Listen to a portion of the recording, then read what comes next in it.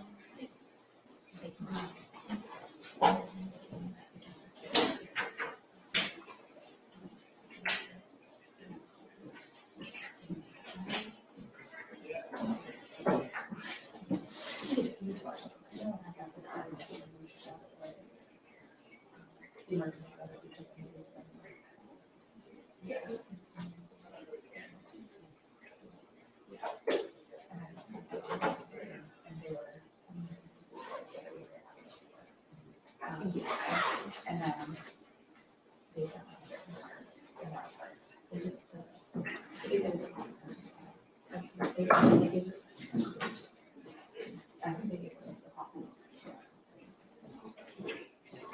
she said that.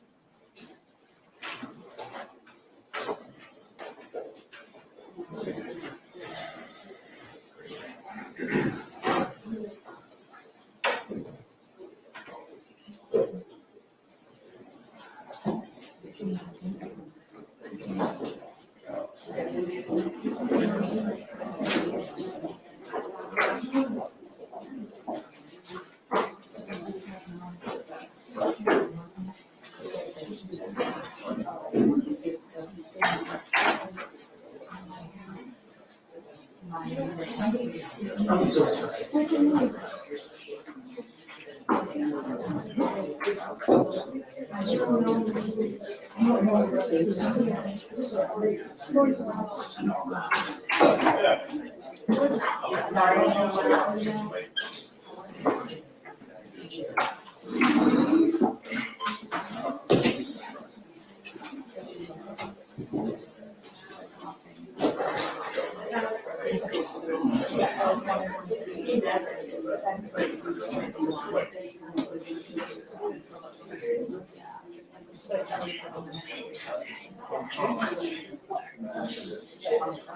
Oh, yeah.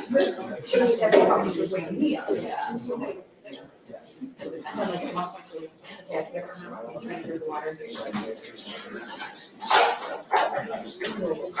She does love, except for. Yeah, we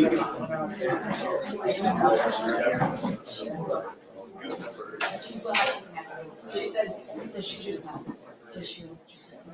I think I'm not.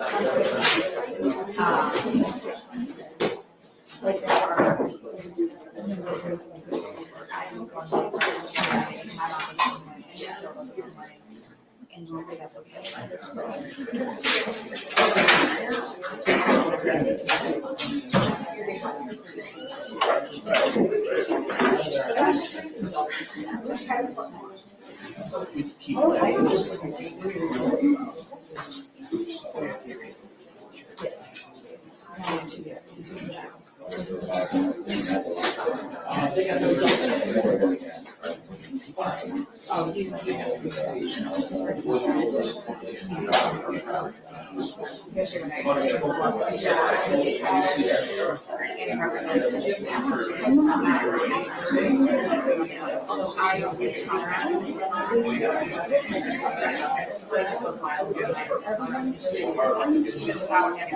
Yeah.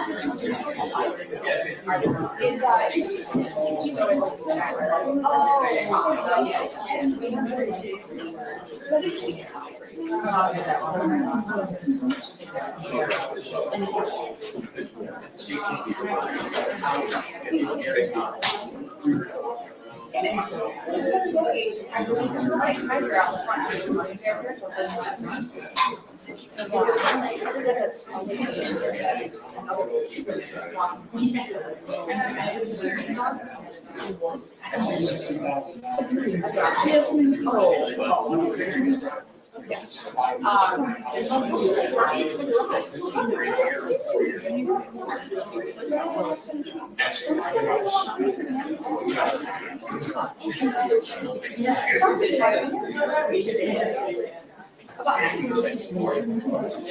that's small.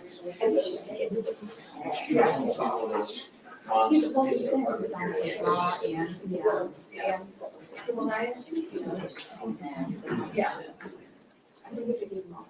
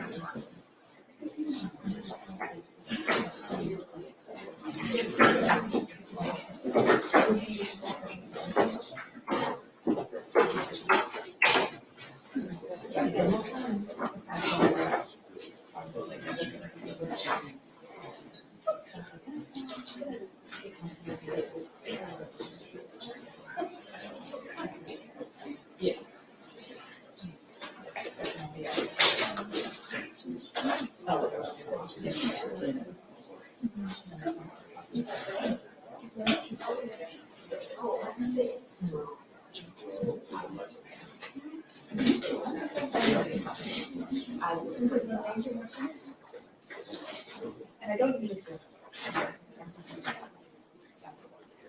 And I'm not. If I really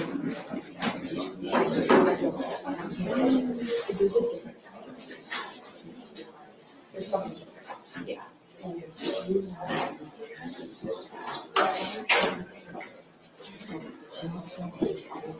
I know.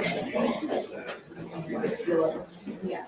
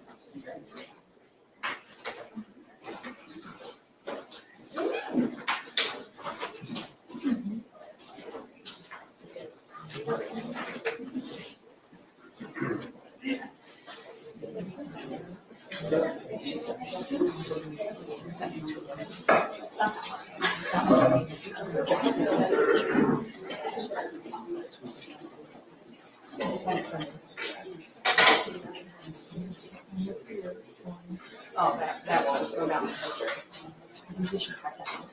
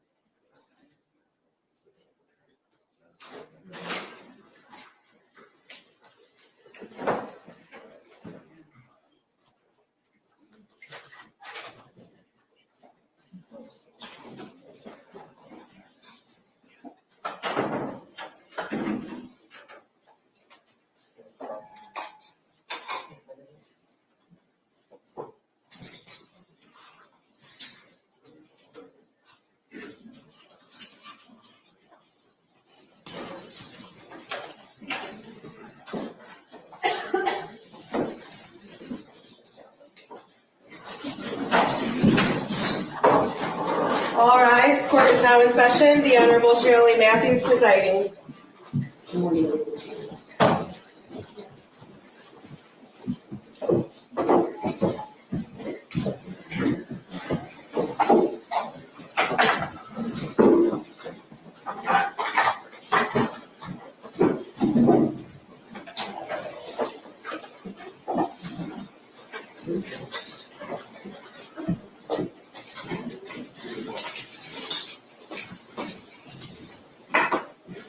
Your Honor, calling People versus James Crumbley, case number 2279989 FH. Thank you. Good morning, Mark. Peace on behalf of people. Karen McDonald on behalf of the people. Good morning, Your Honor. Marielle Lehman on behalf of James Crumbley, who is standing to my left. I just want to make sure you can hear. Can you hear us, Mr. Crumbley? Yes, I can. Thank you.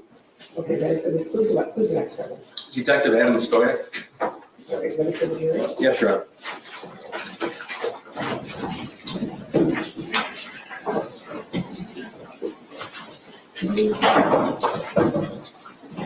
I think we have to turn it on every time. Thank you.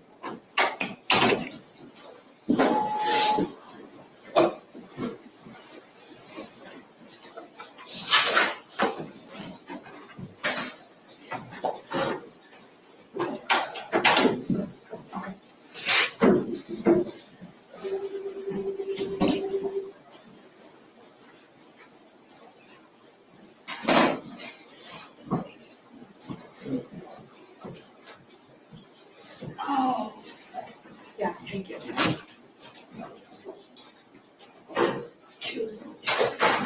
All rise for the jury.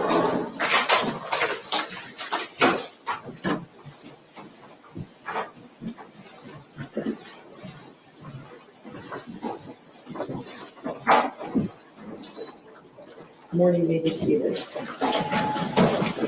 Question, who's the next witness? Detective Adam Stoag.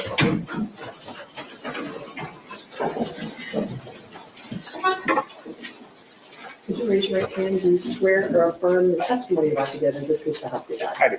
All right, please step up. Have a seat. And then we can take the name for the record, start your first and last name. Adam Stoyak, ADAMSTOYEK. Go ahead, Pastor. Thank you. Judge, when we get started, we're going to see if we can Oh, set up connection here. there's something down in the papers too under, is that connected? What is that?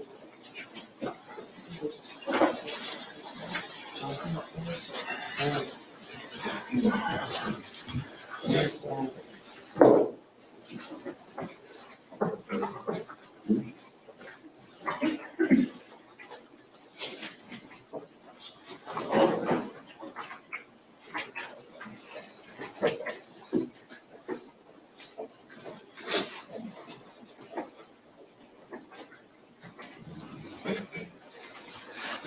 Don't be ready to call someone.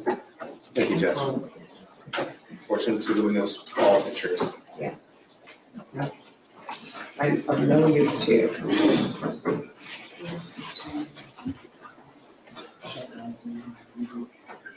This turned, I said it turned off too, so. It's yellow. So dark, isn't it? I'd rather green, it's yellow, so get. Now it's, there we go. Oh, You got to take.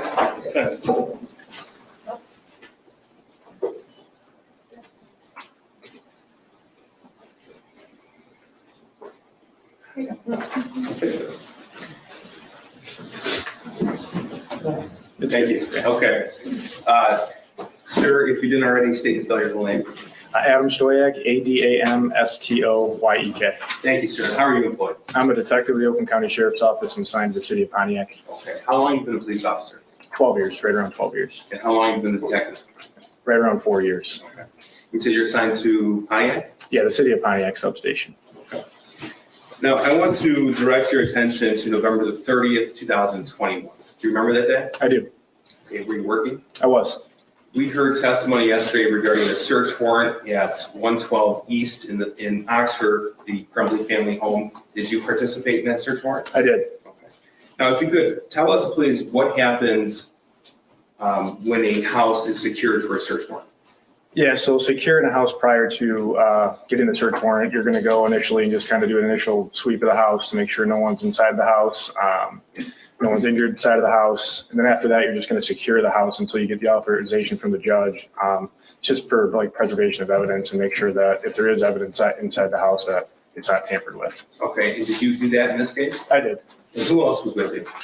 Detective McPherson, Detective Steele, Detective Petchke, Deputy Zajac, Deputy Mozak, and Prep Brandon was there too. From the ETF? Correct. Okay. Now, when you were sent to that location, did you know what would be found there? No. And when were you assigned with this task? After we initially searched the school, my supervisor at the time was Sergeant Hicks. He gathered a few of us up and said to go to 112 East Street and secure the residence. Okay. So you responded to the school first, and then you were tasked with securing the residence at 112 East in Oxford? Correct. Okay. I'm going to show you what's been admitted as People's 270. Sir, is this a photograph? This photograph fairly accurately depicts the address at 112 East? It does. Okay, describe the layout for us of the home. Yes, it's when you walk in here, that's the front of the residence that faces East Street. You walk in to your immediate right, there's a living room area with a couch. There was a TV. You walk into the left, it was like the dining room. There was a table, chairs. Through that, there was a kitchen. Off the kitchen, there was 2 bedrooms, one on the right, one on the left, a bathroom. I'm going to show you what's been admitted as well as 205. Is this a sketch of the home? Correct. Okay. And so we have a front entrance at the top of the diagram here. Correct. Okay, can you just walk us through here? Yeah, so where the sheriff's emblem sign is there is the front of the residence. You'd walk in, this would be on the left of this picture here is the living room. There's some couches, there's a TV stand, a table. To the right there of that was the dining room. There's a kitchen table, some chairs. I think there's some workout equipment in there. Past that, there's a little opening right there which led to the kitchen, refrigerator island, some cabinets. So right there to the left would be the entrance. There's a little hallway to 2 bedrooms. There's 1 bedroom, that's north bedroom. There's a bathroom in between that. And then across the hallway, there was labeled middle bedroom. There's the bedrooms. And then you come out of there, there was a little hallway. There was an opening to like the landing that led to the basement, the foyer. And then it was what was the master bedroom was immediately past that. Okay. Now, prior to participating in the search of this home, did you learn which bedrooms were associated with the shooter? I did. Which one? So in this picture here, you'd see north bedroom was one of the shooter's bedrooms, and then directly across the hallway, which is labeled middle bedroom, there was also the shooter's bedroom. Okay, so his rooms were what we have labeled here as north bedroom and then middle bedroom. Both are adjacent to the bathroom, and middle bedroom is adjacent to the master bedroom. Is that correct? Correct. Okay. Now tell us, when you first entered the home to secure it for a search warrant, did you see anything of note?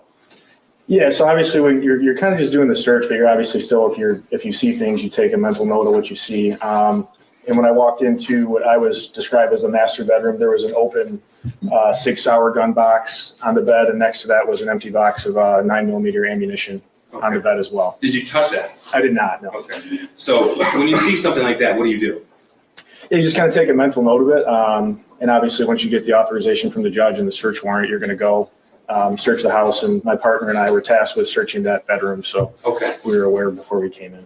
So after the home was secured, you confirmed that, well, first of all, when it was secured, did you encounter either James or Jennifer Crumbley? I did. I had a brief encounter with James Crumbley. Okay, is he in court today? He is. Can you please point to and describe something he's wearing? He's wearing the suit with the blue shirt and the blue tie. Started with record reflect identification dependent. Tell us where you encountered James Crumbley at when you arrived on scene. When I initially got there, he was secured in, I don't remember who, Deputy Mozak or Deputy Zajac's patrol vehicle. Okay. Now, if an admitted video of a patrol video indicated 2:46 p.m. arrival on November the 30th, 2021, does that seem right to you? Yes. Okay. Did you speak with Mr. Crumbley? I did. Okay. Did you speak with him on scene there or when he was transported to the substation? So I had a brief conversation with him prior, or at the substation, really nothing of note. And he was taken back to the residence, and that's where I had more of a, not in depth, but more of a conversation with him outside of the residence. Okay. So I'm going to show you and play what's been admitted as People's 300. This is the in-car video that you referenced.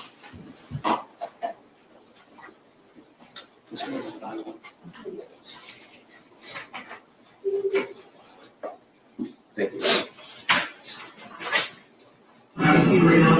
Why is she in here? Can you take her here? Please. Okay, first, you guys are good. It's not gonna be long until they pick up the car.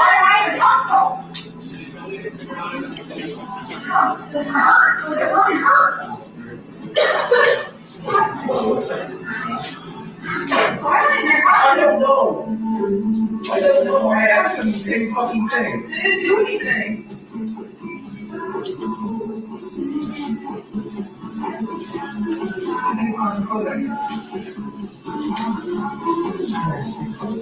I gave him the color. It's gonna be a lot better if you don't get this situation.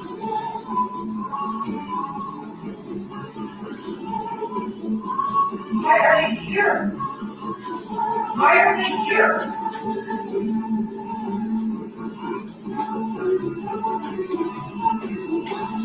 Okay.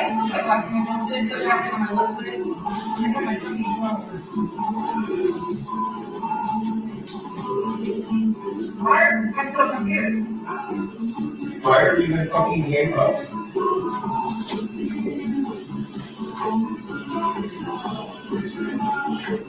You're going in? I said there, and then I have a cop playing together. Why are they in our house?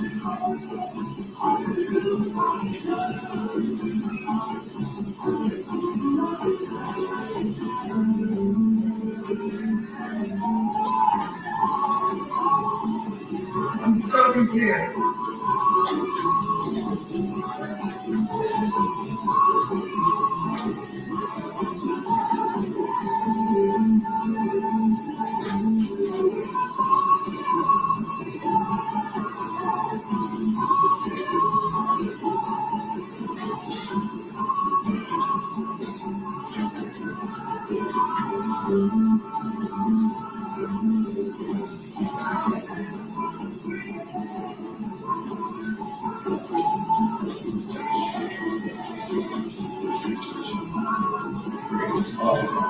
Dealing with this shit. Already dealing with shit. Why have you gotta do this?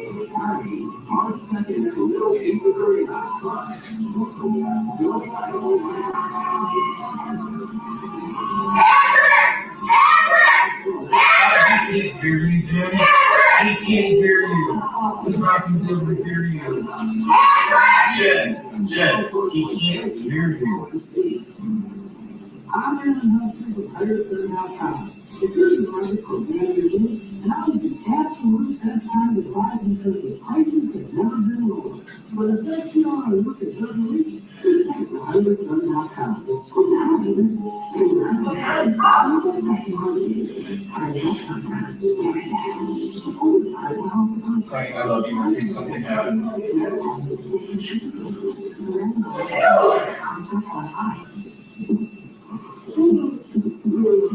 If anything happens, you know, I answer any questions about what you're here.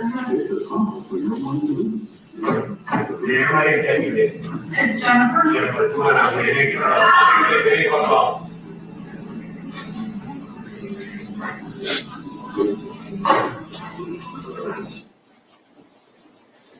Okay, so that timestamp is 2:50 PM on November 30th. Does that appear right to you? It does. Okay. Now, you said James was transported to the substation and taken back?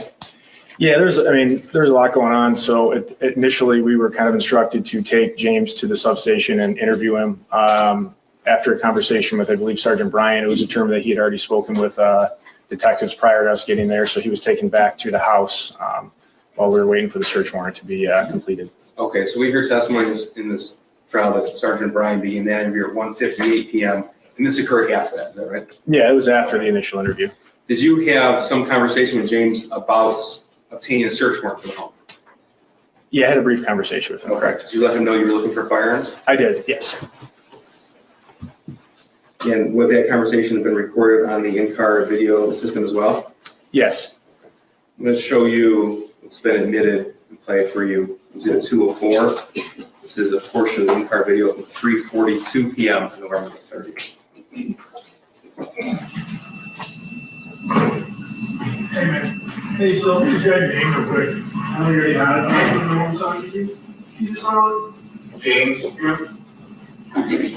Another name too? No, we're trying to. Crumbley, Crumbley. You should go number. 6483. So what's going on is we're waiting for, to complete the search warrant, okay? So what we're gonna do is you guys, obviously, while we're waiting to go in the house, we can't have you guys go back in right now, just while we get the search warrant. So you're more than welcome to either sit here, you're more than welcome to get your car and hang out until this is done. You're more than welcome to go get a cup of coffee if you want or something, but it's probably gonna be a little while. So it's kind of up to you. While we're waiting for that, we just have to obviously please don't go sit inside the house while we're waiting for them, okay?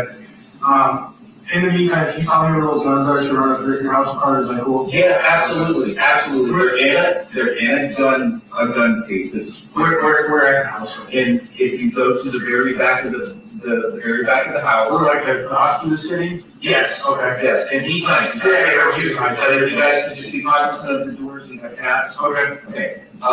But if you go into that back bedroom, the dresser on the left with the TV sitting on. Yeah. The very right cabinet door. Okay. Inside of there's a black gun case that's locked. Okay. And then there's some there's a 22 Derringer and a 22 Keltec. It's locked. Pistol. The case is locked. How do we get into that? Do you mind if we get into that? I mean, if you absolutely have to. Is it got like what kind of a combination on it? There's a combination. Okay. Do you mind if because we're gonna have to get the guns obviously for now. Yeah. Do you mind if otherwise, I don't want to have to, you know what I mean? No, I'm completely open, and I want you guys to do what you have to do. I mean, 0, 0, 0, 0, 3 zeros. 4.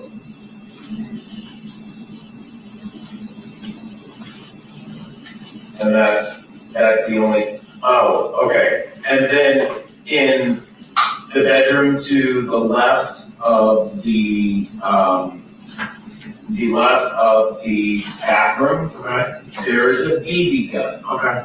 It's unloaded, Okay. but it looks like a freaking assault rifle. It's one of those AR-15. well, it's not AR-15, it's something different, but it's one of those air cartridge Yeah. Oh, I got BB guns. Okay. Fair enough. Okay. But that's just sitting out, so don't freak out when you guys see that. It's not I a, appreciate that. yeah. Are you doing a lot of hang tight, or what do you guys want to do? Well, I mean, where's my wife? I wanna, What does she want to do? Okay, you want to go with your wife then? yeah. Okay. Am I, You know Sergeant Bryan earlier? yes, Okay, he's gonna call you when you guys are able to come back, okay? okay. I'll need my phone back.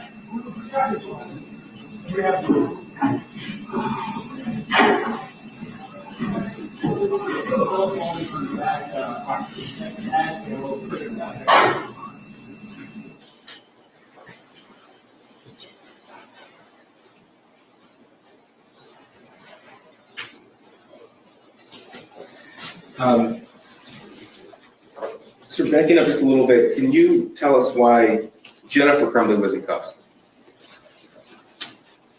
Yeah, there was multiple, there was a few detectives, there was deputies on scene. I didn't take part in placing her in handcuffs. That would have been up to the deputy that put her in handcuffs. The deputies arrived, were coming right from the school, is that right? Correct. Yes. Okay. Just now in this interview with James Crumbley in the back of the car, he told you the combination code was 0000, 4 zeros, is that right? Correct. Did you subsequently recover that safe? I did. Was it 4 zeros or 3 zeros? It was 3 zeros. Did you come to learn what the default code is for that safe? Yeah, 000. Now, what did you find inside that safe? Yeah, so inside the safe, there was a 22 Keltec handgun and a 22 Derringer, which is like a single shot handgun, was inside of the safe when it was opened up. Once the search warrant was officially authorized by the judge, did you participate in the search of the home? I did. And there are actually 2 occasions on which detectives entered the home with authorization from the search warrant, is that correct? Correct. So once was November 30th, the evening of the shooting, and their time was December the 13th? Correct. Okay, both 2021. Correct.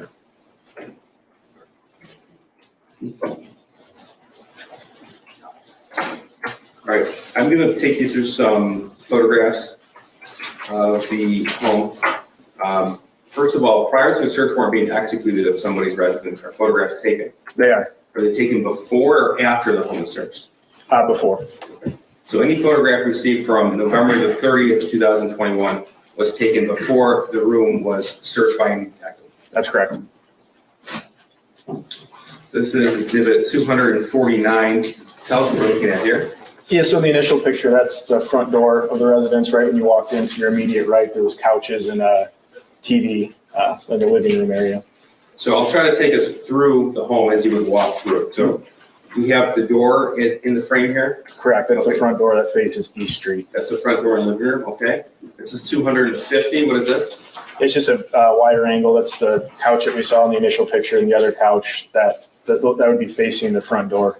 Okay, so if you step into the front door and you turn to your right, this is what you'd be looking at? Correct. All right, this is exhibit 251, what is this? Yeah, same thing. Right when you walk in the front door, this would be to your immediate right and kind of straight ahead. There's just the couches and then a chair, table. Okay, here's 252, again, you see the front door?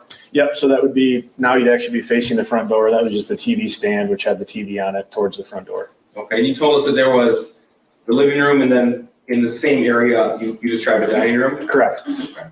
This is exhibit 272, what do we see here? Yep, so that was the dining room. It was some Christmas decorations, dining room table. And this photograph was taken on December the 13th, 2021. Yes, this was not the night of. So this is if you walk in the front door and you turn to your left, is that right? Correct. Yep, you walk in and your immediate left would be this. And here's 273, what do we see here? Yep, so that'd be when you walk in, to the right was the living room, to the left was the dining room, and directly ahead of the dining room was the doorway that leads to the kitchen, which you can kind of see in the background. There's the kitchen. Okay. Here's 274. Yep, so this would just be a picture of the kitchen, the island, the refrigerator. And then as you can see further down in the picture is the door to the master bedroom. Okay, so this would be if you step towards that hallway, towards the kitchen? Correct. Yep, you're exiting the living room. There's that little doorway, and that's going to take you right into the kitchen area. Okay, we'll talk more about the kitchen in a few minutes. First, I want to take you through one of the shooter's bedrooms identified as the middle bedroom. Okay. Okay, this is exhibit 206. What do we see here? Yep, so that would be, there's a hallway, there's a bedroom to the left, bedroom to the right. This is the bedroom to the left, which is the middle bedroom. That was right when you walked in the bedroom. There was a bed with various belongings on it, and then on the wall you can see some shooting targets. Okay, and as a police officer, you've been to a shooting range before, is that right? Correct. Okay, these type of targets consistent with what you obtain at a shooting range? Correct. Okay, and this photograph was taken November the 30th, 2021? Yes.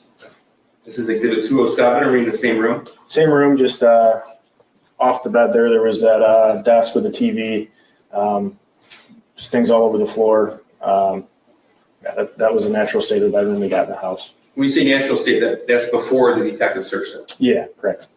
And this plywood right here, can you tell us about this, please? Yeah, so that part of the bedroom actually leads, that would have been a window that would have gone to the master bedroom. I believe the master bedroom is probably an add-on. So that would be a window that would lead you to the master bedroom. Okay, so we're making sure we're oriented. This middle bedroom is adjacent to both the master bedroom on one side and then the bathroom on the other. Correct. Okay. This is exhibit 208, is the same room from a different vantage point? Same room, yep. Just another little dresser there, the closet on the left. Okay. Exhibit 209, Same thing, just the various things on the floor, clothing, the chairs, same bedroom. exhibit 210. Yep, same bedroom, just kind of an outer shot that shows the whole bedroom there. Sir, as a detective, tell us why it's important for someone to capture the natural state of something from different angles. Yes, I mean, when you conduct a search warrant, obviously you want to be cognizant of the fact that that's someone's house. You don't want to tear the house up, but I mean, you're going to go through the house and things are going to get moved around. Do your best to clean up afterwards, but when you want to, a picture of this can show you what the house looked like right when you walked in. Nothing was changed and what the livable conditions were when we got there. Okay. And is that also why you would take multiple pictures of one bedroom just from different angles? Correct. Yeah, just so you could get a full shot of what was actually going on inside of the bedroom. This is exhibit 211. Is this also the middle bedroom? That is, yep, it's the closet in the middle bedroom. Exhibit 212, same closet? Same closet, you can see there in the bottom on the chair was the butt of the, which Mr. Crumbley described as like the rifle style BB gun. Okay. We'll get to that in a second. This is exhibit 213. What do we see here? Yeah, those are the targets I described earlier. They're visibly been used. They had bullet holes in them, multiple bullet holes in both of them. That was on the wall right next to the bed, the shooter's bedroom. This is exhibit 214. Yeah, same thing, just a different angle. That's the bed to your far left, and then the used shooting target on the top right corner. If there were any other posters or pictures on the wall, that would have been depicted in the photographs of the detectives. Is that right? Correct. This is exhibit 215. There's a picture of the bed. There was clothing, some school books. There's a knife on the bed there. There's tons of different stuff on the bed. And so where the targets that were on the wall, that'd be just where this photograph cuts off at the top. Is that Yeah, right? just above the bottom, the top part of the target would be, or of this picture where the targets would be. Okay. Here's 216. What are we looking at here? Yep, so that's like a nightstand just off the bed. Various things on the nightstand. And 242, this is a closer photograph of the items on the nightstand. Yep, correct. It was various spent shell casings. Looks like various caliber spent shell casings inside the plastic container, which was on the nightstand, which was directly next to the shooter's bed. And this is exhibit 243. You mentioned the butt of the rifle of that gun in an earlier photograph. Is this what you're referring to? Correct. Yep. When I was speaking with James earlier, the video you played earlier, he kind of described that was one he told me not to be freaked out about. It was the BB gun rifle that was on in the shooter's bedroom on his computer chair, and that's how it was when it was found. This is exhibit 244. What's this? So that would be part of the dresser there that the TV's on. He had there's a notebook there, pencil, stuff like that. His wallet, that was on the TV stand. In the middle bedroom still? Correct, so the middle bedroom. Okay. And 245, same drawer, different angle? Yeah, correct. Looks like there's a lighter. I believe those are fireworks of some kind. And just another notebook. And that was also in the middle bedroom on the dresser there. And exhibit 246, we're still in the middle bedroom? Yep, still in the middle bedroom. So that's going to be right at the front of the bed. It's a bottle. It looks like it's an empty bottle of Canada House, which is bourbon whiskey at the end of the bed. I'm going to move on to the north bedroom. This was identified as the shooter's other bedroom? Correct. Okay, so this would be the bedroom on the other side of the bathroom? Yep, so when you came out of the kitchen, you made that right. It was a small hallway. Straight ahead was a bathroom. To the right was going to be the bedroom we're going to see now, which I think is the north bedroom. And to the left was that middle bedroom is what you guys just saw in the pictures there. Okay, so here's exhibit 217. What are we looking at here? Yeah, so just kind of a shot of the overall bedroom on the right, which was also the shooter's bedroom, second bedroom. 218, same north bedroom, but from a different angle? Correct. So that'd be right when you walk into your immediate left. There was a TV stand, a TV, some clothing on the floor, and on your right there you can see the bed, which had various things spread all over it. Okay, again, this is the natural state of how you found it. Correct. 219, what are we looking at here? Yep, so that would be, you'd walk in, you make a left. At this point, they're kind of rounding the bed. I'm sorry, 282, I misspoke. It would just be the picture of the bed, and then in the far left corner there is a litter box, cat litter box on the ground there. Is it far left corner? Yeah, so, yep, right there, Oh, yeah. I see, okay. Just various clothing and other items on the bed. 219, are we still in the north bedroom? Correct, it's the closet, clothes in the closet. All right, 220, what is this? It's just a bed. Again, various things in the bed. This is 247. Yeah, so that was a notebook that was recovered in the bedroom. Obviously, has some pictures of a rifle on it. Looks like another handgun in the bottom left there. Okay, 247. That was found on the bed in the north bedroom. Yeah, correct.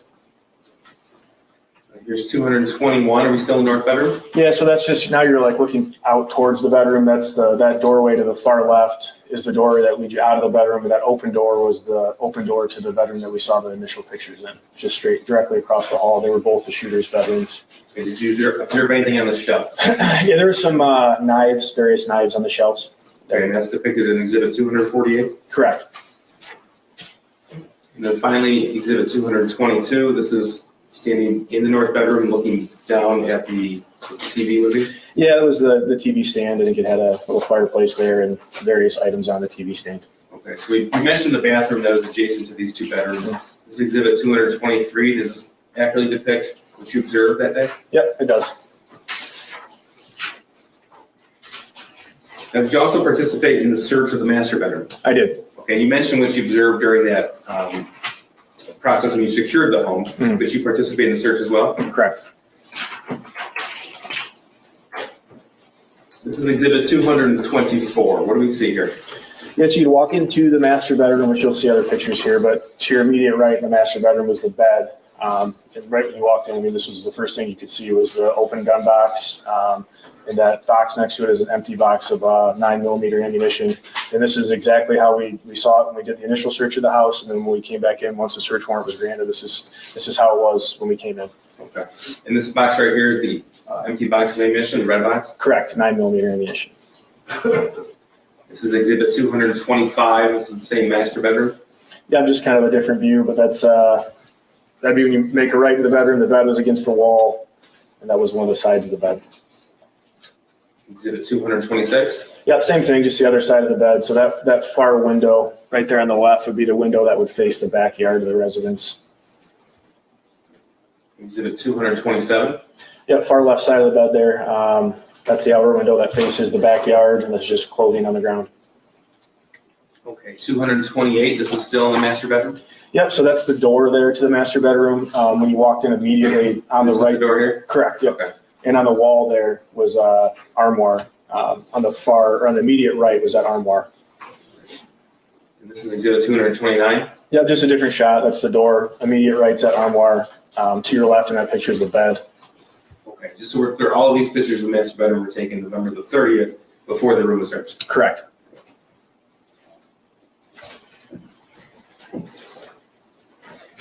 Was the TV stand searched as well? It was. And that's where James told you to look for the 22 caliber firearms? Correct.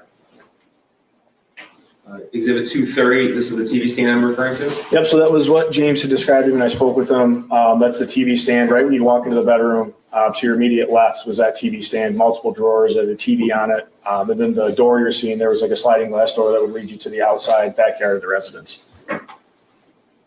This is exhibit 231, this is straight on view. Correct. Exhibit 233, this is angled to the left. Correct. All right, 234, what are we looking at here? Yep, so that TV stand we just saw, the furthest right door that was opened up, and that was where the gun boxes or the gun safe was located right there on the top shelf, as it is in the picture there. And that was recovered by you? It was. Okay. And did you use the code 000 to open it? I did. It would open with that? It did. Was ammunition found on that shelf as well? Yep, so when the gun box was removed from there was 2 magazines, the holster. It's kind of hard to see, but you can see there There's a box of ammunition there in the back. You say holster, what we're looking at, the object on the right, that's the holster? Yeah, it's like a cloth holster, black cloth holster. This is exhibit 235. 236, were those items from that right drawer taken out and put on top of the TV stand? Yep, so at this point, they were removed from the picture you just saw. They were put on top of the TV stand. On the left there, you can see the two magazines, gun magazines, yep, and then there's the bag with the ammunition in it. And then I think to the right, there's the box for the ammunition. Okay, and that's 22 caliber ammunition? Correct.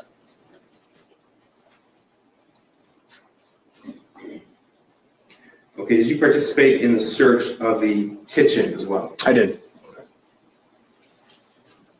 First of all, here's 237. This is what, let me ask you, what is this picture?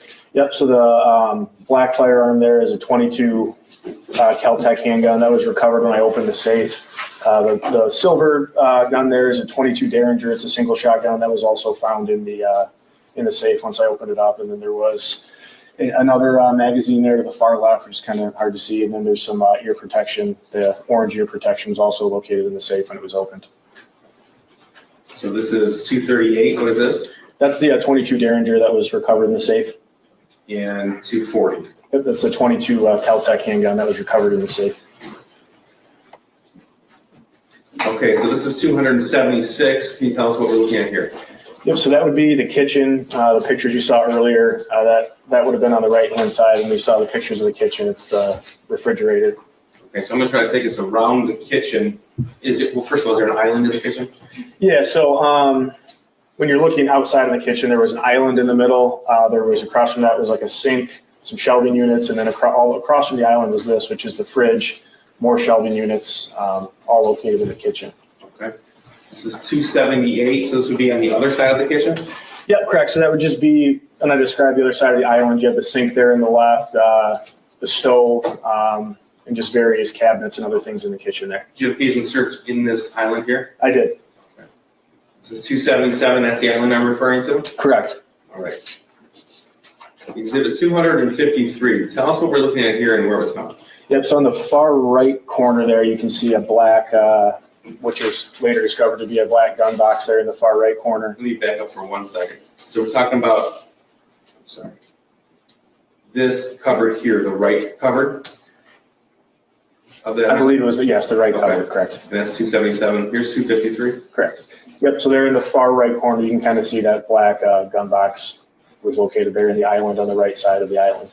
Okay, and was that removed? It was. Okay. This is exhibit 255. What is this? Yep, so that's just the gun box was taken out of there, and that's just the picture of the gun box. It was the gun box for that Kel-Tec, that black firearm that was found in the bedroom. This is the gun box for that 22 handgun.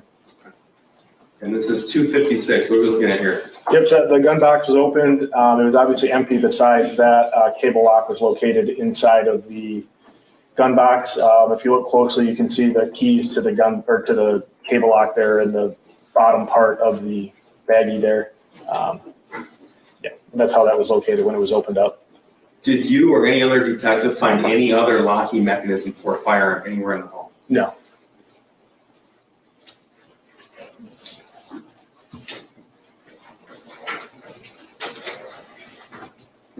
You might have said this, the gun box next to the blender, what kind of gun box was that?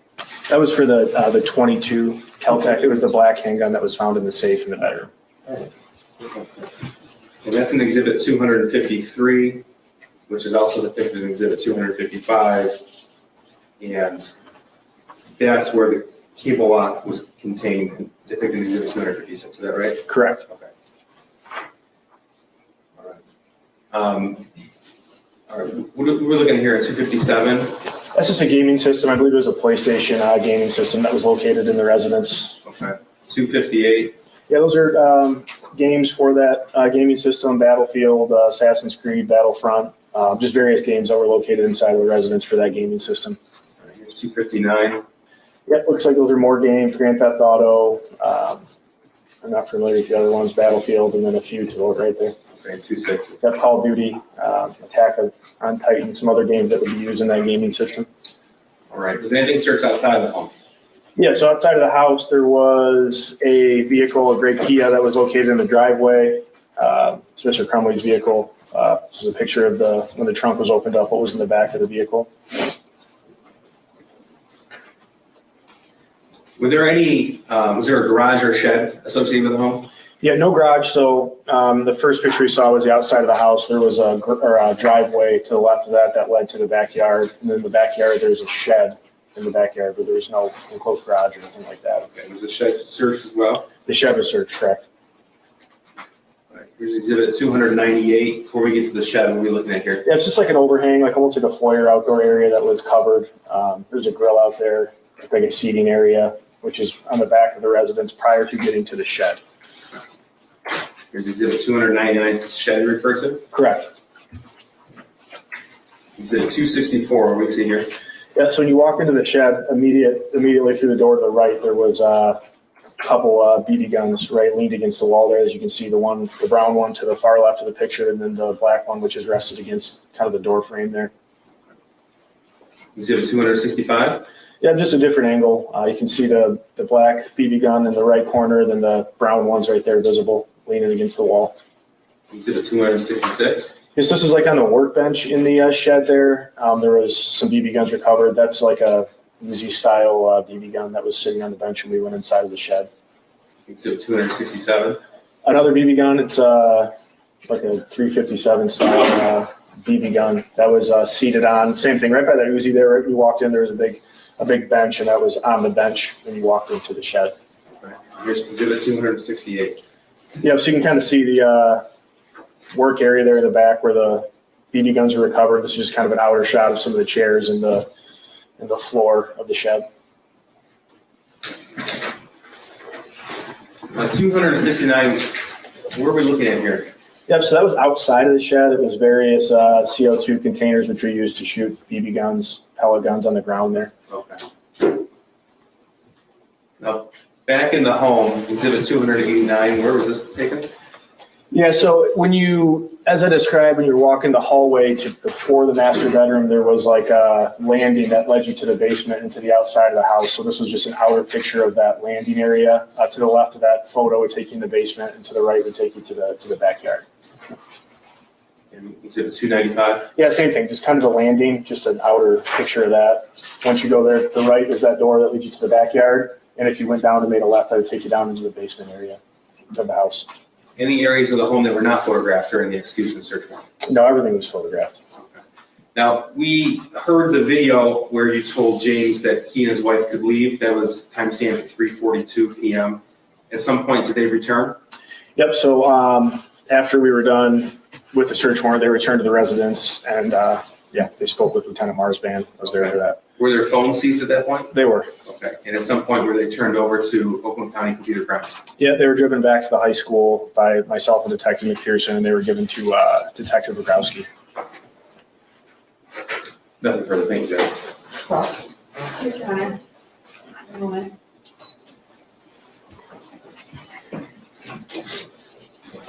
Good morning. Morning. I'm going to take you back just to the beginning of your direct. In exhibit, this is going to walk down. In exhibit 205. There we go. There we go. Exhibit 205 is the map that was drawn. The map that was drawn of the Crumbley residence. Correct. And this is of the interior of the residence. You agree? Correct. Now, you also looked at the exterior of the residence because you went in the shed in the backyard, correct? Correct. And if you recall, it's a fairly deep lot. Yeah, it's got a large backyard. Okay, so what you see from the street, the house is closer to the street than closer to the back of the lot. Would that be fair? That's fair. Okay.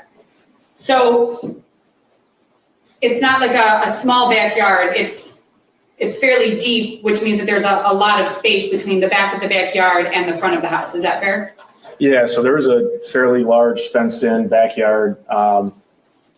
I don't know exactly how big, but yeah, I mean, it was large. There was a lot of space. Thank you. When you first went into the home, you did the initial sweep to make sure that there were no other people in the house, correct? Correct. And that's common. That's common practice for executing a search warrant or securing a premises. Correct. And in the home, you noticed that there was an open Sig Sauer box with an empty box of 9mm ammunition in the master bedroom on the bed. Yeah, correct. That was one of the first things I saw when I walked in the bedroom. And the master bedroom you identified as James Crumbley's bedroom. Correct. And we'll look at, if you need to, we can look at the photo, but do you recall that box of ammunition was Patriot Defense 9mm ammunition? That sounds correct. Okay. We looked at Exhibit 300, which was the first video from approximately 2:50 p.m. in the back of the patrol car. Do you recall reviewing that video? I do. You would agree that as James's wife is being placed in the patrol car with handcuffs, James is obviously distraught. He's asking questions like, why are you in handcuffs? Why is she in handcuffs, I'm correct? going to object to the form of the question of obviously distraught. I don't think he's able to give that sort of testimony. Were you able to observe his demeanor? Yeah, I mean, he was obviously wondering what was going on, asking questions. He was upset. I mean, I don't really know him. I mean, he was asking a lot of questions. Yeah, Trying to figure out what was going on. correct. You watched the video more, and you reviewed that video prior to coming in today, correct? The in-car video, Yes, the Exhibit 300. I've seen the video before, Okay. correct?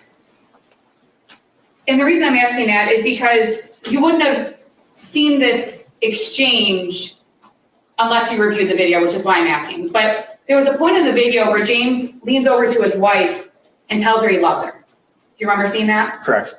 And if you recall, he comments, just in case anything happens, I love you, and he gives her a kiss. Correct. So you would agree that James had some concern that something bad might happen. I believe at some point he states somewhere along the lines of that. So yeah, correct. You said after that Exhibit 300 video, James was transported to the substation to be interviewed by law enforcement, correct? Yeah, like I said, there was a lot going on. Initially, we were instructed to talk to him. And then after speaking with Sergeant Bryant, it was determined that he had already spoke with them. So he was brought back at that point. Right, so either on the way or once you got to the substation, you learned that James had already spoken to Sergeant Bryant prior to you all arriving at his residence. And so you took him back to the residence. Correct. Exhibit 204 is at approximately 3:42 p.m. Oh, let me go back to Exhibit 300. There was a point in that video where James makes the comment to his wife about not talking without a lawyer. Do you remember seeing that? Correct. Okay. Now, you know that if somebody is being suspected of a crime, you've been a detective for a while, is that fair? Fair. Okay. You know that if somebody's being suspected of a crime or suspected of doing something wrong, they have the right to counsel. Correct. Asking for a lawyer or wanting a lawyer doesn't mean anything other than I want a lawyer with me. Is that fair? Fair. Okay. Exhibit 204 is after that initial video with James and his wife in the back of the patrol car. You agree with that? Is that the video where I was speaking with him? Yes, at 3:42 p.m. Correct. At that point, you're waiting for the search warrant to be signed by the court. I am. And you talk to James and you have a couple of exchanges, and then you ask him if he's willing to tell you where the firearms are, correct? Yep, I kind of explained to him that he could sit in the car, he could go sit in his car. He didn't have to stay where he was when he was talking to me. And then after that, yeah, we had the exchange about where the weapons were in the house. And he used the word absolutely, if you'd be willing to tell you where those firearms were, correct? Yeah, he was cooperative when I was speaking with him. He told you that they were in a gun case Correct. that was locked, Correct. that it was in the back of the house, the room in the back of the house, Correct. in the TV stand. Correct. He told you that it was the right cabinet door, Correct. that the gun safe contained a .22 Derringer and a .22 Cal-Tec. Correct. And then he gave you the combination, but we would agree that he actually added a digit to the combination. Yeah, he told me there was 4 zeros and it was 3 zeros to get inside of the safe. And it's obvious by looking at the gun case, or I'm sorry, the gun safe, that there's only 3 numbers on it, right? Yeah, the dial has 3 numbers on it. So you couldn't have added a 4th number. Correct. You would agree that there was a lot going on at that moment There was a lot going on at that moment. for both you and also Mr. Crumbley. Correct. Through your involvement in this case, you're not aware that anyone else in the house had knowledge of that combination. Is that fair? You don't know if anyone else had it. Yeah, I don't know. And James also made comments to you about being completely open and wants you to do whatever you have to do. Is that correct? Correct. And you said he was cooperative with you. When I spoke with him, he was, yes. In fact, he even commented and told you about that, that rifle-looking BB gun that was in his son's room and wanted to assure you that it wasn't what it looked like. Yeah, he told me before going in the house that there was going to be that rifle that was a BB gun sitting in the shooter's bedroom, correct? There was some exchange, and it sounded like James was going to leave the premises with his wife, but said that he needed his phone back. At that point, you all had taken his phone, if you recall. Yeah, so I at that point did not have his phones, and I honestly don't know who had the phones at that point, so I don't recall. You knew at that point that he didn't have his phone, based on his statement to you. Yeah, I knew that at that point his phone was not on this person. And we'll get back to that in a minute, because you did talk about that a little bit more. In Exhibit 215, which is a photo of, I believe I think we call it the north bedroom. I'm sorry, the middle bedroom. There, you commented that there's a knife on the bed. It was a butter knife, correct? Yeah, correct. Exhibit 244, which is also in the middle bedroom, is a photo of the open desk drawer. And there's a notebook, colored pencils, and miscellaneous items. Correct. You didn't open that notebook to see what was in it, correct? I personally did not, no. You don't know if Mr. Crumbley knew what was in that notebook, is that correct? I mean, I wouldn't be able to say one. You would have no way of knowing, is that right? I don't know, yeah. Exhibit 245 is a picture of the bed. I'm sorry, it's a picture of another notebook in the desk. It's a green notebook, correct? Correct. Same questions. You didn't open that notebook. I personally did not open that notebook. You don't know what's in it. I do not know. You don't know, you have no knowledge whether Mr. Crumbley knew. I wouldn't be able to say one way or another. 246 is a photo of an empty bottle of Canada House whiskey next to the bed. Correct. You don't know how that bottle got there? That was there when we came in the house. Right. You have no knowledge of how it got there, who had it, who put it there. You have no idea. You just know that it was there. Correct. Exhibit 220 is a picture, I believe, also of this is the second bedroom, so I believe this is the north bedroom. Exhibit 220 is a picture of the bed. Mhm. And that would be, is that a yes? Yes. Okay. And that would be Mr. Crumbley's son's second bedroom. That's what it's been referred to, correct? Correct. Exhibit 240, I think it's 247, can't read my own writing, is a notebook that's open on the bed. You recall seeing that photo? Correct. And inside that notebook, there are photos of gun drawings. Correct. That notebook from 247, if you recall, is the same notebook from 220.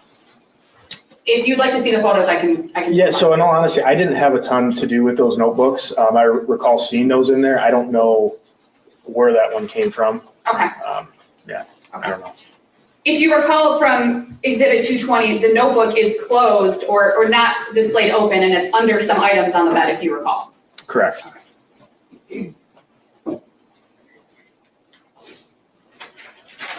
So you didn't open that notebook, you didn't go through that notebook, you have no knowledge of what was in that notebook other than what's in the photo. Yeah, I didn't personally at that time go through the notebook. And again, through your involvement in this case, you have no knowledge whether Mr. Crumbley was aware of what was in any of those notebooks. Yeah, I don't know. And Exhibit 235 is the gun safe, or I'm sorry, that is after you've removed the gun safe from the TV stand in the cover. Yeah, I saw a lot of, I don't know what picture you're referring to, I'm sorry, I saw a lot of pictures there. Yes, let me see if I can find it. Are you referring to the one that was recovered in the kitchen? No, this is the actual gun safe that was recovered in the, In the actually, you bedroom? know what, let me do it this way. Okay. I Yeah, have I a can see hard the copy of it. It'll Okay. be easier for me to get to.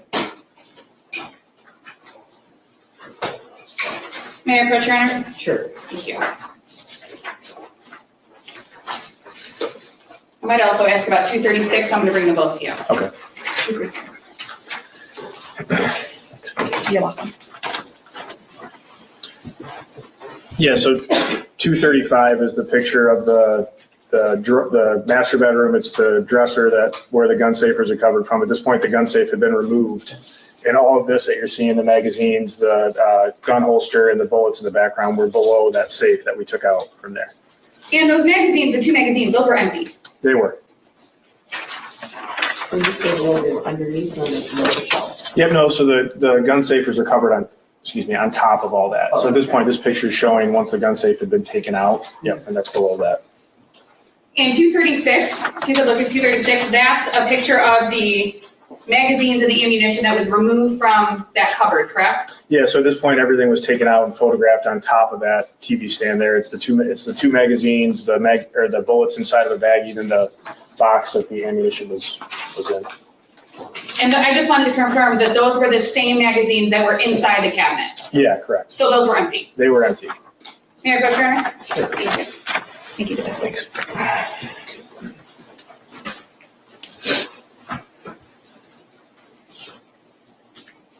When you were discussing Exhibit 256 with the prosecutor specifically asked you if there were no other locking mechanisms found in the home. Do you remember that question? I do. You arrived at the home after, if you recall, after 2 p.m. on November 30th of 2021.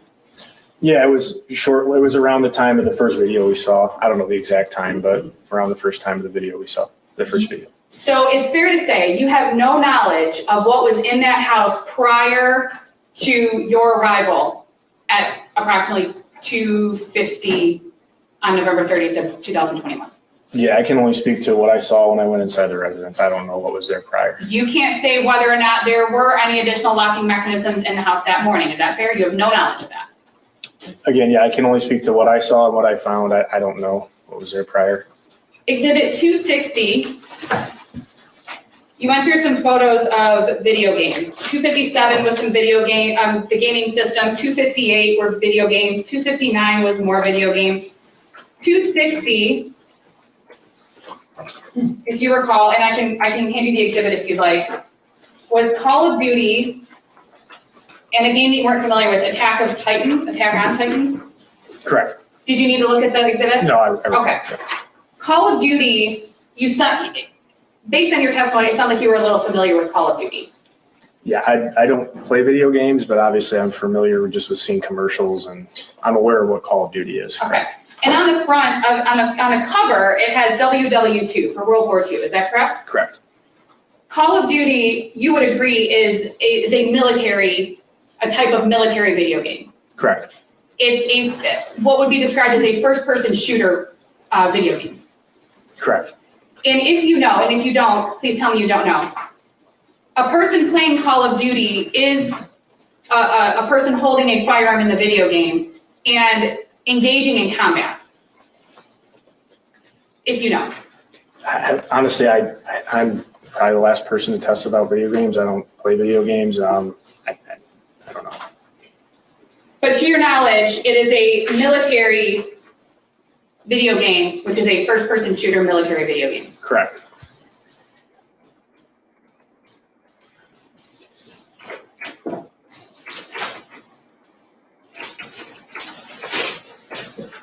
At the end of your direct testimony, you discussed that the prosecutor asked you if James Crumbley's phone was seized, correct? Correct. Now, there are a couple of different ways that law enforcement can obtain somebody's cell phone. Would you agree with that? Correct. You can get a search warrant and take it from them, right? Correct. They can hand it to you, right? Correct. You can say something like, you can give it to me or we'll get a search warrant, and they can hand it to you, right? Correct. In this case, if you recall, at some point, Mr. Crumbley did not have his cell phone because he said, I need to get my cell phone back, correct? While in the back of a patrol car. Correct. At some point, he got his cell phone back. I didn't have any exchange with him after that about the cell phones. Honestly, I don't know if he got it back. Now, do you recall that, and if you're not aware, just let me know. Are you aware that there was some conversation about James and his wife giving their phones to law enforcement and then having to obtain some sort of another phone to be able to communicate with their family? Yeah, so at some point, Lieutenant Marsban showed up at 112 East Street, and he had a conversation with James and Jennifer about the cell phones. I don't know the specific language of the search warrant, but the phones were given to Marsban, who then he provided to me and my partner, and we took them back to the high school. And if you recall, there was also some discussion about how James and Jennifer could obtain kind of a temporary phone so that they would be able to communicate with people while law enforcement had their phones, if you recall. Yeah, that was a conversation I had with Lieutenant Marsban. I don't remember the specifics of the conversation, but I know they did have a conversation about the phones. Okay, so you just know that there was a conversation that occurred where it was discussed with James and Jennifer how to obtain like a temporary phone, like a trap phone or something like that. I don't know the specifics of the conversation. I just know that they did have a conversation about it. Okay, thank you. No further questions, Ron. Just quickly, thank you. Detective, did James ever once tell you that the 6-hour 9mm used to commit the Oxford High School shooting was ever locked up? He did not. Nothing further. You need to step down. Who's the next one? Checking the hallway very briefly, Judge. Okay, can you give me a estimate of what, do you guys need a break or okay? Is it long? She's shorter with us, but I think we're signaling we need a break. You want a break? Okay, 10 minutes, okay? All rise for the jury.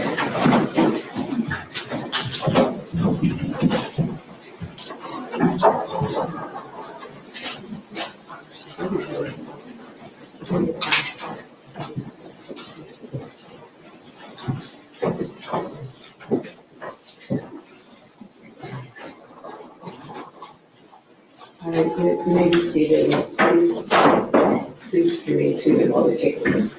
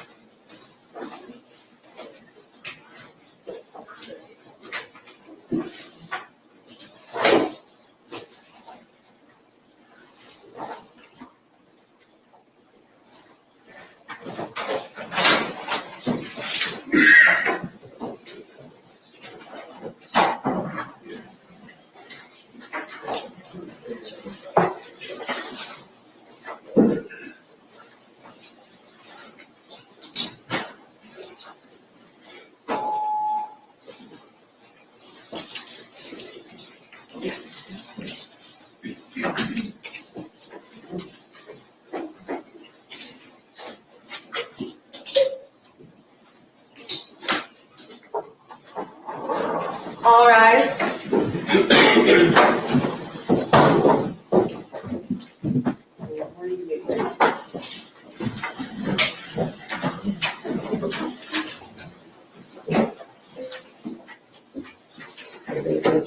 Yes, Judge. Next witness is David Hendryx.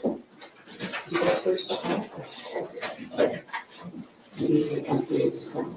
It's on.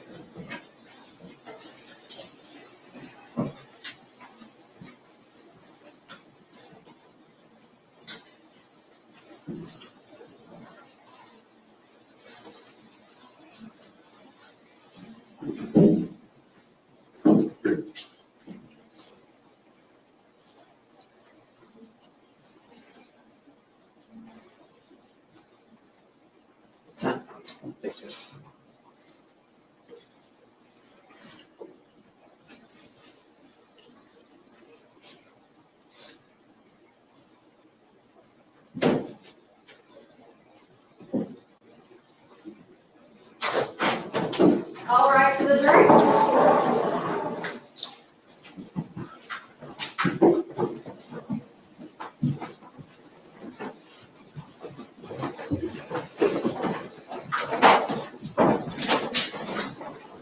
You may be seated. Who's next witness, Pastor? David Hendryx. Present. Hendryx. Could you raise your right hand? Do you swear or affirm the testimony about to give is a true self? Yes, Your Honor, I do. All right, please step up and have a seat. And then you just state your name and your first and last name. David Hendrick, Davidhendrick. Go ahead, Mr. Hughes. Thank you. Sir, how are you employed? As a part-time employee with the Oakland County Sheriff's Office. Okay, and how long have you been part-time?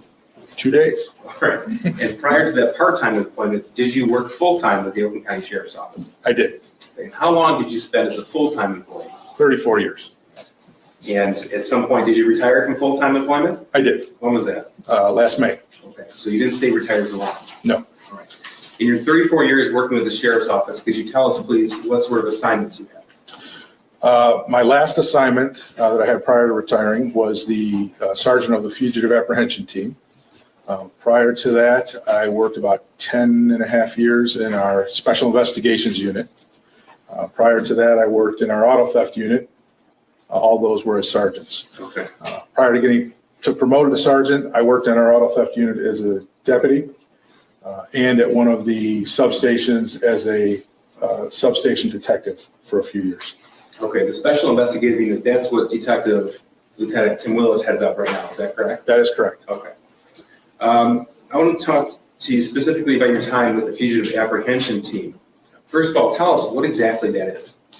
It's a team consists of a sergeant and 7 detectives who are responsible for locating people with felony warrants or who are wanted for serious crimes that they have been alleged to have committed. Those requests that come in are either from our substations at the Sheriff's Office or other agencies throughout the county that request our assistance. Okay, and forgive me if I've asked this, but how long did you spend with the fugitive apprehension team? About 6.5 years. Okay, and that was as the sergeant? Yes, sir. So you would be the individual leading the team? That's correct. And how many members of the fugitive apprehension team were there? I had 7 plus myself. Is that the role that you had in November and December of 2021? It is. Is it fair to say that all of the individuals on the fugitive apprehension team work as a group? Yes. Now, I want to direct your attention to the days after the Oxford High School shooting of November the 30th, 2021. First of all, do you remember that day? I do. Were you working that day and that week? Not that specific day. I was out of town, but the rest of the week, yes. Okay. At some point, were you requested to locate James and Jennifer Crumbley? We were. Okay, tell us how that happened. I believe it was December 2nd. Lieutenant Willis asked me to attempt to locate both of them. Okay. And if I told you they were formally charged on Friday, December 3rd, does that sound right? Yes, Okay, so Detective Willis, sitting at the table here, asked you to locate them? yes.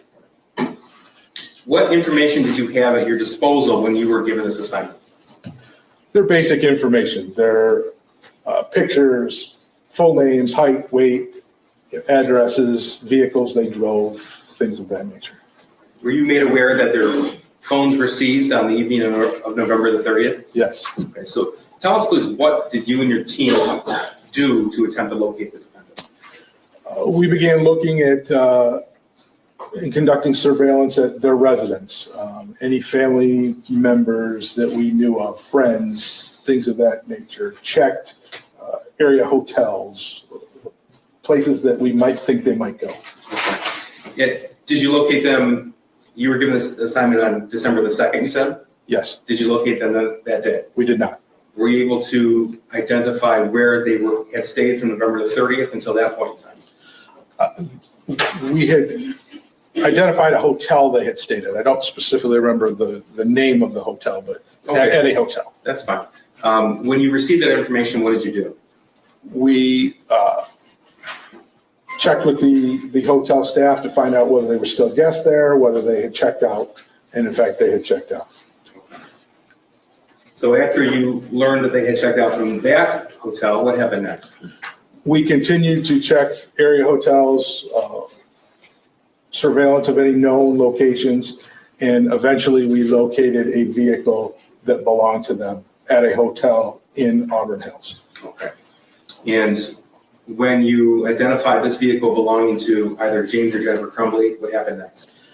I pulled all of the team to that location and we began constant surveillance on that vehicle to check and see if they would come back for it. Was that on Thursday, December the 2nd or Friday, December the 3rd? That was on Friday, December the 3rd. Okay. And did either the defendant or his wife come back to the vehicle? They did not. Okay. And tell us please what's happening at that point in time. At that point, we're still trying to locate them. We're still, again, checking anything, social media, anything we can find to try to locate them. And were you able to at that point? No, we had not. All right. Tell us what happened next. At some point late in the evening, and I don't remember the exact time, we were made aware that their other vehicle had been located in a parking lot by the Detroit Police Department. Okay, so this is late in the evening on Friday, December the 3rd? Correct. Okay. Did you come to learn that they were formally charged at noon on December the 3rd? Yes. Okay, so earlier that same day? Correct. All right. When you learned that they were charged, what did you do personally? Myself and one of the other detectives went to what we learned was their attorney's office and checked the office parking lot or surrounding parking lots to see if their vehicle might be there. By chance, they would be in the office with the attorney. Upon not finding the vehicle, we went in and made contact with one of their attorneys. Okay. And without telling us what was said in that conversation, did you find either James or Jennifer Crumbley there? Did not. Okay. And at that point in time, they had the same attorney, is that correct? It's my understanding, yes. Okay. And so would that have been before noon on December the 3rd or after noon, December the 3rd? It was afternoon. Okay, so after they were charged? Yes. All right. And backing us up a little bit in the timeline, it was after that the vehicle belonging to one of the defendants was recovered? Yes, several hours later. Several hours later. Okay, thank you. Later that evening, Friday, December 3rd, what did you learn? That the vehicle was located in the parking lot in the business in Detroit. Okay, so another vehicle belonging to either James or Jennifer Crumbley was located in Detroit? Right. All right. Tell us what happened next. At that point, I left one person sitting on the vehicle in Auburn Hills, just by chance they came back to it. And the rest of the team and myself went to Detroit to attempt to locate them somewhere in the area of the vehicle. Okay. The law enforcement personnel involved in this endeavor, was it contained to just the 7 of you? No, sir. Okay. Tell us what you encountered when you went to the location where the vehicle was found. Originally, when we got there, there were several Detroit police officers that had the street blocked. and had the car secured in the parking lot. As we searched the area, because we had no idea whether they had walked away from the car, they were in the building, we didn't know at that point. So we were searching the area. More and more law enforcement officers arrived. Officers from the U.S. Marshals arrived to assist us, the Border Patrol, the Michigan State Police, more Detroit Police, all arrived on scene. Okay. After the exterior of the location was searched, and I take it no one was found then? Correct. Okay. What happened next? We formulated a plan to begin searching the building. It was a 3-story industrial building. We had several officers on site, so at that point, we decided to begin going room to room and search the entire building. Okay. I'm going to show you what's been admitted as People's Exhibit 307. This is a photograph, sir. Do you recognize what's in this photograph? I do. And tell us how. That is the industrial building where the vehicle was located in the parking lot. Okay. So the parking lot would be behind this chain link fence to the right of the photograph? Correct. Okay. And did you and your team participate in the physical search of the interior of this building? We did. Okay. And now contained to the interior of the building, again, was it just the 7 of you or other law enforcement personnel involved as well? Oh, several law enforcement officers. All right, tell us about that, please. The plan was formulated that the Detroit Police Department would search the first floor of the building. The rest of the teams that were there, we took on the task of searching the 2nd and 3rd floor of the building. Okay. Now, was this done in secret or is this out in the public as far as the knowledge? Oh, no, it was very obvious, very apparent. There was dozens and dozens of officers. We went room to room. At some point, we had obtained keys to some of the rooms. When we had those keys, we were able to unlock the door, announce our presence, go in and search every place in the room that could potentially hide a human being. Other rooms, we did not have keys for, and we were forced to force our way into those rooms. When you say force our way into the rooms, can you describe what that looks like? Yeah, there are several tools that are used to what's called breach or force a door open. There's a long Halligan type pole like a fireman would use. You jam it into the door frame and pry the door back and get the lock to sometimes pop. If that doesn't work, we have a 35-pound battering ram, and we will batter the door lock mechanism until the door opens. Okay. Is that a quiet endeavor or is that loud? Oh, it's very noisy, very noisy. So specific to the 3 floors in what's the building depicted here in 307, which areas did you and your team search? The 2nd and 3rd floor of the building. And was anybody located in those searches? Not on the 2nd or 3rd floor. Okay. At some point, were you made aware that James and his wife were found on the 1st floor? Yes. Were you involved in the actual breaching of that room and the arrest? No, that was handled by the Detroit SWAT team, I believe, handled that door. Okay, they had already been assigned to the 1st floor? Yes, sir. Okay. And tell us what happened after that occurred. As soon as the SWAT team entered that room and searched it and discovered the Crumbleys in that room, they were taken into custody by Detroit, and then they were turned over to my team, who took custody of them and transported them back up here to Oakland County. Okay, do you recall the approximate time that occurred?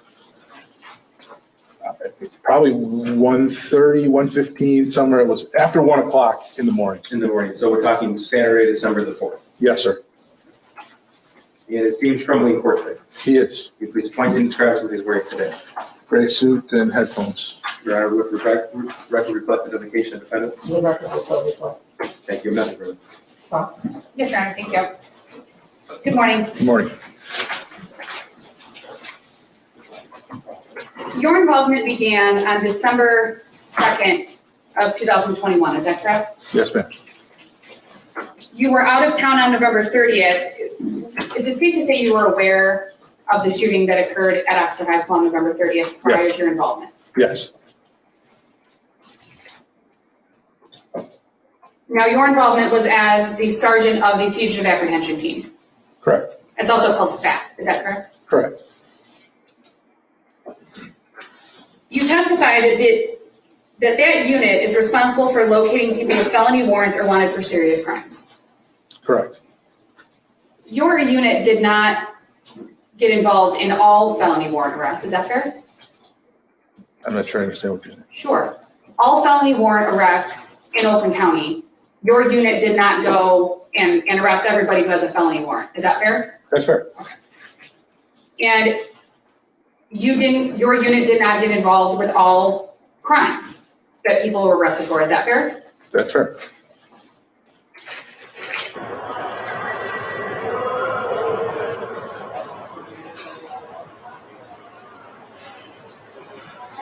And let me clarify. So we know, and we heard some testimony previously, that there was a warrant issued by the court, correct? Correct. In this case, correct? And based on your experience, you were a law enforcement officer for 34 years, you were a detective for a number of years. You know that somebody who's accused of a crime and charged can walk themselves into a court, correct? Correct. With or without an attorney, right? Correct. And that includes for felonies. Correct.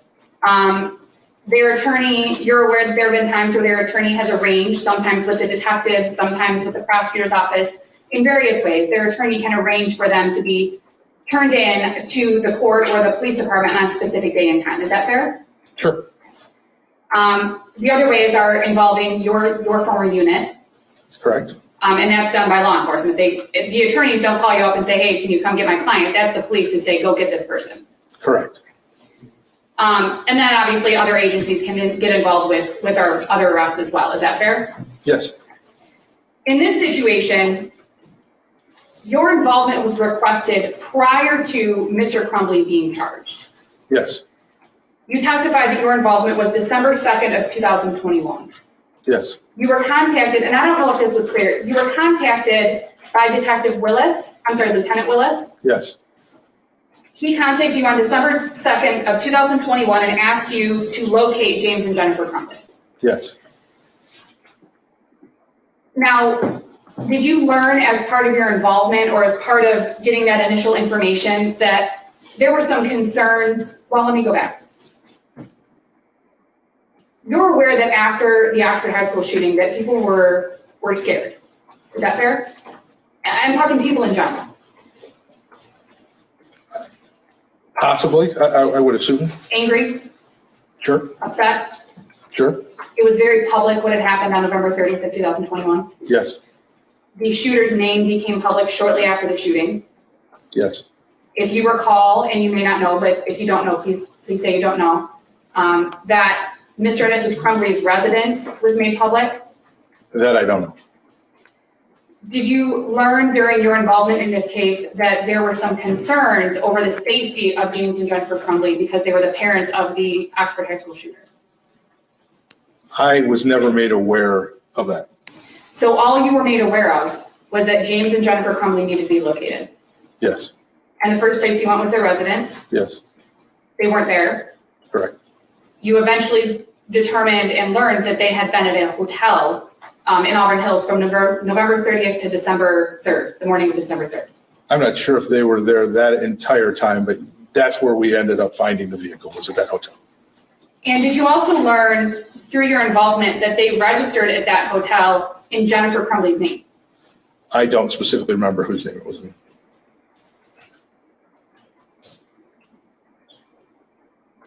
So you began looking for James and Jennifer Crumbley before they were formally charged. Correct.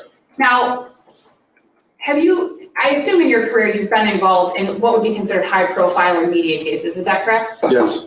And oftentimes in those cases, is it standard practice for your department to take someone into custody before the actual charges are announced? Depends on the crime and the circumstances surrounding it. Your department often, and correct me if I'm wrong, but your department will often assume that a high profile case or a serious offense that somebody might run. It is a possibility. People do. You had no information that James Crumbley had indicated that he was going to run away or flee or anything like that. Is that fair? On December 2nd of 2021. That's fair.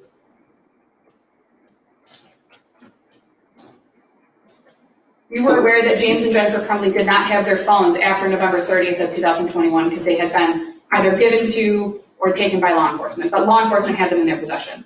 Yes, Did you also learn during your early involvement in this case, or at any point, that James and Jennifer Crumbley had obtained track phones or pay-as-you-go phones or things like that? yes, And did you learn during your involvement in this case that those phones were obtained because James and Jennifer wanted to be able to contact family in the early days after the shooting? I was not aware of the reason behind obtaining those phones. Did you also learn during your involvement in this case that James and Jennifer Crumbley obtained additional phones in the same phone number of the phones that were given to law enforcement? I did learn that, but I don't remember at what point in our investigation I learned that.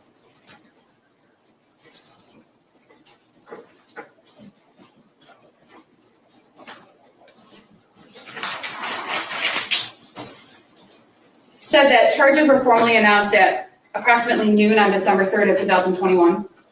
That's my understanding, yes. You do not know whether or not James and Jennifer knew that those charges had been formally announced. Is that fair? That's fair.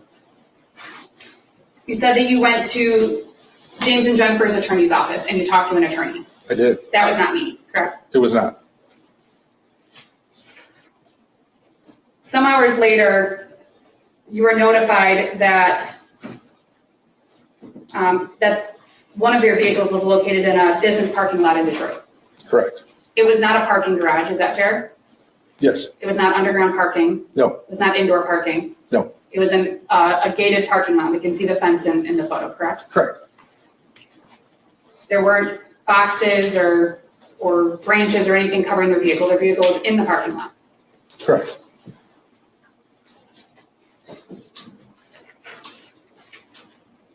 And at some point during your involvement between December 2nd and December 3rd, were you also made aware that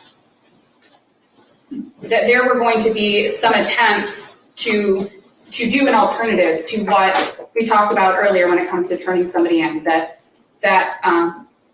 Mr. Crumbley may be walking himself in to be arraigned on the warrant after he'd been made aware of it, if you recall those conversations? I had conversations with an attorney, but I'm not sure what I can go in.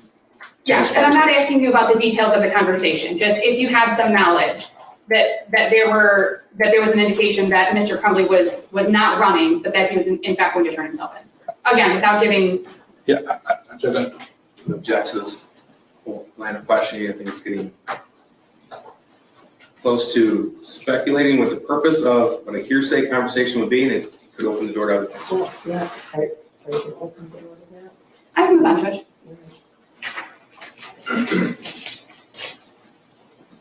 At no point during your involvement in this case were you told James Crumbley is absolutely avoiding these charges and will not be turning himself in. At no point were you told that. There's the same question, same objection to the same questions asked differently. Well, and who is he being told that by? It could be anybody, Your Honor. His involvement was requested by Lieutenant Willis. He had multiple police officers involved. There were multiple people involved in allegedly, or in locating Mr. Crumbley. I'm just asking if he was ever given knowledge that was going to happen. Just as a response, he's testified to what his job was. He was given an assignment and he carried it out. Well, I don't know, I guess you gotta be careful what you wish for, right? Thank you, Jessica. Yeah, you know. You indicated that the building where Mr. Crumbley's vehicle was a quote-unquote three-story industrial building, is I believe what you called it. Yes. That was exhibit 307, which is on the screen. In that building, obviously from the outside, it looks kind of like a warehouse. Would you agree with that? Sure. But you learned during your involvement that there were multiple tenants in that building. Yes, multiple suites Right. or rooms. Businesses, Yes. people who were regularly in and out of that building. That I can't answer to. It was very late and there was nobody in and out when we were there. Okay. Did you learn during your involvement that there were people in and out during the day that day? Not at the time I was there, no. And you may not be the right witness to ask these questions of. I'm just trying to determine what exactly you knew about this building. Yeah, at that point, at that hour of the night, there was nobody coming in and out, and we wouldn't have allowed anybody to come in or out anyway. And you learned in going into the building that there was an option for interior parking. Did you learn that? I don't recall there being any interior parking, like a parking garage, if that's what you mean. Right. Like a way to pull a vehicle in through a garage and park it inside instead of out in the lot. There was a loading dock, so I guess technically you could have pulled a car inside of there, but I did not see, it was not a designated indoor parking structure. Right. So not like a parking garage or those underground parking like we were talking about earlier? Correct. Okay. Your testimony was that it was obvious and apparent what was going on outside of and in that building during your search of the building, correct? Yes. Now, you can't say, because you really have no idea what James Crumbley heard or saw that night, correct, on December 3rd of 2021, or the early morning hours of December 4th of 2021. I can only tell you what I saw and heard in the commotion, the law enforcement officers, the flashing lights from the police cars, but specifically as to what he saw and heard, I can't tell you that. Right. You have no knowledge of whether or not he saw or heard any of that. Is that fair? Yes.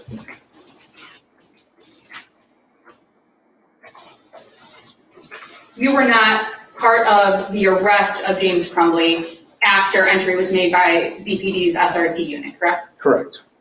I have no further questions, John. There you go. Thank you. Sir, who were you given this assignment by? Lieutenant Willis. Okay, and you were asked to locate James Crumbley on December the 2nd, not arrest him on December the 2nd, is that correct? Correct. And that's not uncommon for an officer in charge to contact the fugitive apprehension team to locate a suspect, is it? No, that's not uncommon at all. And the goal as a member of the fugitive apprehension team is a peaceful surrender? Yes, Okay. Is that why you reached out to Mr. Crumbley's attorneys? absolutely. Okay. And there were no arrangements made to you to turn the defendant in on Friday, December the 3rd, were there? No, That's correct. All right, you can step down in here, excuse me. thank you. Please, next witness. Luke Kertley, then.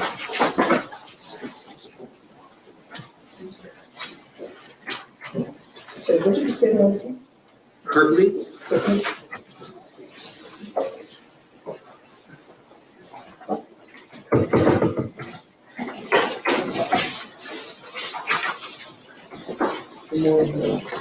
Could you raise your right hand?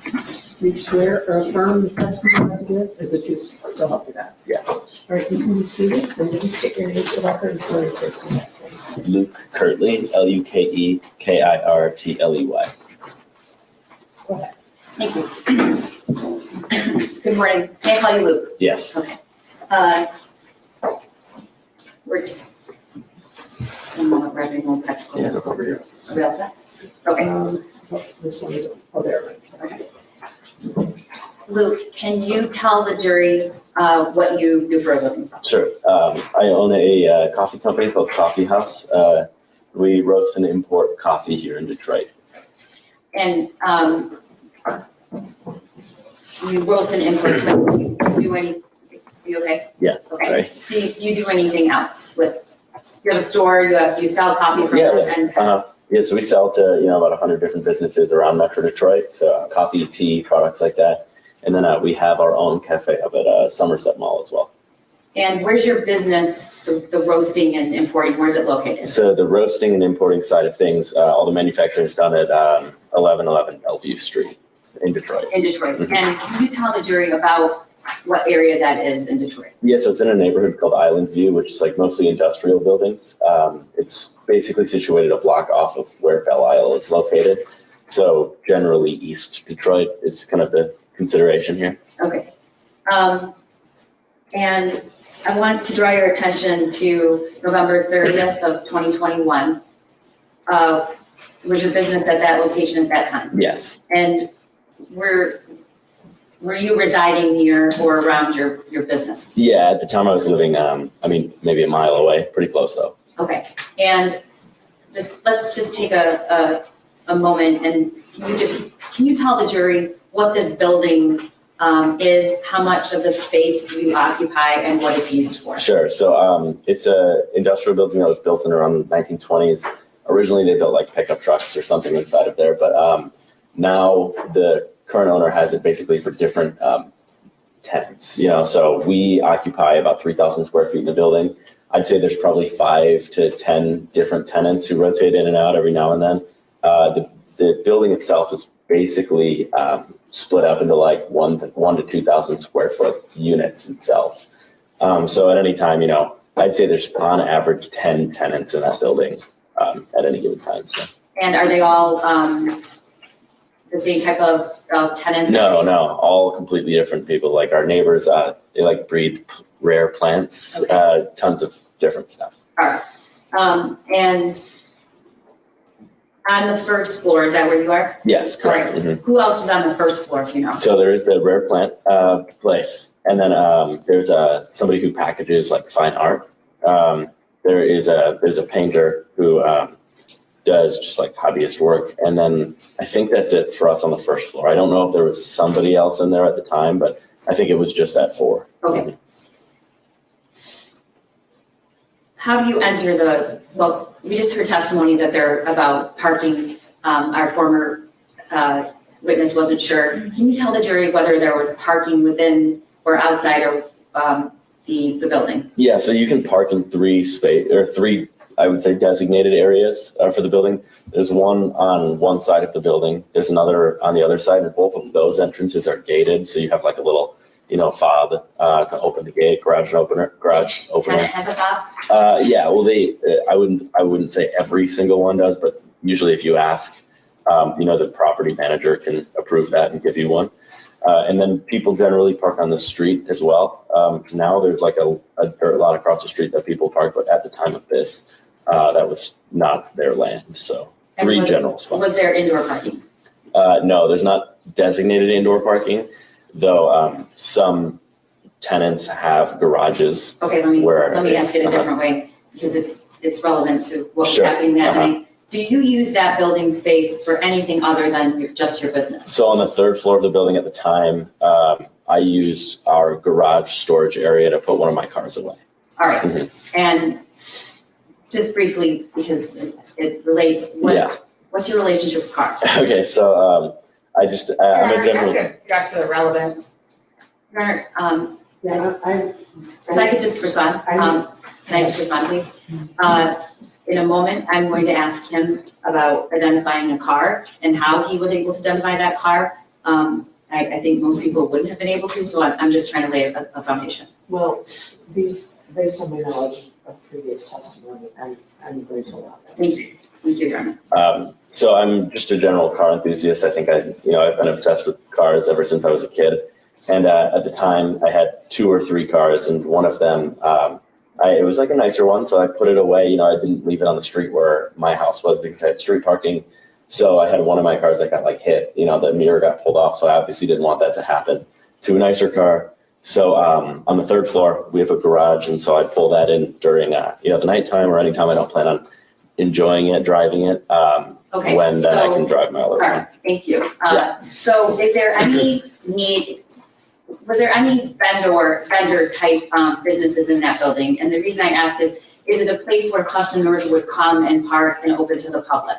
I would say that it's generally not like a public building. There's not present retail in the building. There's not like, for example, our roastery doesn't have a coffee shop or any cafe component. It's strictly like a business for manufacturing.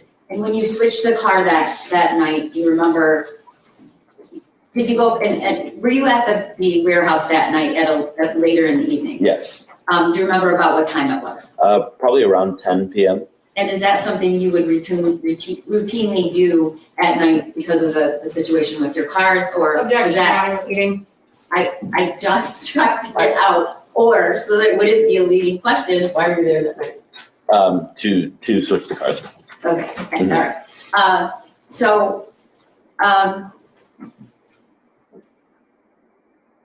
Talk to me or tell the jury what, if anything, you knew about the Oxford shooting or the Crumbleys that Sure. evening? Yeah, so I was generally aware of obviously the news that had happened. You know, I read the news about the shooting, which I think everybody in Michigan really kind of heard what had happened at that point. Early in the day, I remember seeing a poster about the parents being on the run, and Okay, so you're gesturing your hand, and when you say poster, and first, do you remember, was that November 30th of what day was that? I assume it was the same day that this happened. Okay. Earlier Well, in the let me day. back up. Sure. The same day that they were charged, or the same day that the event happened? Objection, Your Honor. I don't think that there's been testimony that Mr. Kertley is aware of when they were charged. Okay, he said the same day it first happened, so she's clarifying if he means the encounter The at encounter. Bellevue or the shooting. The encounter. Okay. Do you remember the actual day that this occurred that night? The 30th of November, I believe. That was the shooting. Do you Oh, remember the date, then- what date it was? If I said December 3rd, does that make sense to you? It seems correct. I don't know, like, if I remember it off the top of my head, the exact date. Backing up, you were Mhm. motioning to your hand and saying poster, and what? So I saw it on Facebook. Okay, Uh-huh. and what did you see? So it was a poster, it was essentially like a wanted poster. So there were pictures of, the parents, a picture of the car, the license plate was on there, and then I think just general information about what had happened. Were you aware that law enforcement was looking for the Crumbleys? Yes. And do you remember about what time you arrived that evening? Around 10 p.m. Okay. And tell the jury what, if anything, you saw when you entered the parking space. Well, first of all, when you go there at that time of day, is there usually anybody in the parking lot? Not really. There's a couple tenants who leave their cars there. There's a work van for a millwork company, but generally there's not many vehicles that hang out in that lot overnight. Okay. So you drive into the parking lot, and what do you see? So originally, so I drove into, if you're facing the front of the building, I always park on the right side. So there's two lots left, right? And I just have a fob for the right lot. It's two different ones. So I pulled in, was just doing my thing. Generally, there's some cars there. So, when I saw this car that was backed into the spot in the corner, originally I didn't pay any mind to it. I was Okay, just when you say this car, what do you mean? So you Sure, I'm told them talking- you did see a car? I did see a car, yep. Okay, can you And so tell it the was, jury where it was? yep, so it's backed in it was if I'm facing the front of the lot, it's a rectangular lot, and it was in the back right corner. So probably the furthest spot from the building entrance in theory. And was it backed in with the front out, or was it the other way? It was backed in with the front out. Okay. And what else did you see? So I saw that car there, but originally, didn't pay too much attention to it, and then walked into the building. And then when I walked out of the building, was when I was really kind of met face to face with the front of the car. And that's when I remembered, the original wanted poster. I saw, being a car enthusiast, I saw that and it just kind of stuck with me. It was a newer Kia. So I had just not seen that car in person before. So when I saw it, I was like, oh, that's a new Kia. And when I saw it, I was like, oh, that's that new Kia, So you can tell by looking at the front of the car, it was a new Kia? Yeah, so if you looked at the poster, it was that stock image of the car, you see on websites and everything. So it's obviously the front of the car, and it was this, I believe it was the same exact color too, on the poster. So when I saw it, I was like, oh, I remember where I saw this from. Okay, one moment, you're in.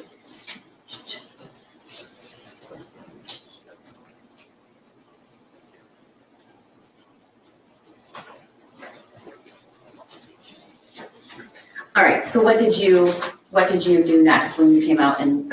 Yeah, so when I saw the car and I was like, okay, I remember seeing that. I pulled up the poster on my phone, and when I was doing that, I was walking to the back of the car to check the plate, because I remember seeing the plate on the actual, poster.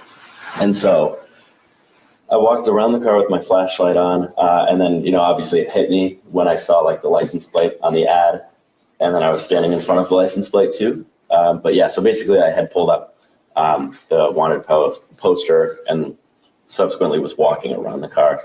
And with did the my license light on. plate match? It did.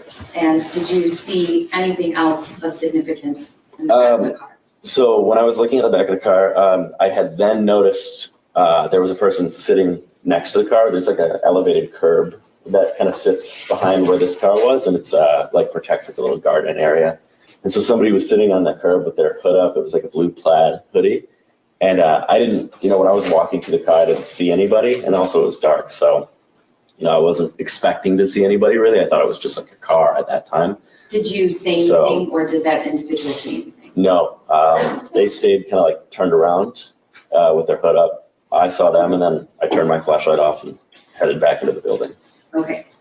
What did you do next? So I walked into the building, quickly, briskly headed into my unit, locked all the doors. The lights were off at the time, so I kept the lights off and then called 911. Okay.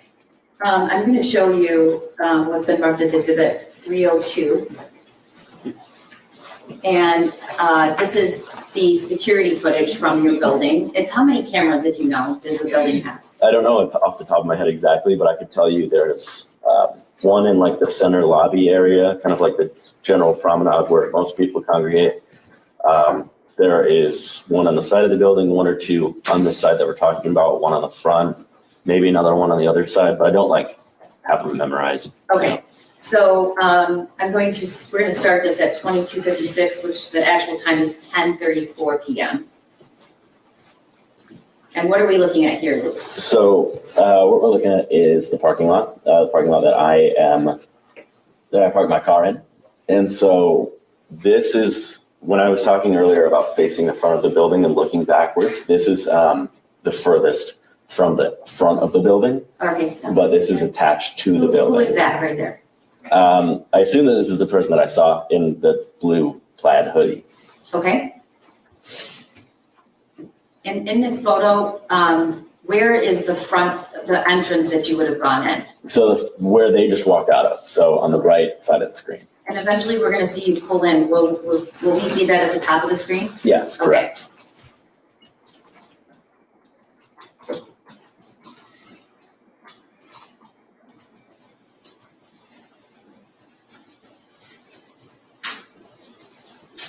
Is that your car? I assume so. I'll know once I see the roof rack on it.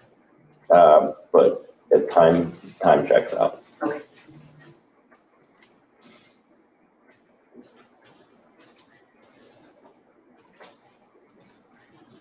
Do you see the Kia that you spotted in this? Yeah, on the left side there. Okay. It's kind of hard to see. Okay.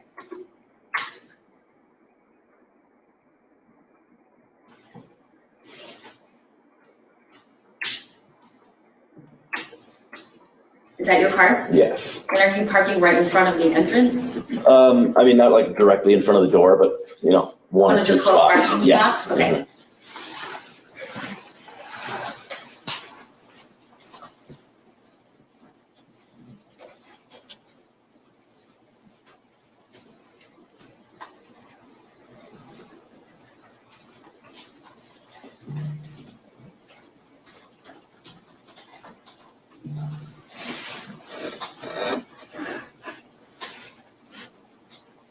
All right, we see, is that individual you? Yes. At the right of the screen? Mm-hmm.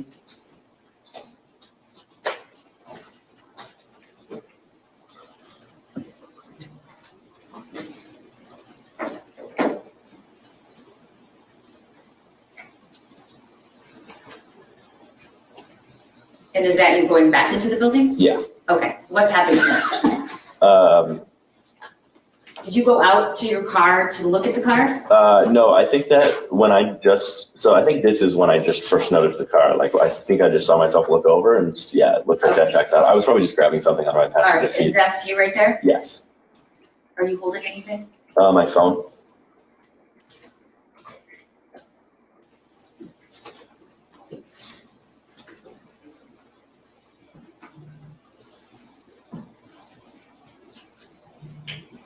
And for the record, this is around 23:04, which is actually 10:42 p.m. And are you walking at the same pace or a different pace than you? Maybe a little. Irrelevant. Maybe a little quicker.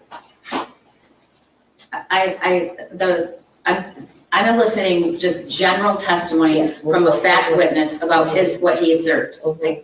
Thank you. Why are you walking at a faster pace? Probably there's probably a lot of emotions going on at that specific time. At the time when I first went to the car, I didn't expect to see anybody. So when I did, I was like, okay, I'm gonna get safe inside. Okay, and we're gonna play exhibit 303, which is the 911 call. And were you feeling any emotions during that call? Yeah, definitely, for sure. That's something that I feel like, I've personally never experienced before, is like that type of connecting the dots like that. And I hope everybody else doesn't. Okay. It's a lot. All right. Call on Friday, December 3rd, 2021, 10:43 and 14 seconds p.m. 911, what is the address of the emergency? 1111 Crumbley Street. Repeat the address of the station. 1111 Crumbley Street. What is the corner on the street?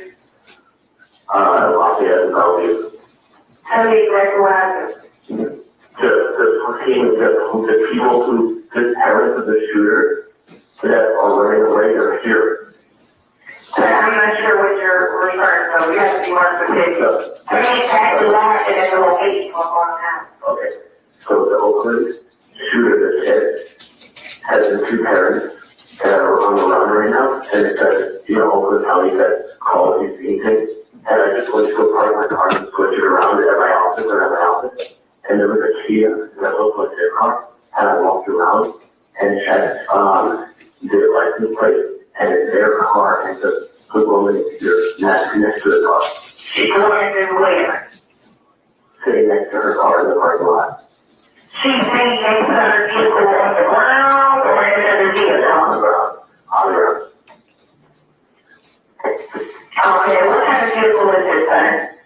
It's a 2021 Kia, a black Kia SUV in the parking lot. Was anyone inside of the vehicle? I don't know. You said you walked around the vehicle and looked inside. You I walked back to look at the license plate because I saw online that that car was crashing. have a plate number? One second. It's GQG 5203.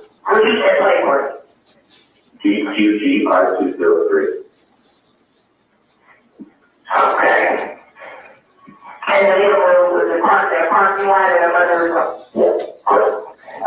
It's next to my car in the parking lot. I'm inside my house now. And a mother is getting on the ground. What is she wearing? Yeah. He wearing a hoodie, I don't know what kind. What color is the hoodie?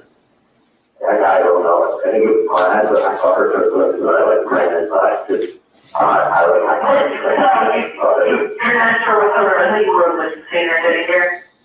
Yeah. Okay, so what's your name? Luke. Okay, well, Luke can get us in that area, thank you. Okay, I can't believe it. They're here. Okay. Okay. Do you want me to stay on or am I? Still very fine. Okay. All right. Yeah. They're here. That's crazy. Like this is people looking for. Okay, so thank you. Thanks. Bye. Okay, Luke, did you make that call as soon as you got inside? As soon as I got my office. So Okay. yeah, within 30 seconds. All right, and I want to go back to the previous video and finish that to show what happened after you went inside. Yes.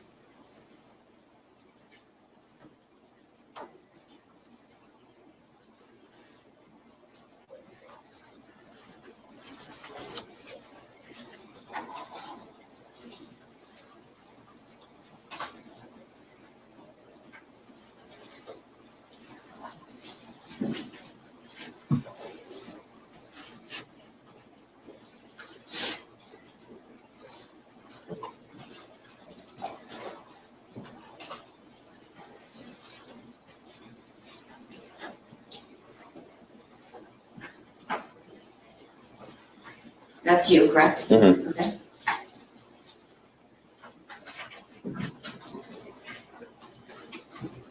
Okay.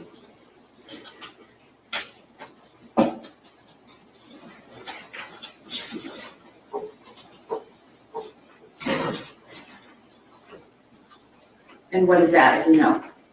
That was the person that I saw walking to the building. And so if you asked me at the time that somebody was going to be walking in behind me, I would have told you no way. You know, the building there's fobs for every door.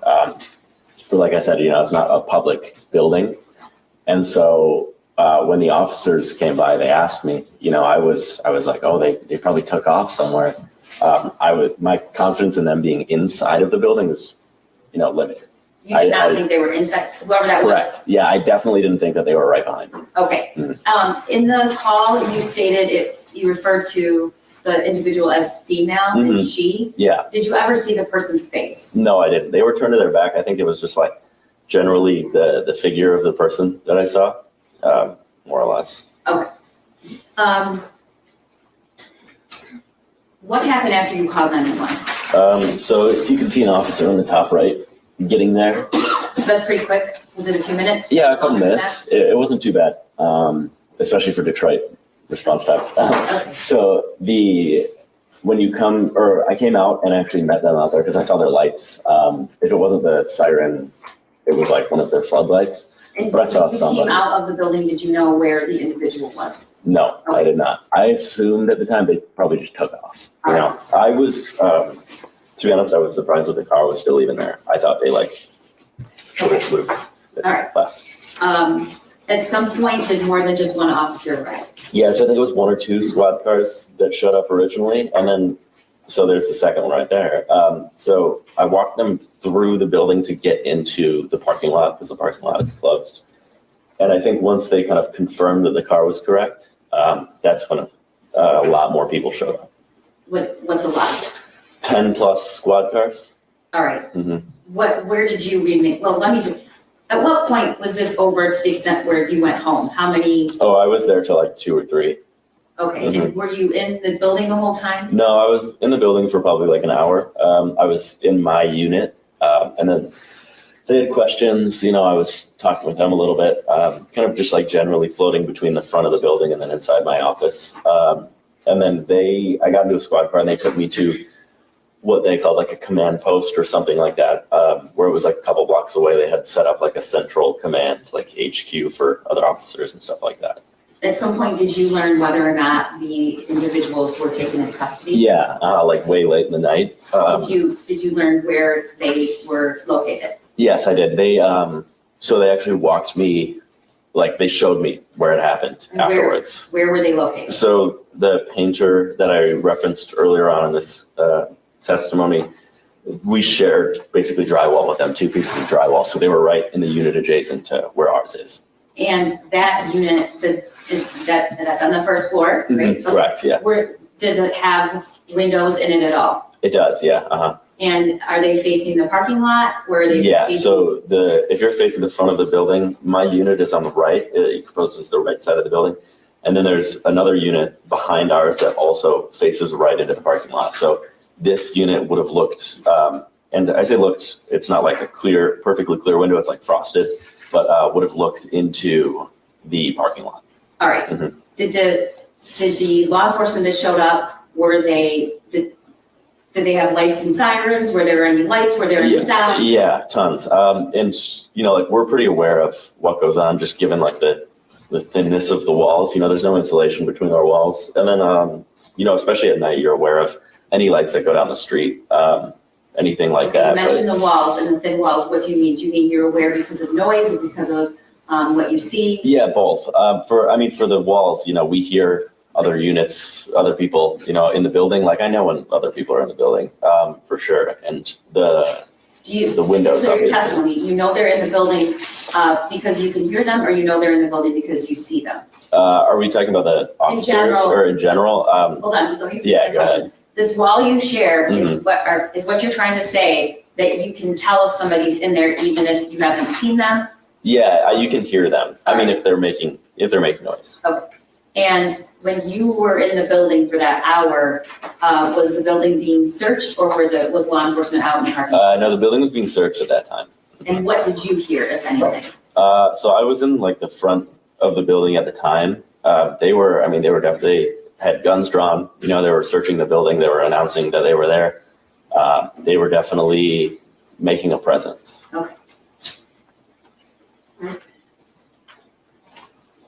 Before this day, which was in December 3rd, I guess it was December late at night. But Yeah. before this occurred, had you ever seen anything discarded or left out in a hallway in the building? Oh, yeah. So in the center promenade that I mentioned earlier about like where the camera is, there's people put like, I don't know, people put things to give away there, and then also people like store things there for very short periods of time.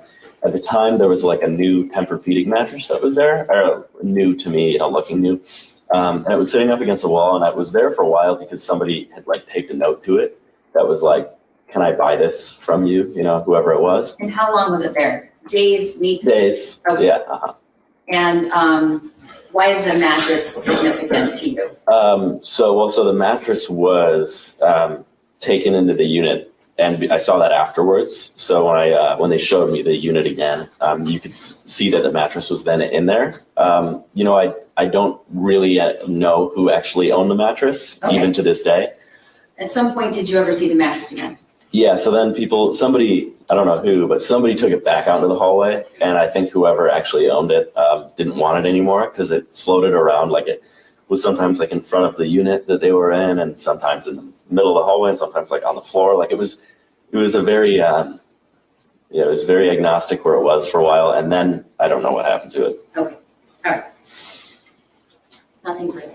Ross? Yes, Rana, thank you. Good morning. Morning? Good morning.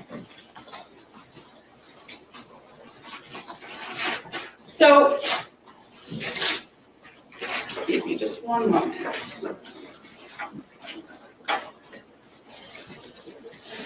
So you went to 1111 Bellevue on December 3rd of 2021 at approximately 10 p.m. from what you recall? Mm-hmm. Is that Yes. If you say, I might Yeah, I did that say last yes. time, sorry. Okay, that's okay. You said that you described 1111 Bellevue as an industrial building that was once used for manufacturing. Yeah, in the 1920s. Right. So yeah. On December 3rd of 2021, it was not a manufacturing building. No, there are individuals, tenants who do different types of manufacturing, like there's a millwork company.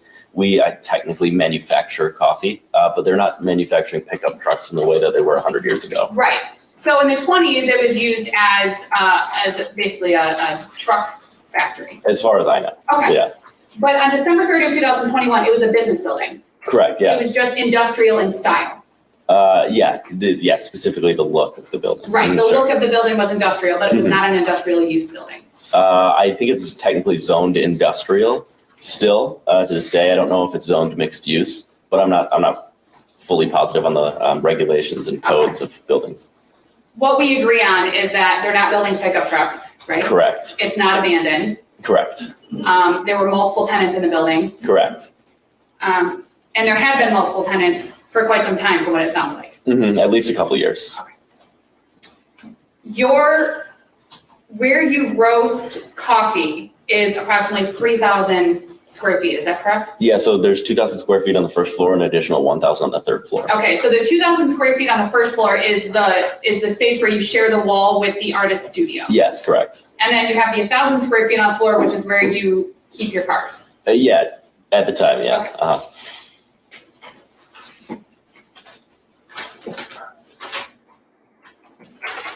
There's also, you can drive your car in.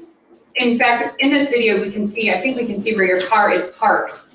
And you can drive your car in to is there like a garage door or something? So not in this. So it's on the front of the building. There's a drive-in garage door. Okay. Mhm. And that's how people get to their various garages, is that? I would say like there aren't any other garages in the space, but that's how people unload and load their cars in there. You said that you were generally aware of the Oxford High School shooting on November 30th of 2021. Yeah. You had seen media reports, I'm sure. Yes. You'd read stuff on social media. Yeah. You said that everyone knew what happened. Yeah. On November 30th of 2021. Correct. Prior to December 3rd of 2021, you saw a poster a wanted poster on Yes. social media. Mhm. Is that a yes? Yes, And you saw it on December 3rd of 2021. I believe so. And that poster had a photo of James and Jennifer Crumbley, Yes, or photos of James and Jennifer Mhm. Crumbley, yes, a photo of their vehicles, yes, a license plate number, yes, general information about the shooting. yes. It indicated, I think your testimony was, it indicated that they were on the run. Yes, I think it was more of like a be on the lookout or a wanted poster generally. There was a reward offered, if you remember. I don't remember at the time. Your testimony was that the Kia, which we can see on the left side of the frame, was parked the farthest from the building entrance. Do you remember that being your testimony? Yes, You also testified that there's actually a door on the right side of the frame in front of where your car is parked. yes. I would say that the main entrance and then the ancillary entrances, I'm speaking mostly in regards to the main entrance of the building, which is on the front. Okay, so there were multiple entrances to the building. There are 3 entrances to the building. Okay, so there wasn't just one way to get in on the front of the building, there was also the door right where your car is parked. And in fact, we Yes. watched you walk into that door. Yes, You said that you walked up to the Kia on the left side of the frame, you walked around to the back, we watched you do that, correct? yes, You confirmed the license plate number from what Yes. was on the wanted poster on your social media, yes, and then you saw someone sitting next to the car. yes. If you recall, that person was smoking? I don't recall. I saw that in other news articles and things like that. But I did not say that or see that originally. Okay.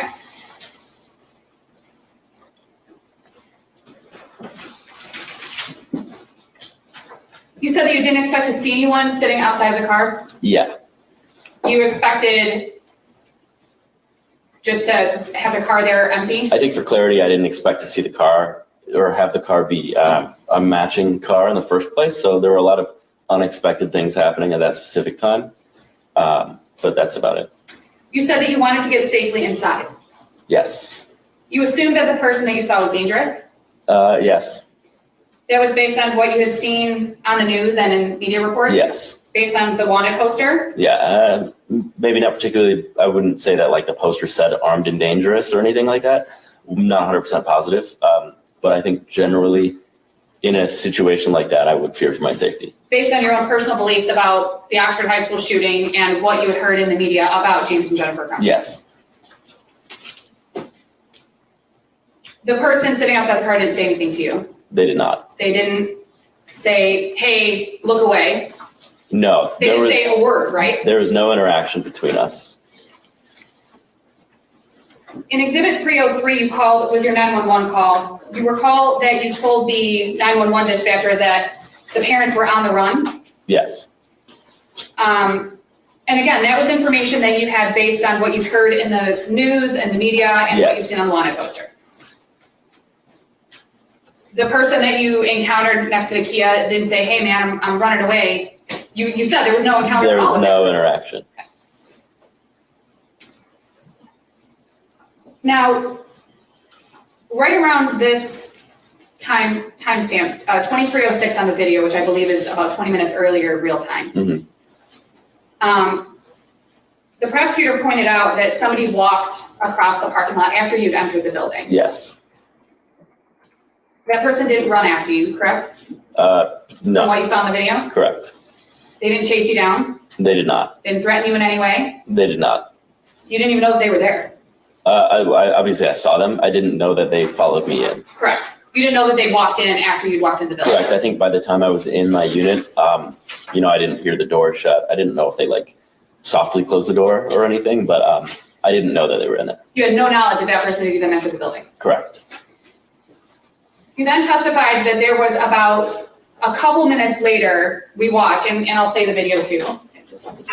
We'll play the video too. A couple minutes after this 2306, or a couple minutes after you called 911, the police showed up. Correct. So if you look at the timestamp, right now it's 2306:54. Mhm. And then it jumps to 2321. And then we play it for a little while and we see what you believe was a patrol car out there outside the fence, correct? Yes. At 2321. Yes. So at that point, it had been just shy of about 20 minutes between you entering the building, at some point making a 911 call, and the police showing up From this, yeah. from this video? I'd say my conception of time was probably a little skewed in that specific moment, just given the heightened senses, you know. Yeah, and I'm not Yeah, asking you to lock 100%. into the time number and the couple of minutes. I'm asking, it actually was not just a couple of minutes, it was actually more than a couple of minutes. Sure. That's all I'm asking. Sure. Okay. Now, I thought I heard you say this a couple of times, but I just want to clarify. You said that you were at the building for about an hour after you made your 911 call? More or less, I'm not 100% positive exactly. Then how you long were I was there driven for. to a temporary, what you called a command post Yeah, it was that law like enforcement had set up? yeah, correct. I think there was media there was more squad cars, there was like a massive blue bus for the police. And then, and this was the part that I wanted to make sure I heard you say correctly. And then the police took you back to this building and walked you through? Well, my car was there, so I had to get my car. And so when I was going through the building to get my car, there were a bunch of police in the building, and they were like, oh, this is where they were. And they allowed you to enter the scene? And No, I did not enter the scene. Okay. And that's what I was unclear about, because you testified that you had seen the mattress in the unit after James and Jennifer Crumbley were Yeah, arrested. so when I walk through the center of the building, you have to turn right to exit to access this parking lot that's on the screen. And so to exit that, you have to pass by the door of where they were hiding. And so that door was open, so you could see the mattress. Okay. Now, you talked about what you heard while you were in the building. You said that you were at the front of the building while the police were searching the building? Yeah, so like I said, I was generally kind of floating around, because I have two doors on my building or my unit, for example. I have like side doors and the front door. And so I was somewhere between those, or I was outside in the front. So you know what you heard and saw, correct? Yeah. Mm-hmm. You know what you observed on your own. Yes. You have no knowledge of what James Crumbley heard or saw while the police were there. That's correct. I have no further questions, Your Honor. Yes, Your Honor, just briefly, do people, is there any residential unit, and I guess what I'm asking is, do people sleep at the building? No, it's within the terms of my lease, at least. And generally, I think it's one boilerplate lease that goes across all of them. Though that is an assumption that it is not allowed, you're not allowed to sleep there at all. Oh, okay, thank you. I want to play the video, just a portion of it quickly.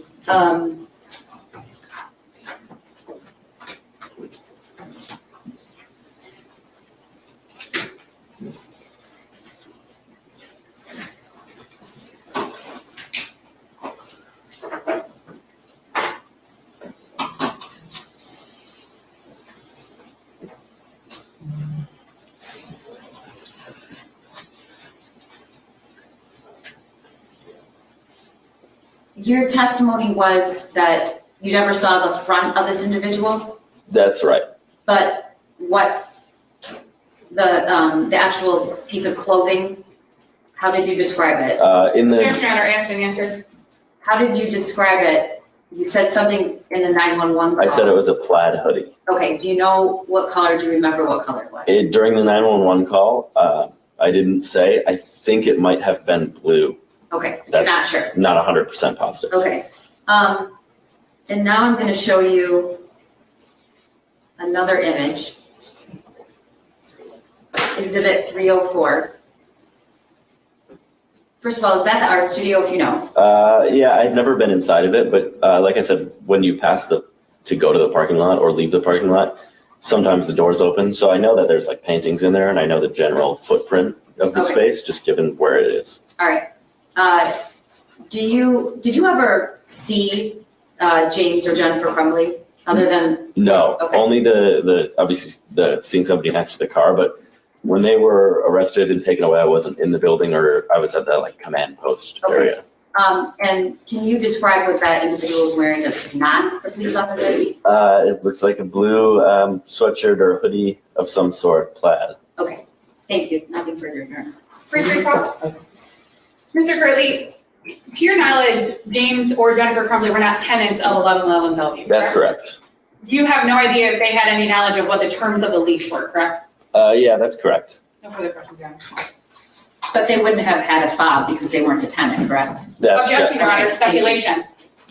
As far as you know, they were not a tenant. That's correct. Maybe be excused. Yes, you can step down. Thank You have a brief witness ready, Judge. Okay, their lunch is not here yet. I'm gonna keep them hungry. Usually their lunch is here very early.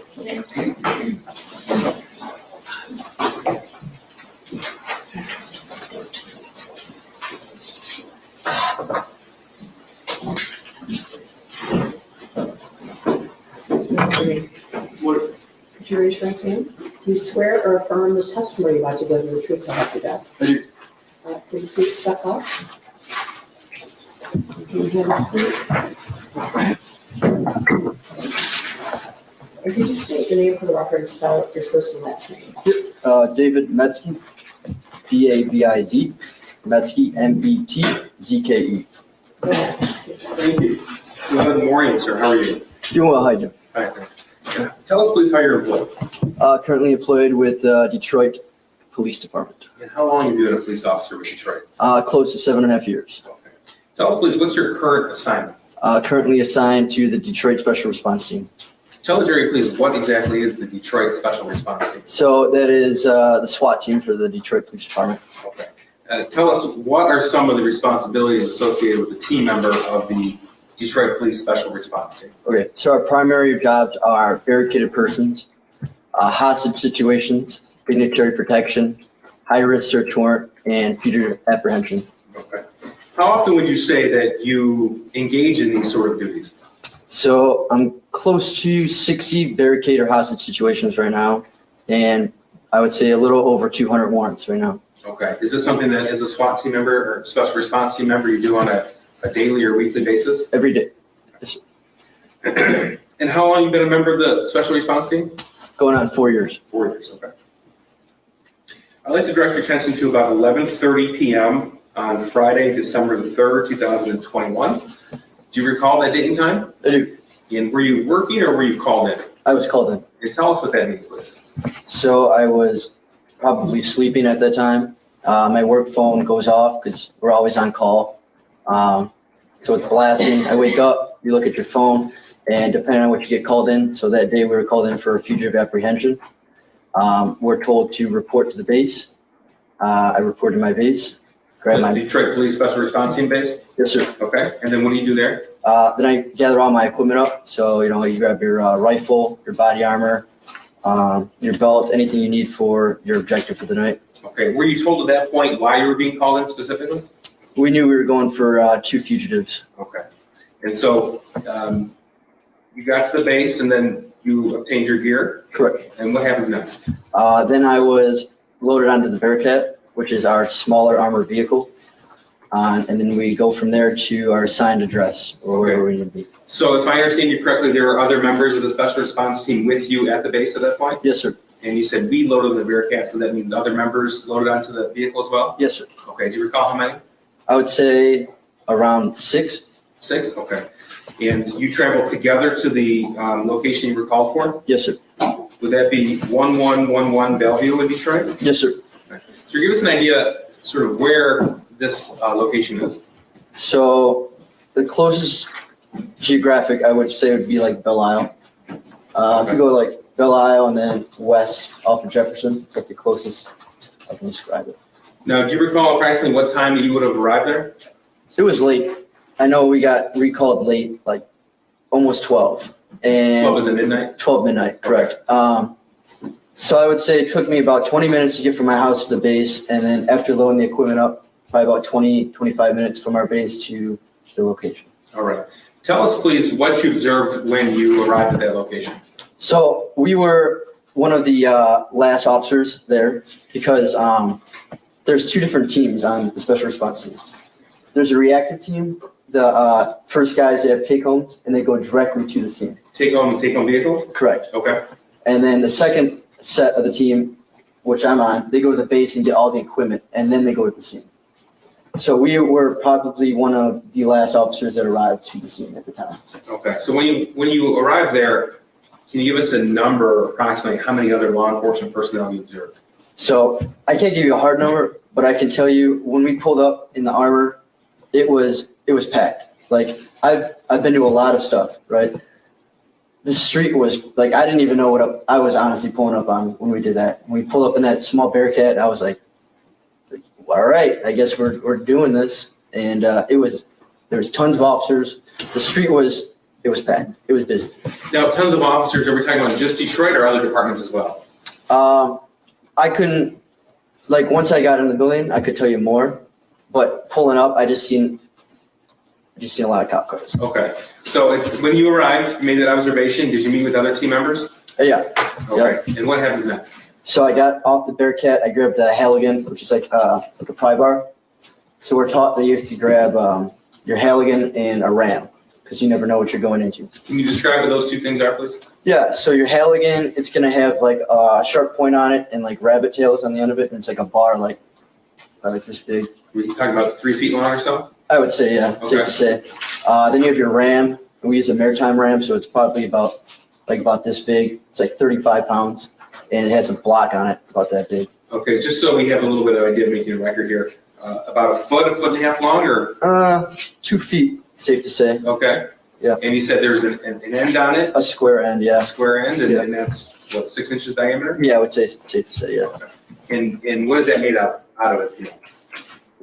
It's enough to break a door down, so Okay. it's steel. Okay, and you said it's about 35 pounds? Yes. All right. So you grab those two tools, and then what happens? I grabbed the Halligan, so The Halligan. it'd be too much to carry your rifle, all your equipment, a ram, and halo. So I grabbed the Halligan. I came off the Bearcat, and then I made entry to the door.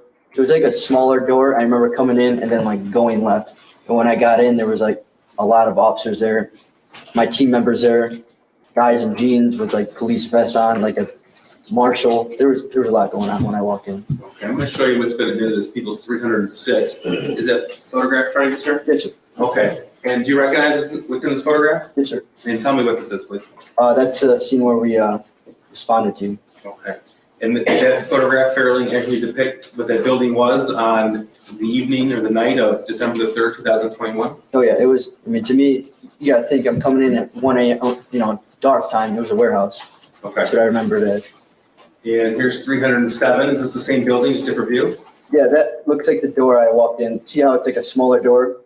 To the left of the picture here? Yeah, to the left, right there. Yeah, that's what I recall walking into a door similar to that. Okay. And tell us again what you encountered when you went in that door. So I came in and then I went and left. And when I came in, I remember I had my team members here, which our team members, they're very like distinctive. Like we all wear black, and you have your SRT patch on, and you have your, Kevlar helmet on. We're very distinct. And then you have other officers like patrol or, unmarked officers there. So I knew who I was going to rendezvous with my team. Okay, so you have one standard uniform, SRT then? Correct. Okay, and you mentioned earlier individuals with jeans and vests that say police or? Correct, yeah. Okay, so when you walked in at that point, could you give us an idea of how many law enforcement personnel you saw? There was a lot. Okay, a lot is in more than 10? Yeah. Okay. Yes, sir. More than 20? Safe to say there was, I would say, 20, if not more. Okay. And this building here is depicted in People's Exhibit 307. There's multiple floors? Correct, yes, sir. Okay. So when you walked in, you mentioned you rendezvous with your team. Yes, Tell sir. us what happens next. So we moved, I met up with my sergeant, and, they told us that what we're going to do, we're going to start moving through this building. We're going to be looking for these fugitives. So SRT will clear, the first level, second level, third level, and move on up. So once we got in there, I remember coming in, there was a hallway to the right, there was a hallway to the left, and then it kind of went like this, and there was like 2 bathrooms on the side here. Okay. So did Detroit police have one specific assignment then? Detroit police? SRT? Yeah. Yes, at that time, correct. Okay. So tell us what happened going through this initial assignment. So we were looking for 2 fugitives. We started on the first level, and we started breaking down doors. Okay. Let me pause you right there. Breaching or breaking down doors. Tell us, please, what that entails. So you're using that ram that I kind of explained, right? It's usually one of the bigger guys on the team.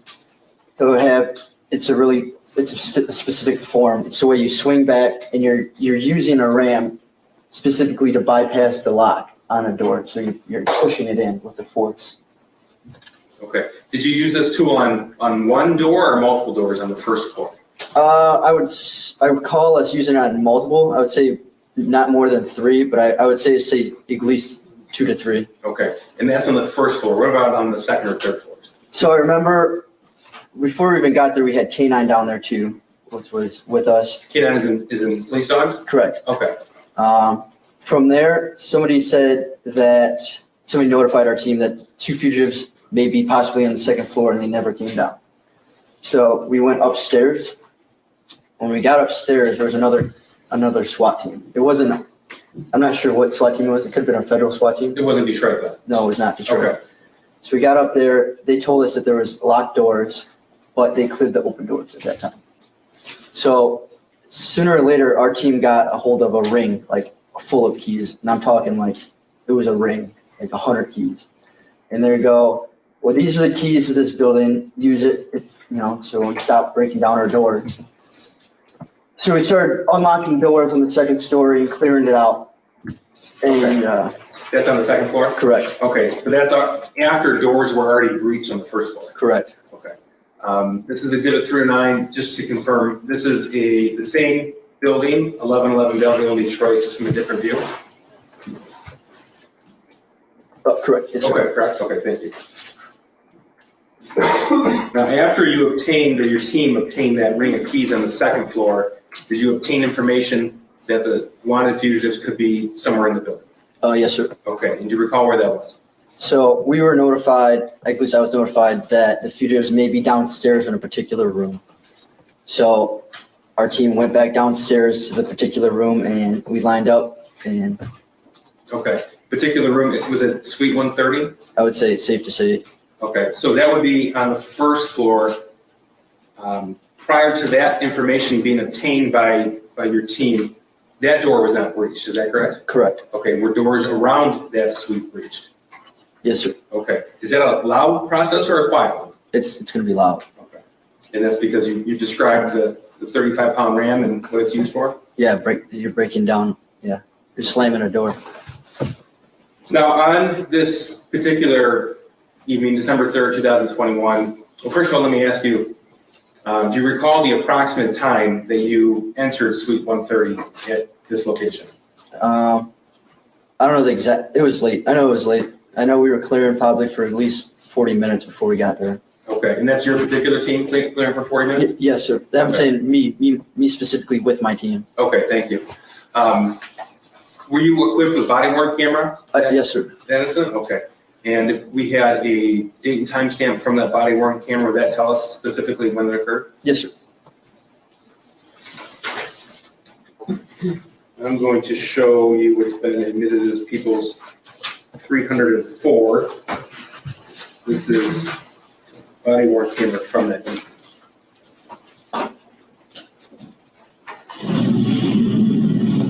Just to confirm here, we have a date of December 4th, 2021, 1:34 a.m.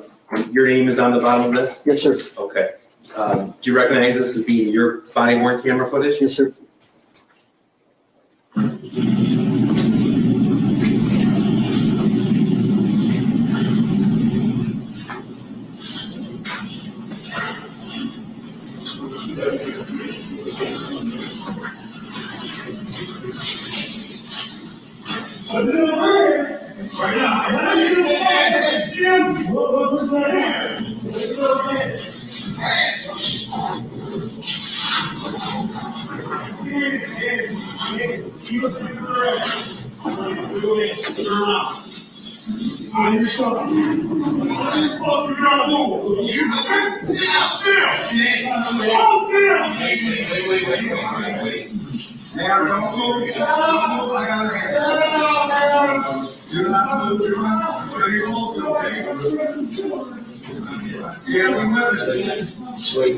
Is he up over there? Yeah. All right. Just go on the boat there.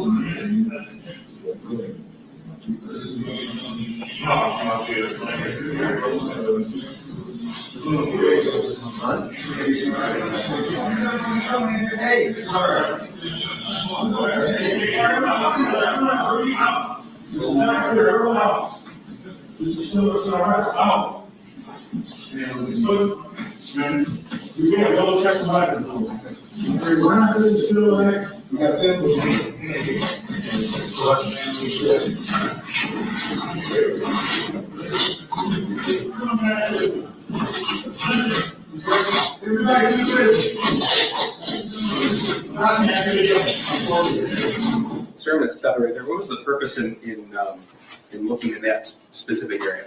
So SRT will clear out, make sure there's no weapons, or if there is weapons, we'd like it to be known before like detectives or, patrol would come in. So SRT's responsibility would be, in this situation, would be to find and make secure the fugitives, but not to search the location? Correct. Okay.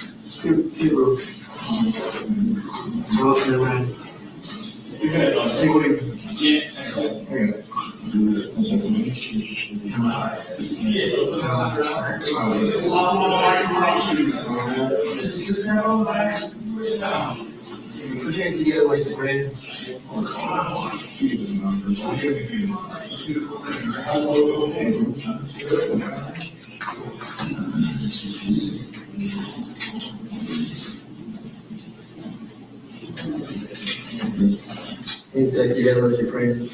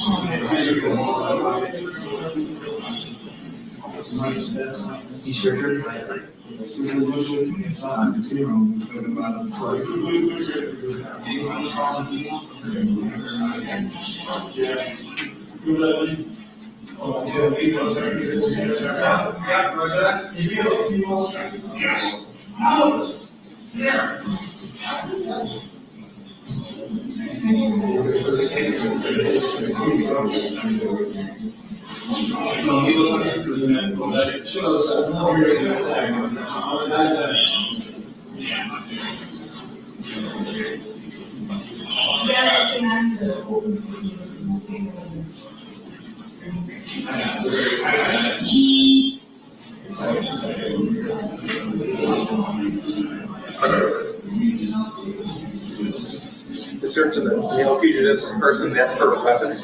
Yes, sir. Where any found? Not that I can recall now.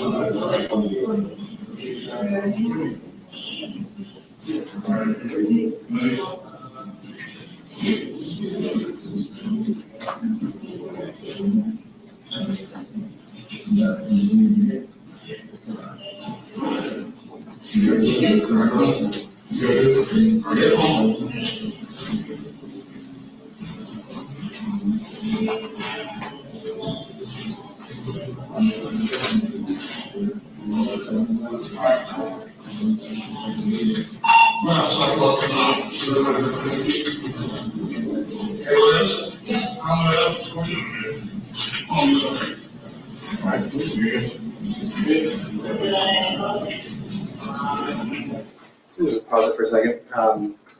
1:42 a.m., 22 seconds. This is the hallway right outside of the suite where they were found in that location? Yes, sir. Okay, does this give an idea of the number of law enforcement personnel outside of that suite at that time? Yes, sir.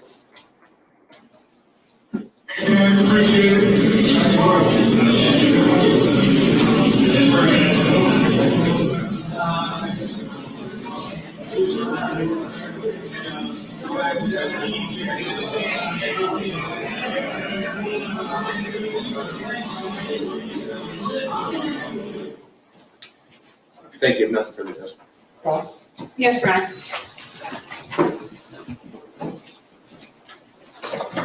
Good afternoon. Ma'am. Your role with Detroit Special Response Team,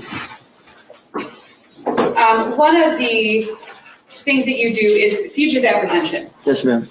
Fugitive apprehension is typically when there's a person who is not coming in to address allegations or charges against them, correct? I would say that's Okay. correct. Usually, fugitive apprehension is, you get involved when and correct me if I'm wrong. Okay. If it becomes clear that that person is not going to come in on their own.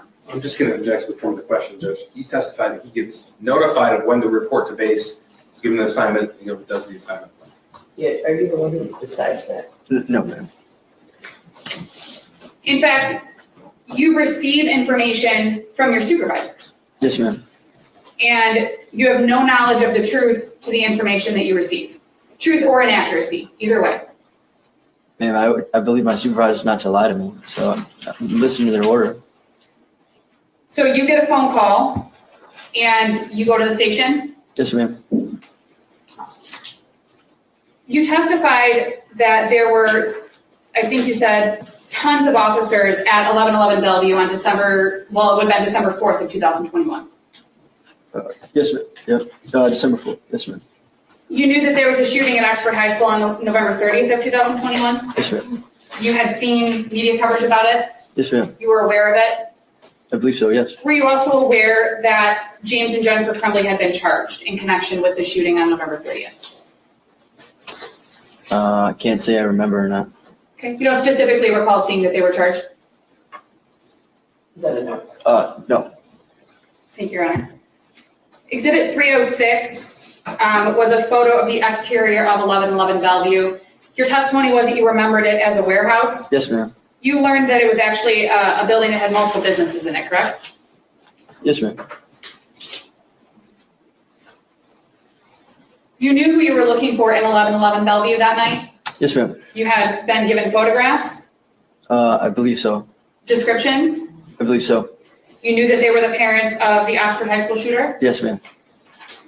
And you received that information from your supervisors or from the other officers when you arrived on scene? Man, I would say it's safe to say our supervisors.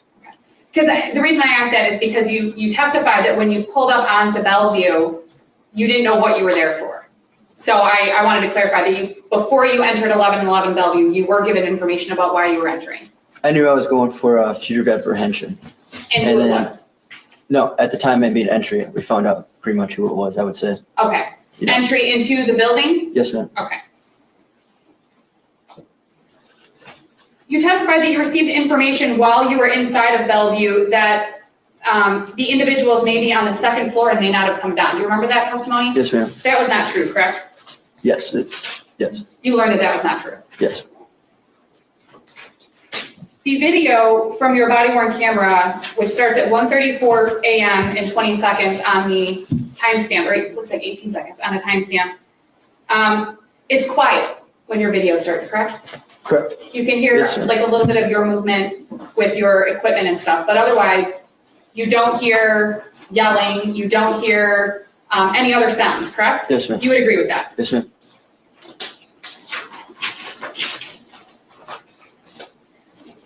You recall when you entered the unit, obviously it was dark.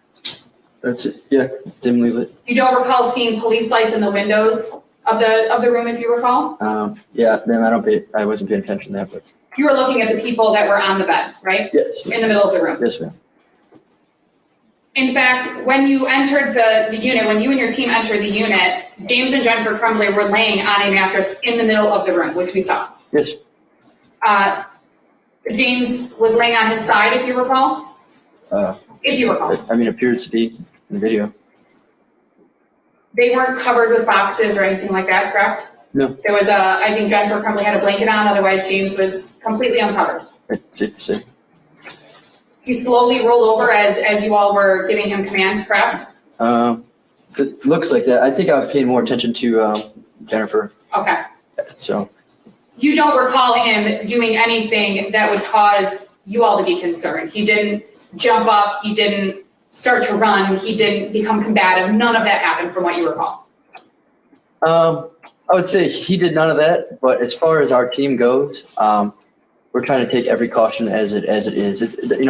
We treat every person the same. We come up high, and then their reaction is how we go from. And it's safe to say when SRT gets involved, it's typically, and you talked about high risk, dangerous. So you're going into these scenarios already at a heightened level of concern or security or awareness. Is that fair? Yes, ma'am. You don't walk into the situation without all of your uniform on and your equipment and everything else thinking, oh, this is no big deal. No, we don't do that. Because when your unit gets involved, typically it gets involved in situations that are serious. Correct. And you guys are given information about situations that are serious. Correct. You guys meaning your unit. Yes, ma'am. You can hear yelling if you recall. You hear yelling on the video, and if you know, you later learn that that was James Crumbley. Okay. He wasn't yelling at officers. Okay. Yes, You- ma'am. No, you recall that? Yeah, he didn't seem to be yelling at us. Okay. He was just making sounds. It sounded almost, and if you know, if you agree, it sounded almost like he was in pain. Safe to say. And again, the mattress was in the middle of the room. James and Jennifer Crumbley were on it. Yes, ma'am. They weren't hiding in a corner. No, ma'am. They weren't hiding behind any of the raised countertops that were in there. Nope. They weren't hiding behind any of the paintings that were in there. They weren't covering themselves with blankets. No, ma'am. If you recall, your unit received information that James and Jennifer Crumbley may have a weapon with them. Yeah, so, ma'am, I don't recall. We just treat every person that we're going after as if their possible use a weapon. Now, you all searched the that unit and you did not find any weapons. No, ma'am. And you searched both James and Doug for Crumbley and there was nothing found on them either. Somebody did. I didn't, but somebody did. Somebody searched them. Correct. Okay.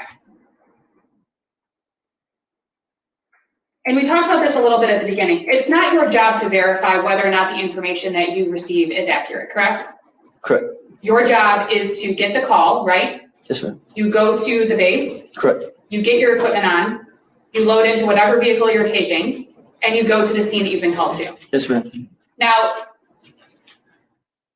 when the investigations are being done by your own department, you tend to have a little more information at the beginning. Is that fair? Me, myself. Your unit.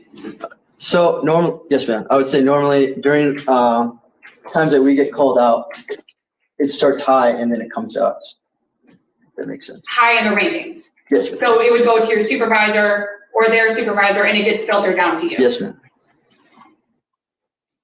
And if you recall, at around 6 minutes and 40 seconds on the video, I don't remember what the timestamp was, you can hear James Crumbley say we were leaving at 7 in the morning. Do you remember hearing that in the video?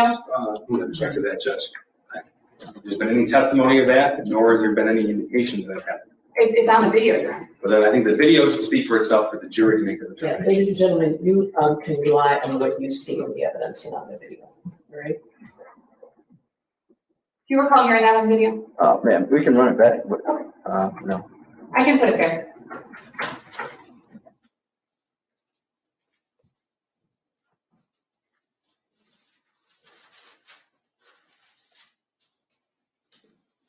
It's 6:24. This is very, right? Yes, Your Honor. I don't know if that audio is working.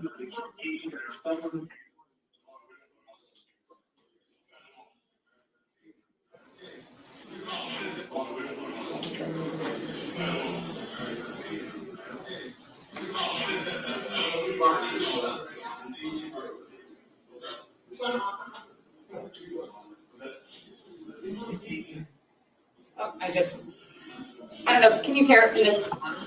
Yeah, so this is the second time I've even watched the video, so yeah, yes, ma'am.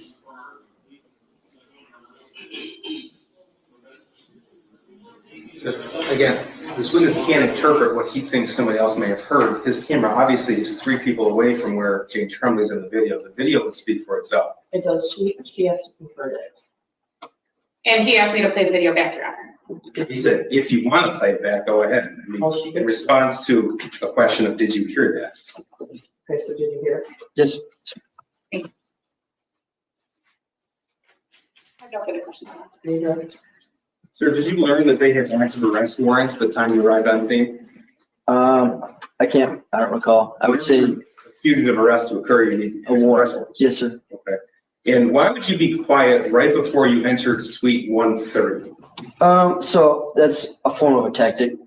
So we're trying to if you can see, we use keys, correct? Yes. You could have 2 options. We could ram the door, throw a flashbang in, cause diversionary, or you can come in and be quiet. It'd be a shock effect that way. So our supervisors made the decision to use the keys, unlock it, and use it as a surprise fact. So everyone being quiet in the hallway, that was intentional as a tactic before you entered this particular suite? Yes. Now the using the ram, that wasn't a quiet tactic, was it? No. Okay, so the noise level that would have been depicted before those doors were breached right around this suite here would have been much different? Yes. Thank you. Briefly, Ron? You have no knowledge of your own whether or not James Crumbley heard anything that was going on outside of that suite, correct? No. Thank you. No further questions. All right, you can step down over here, excuse me. Thank you.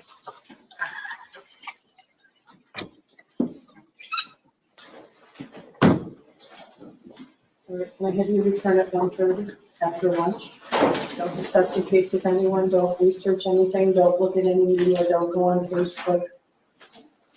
You know the drill, right? Okay, we'll see you back at 1:30. Okay? All rise for the jury.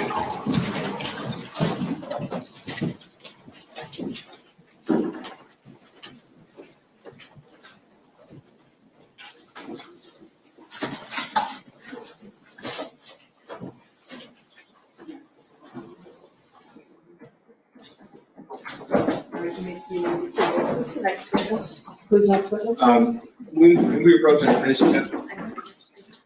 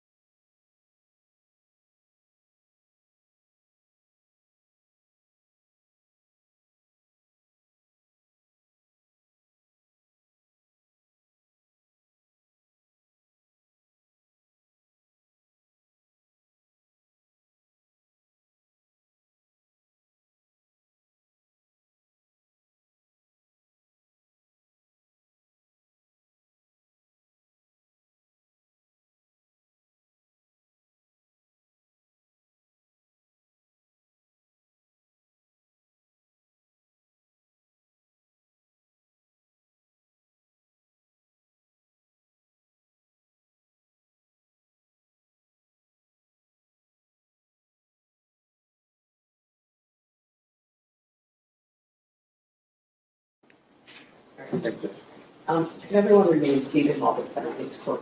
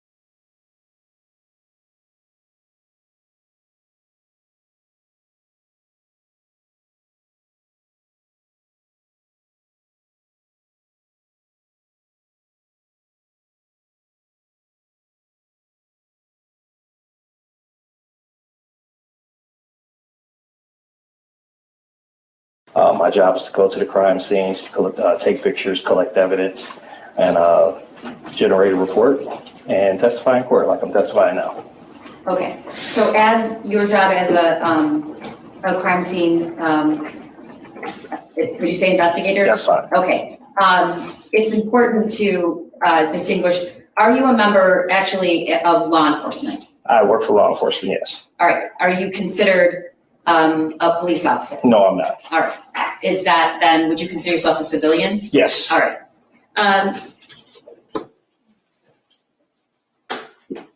How long have you worked as a crime scene investigator? 20 years. And all of those years have you worked for the Detroit Police Department? Yes, ma'am. I want to draw your attention to December 4th of 2021. Were you working that day? Yes, I was. And are you on shifts or are you on call? How does that work? We're on shifts.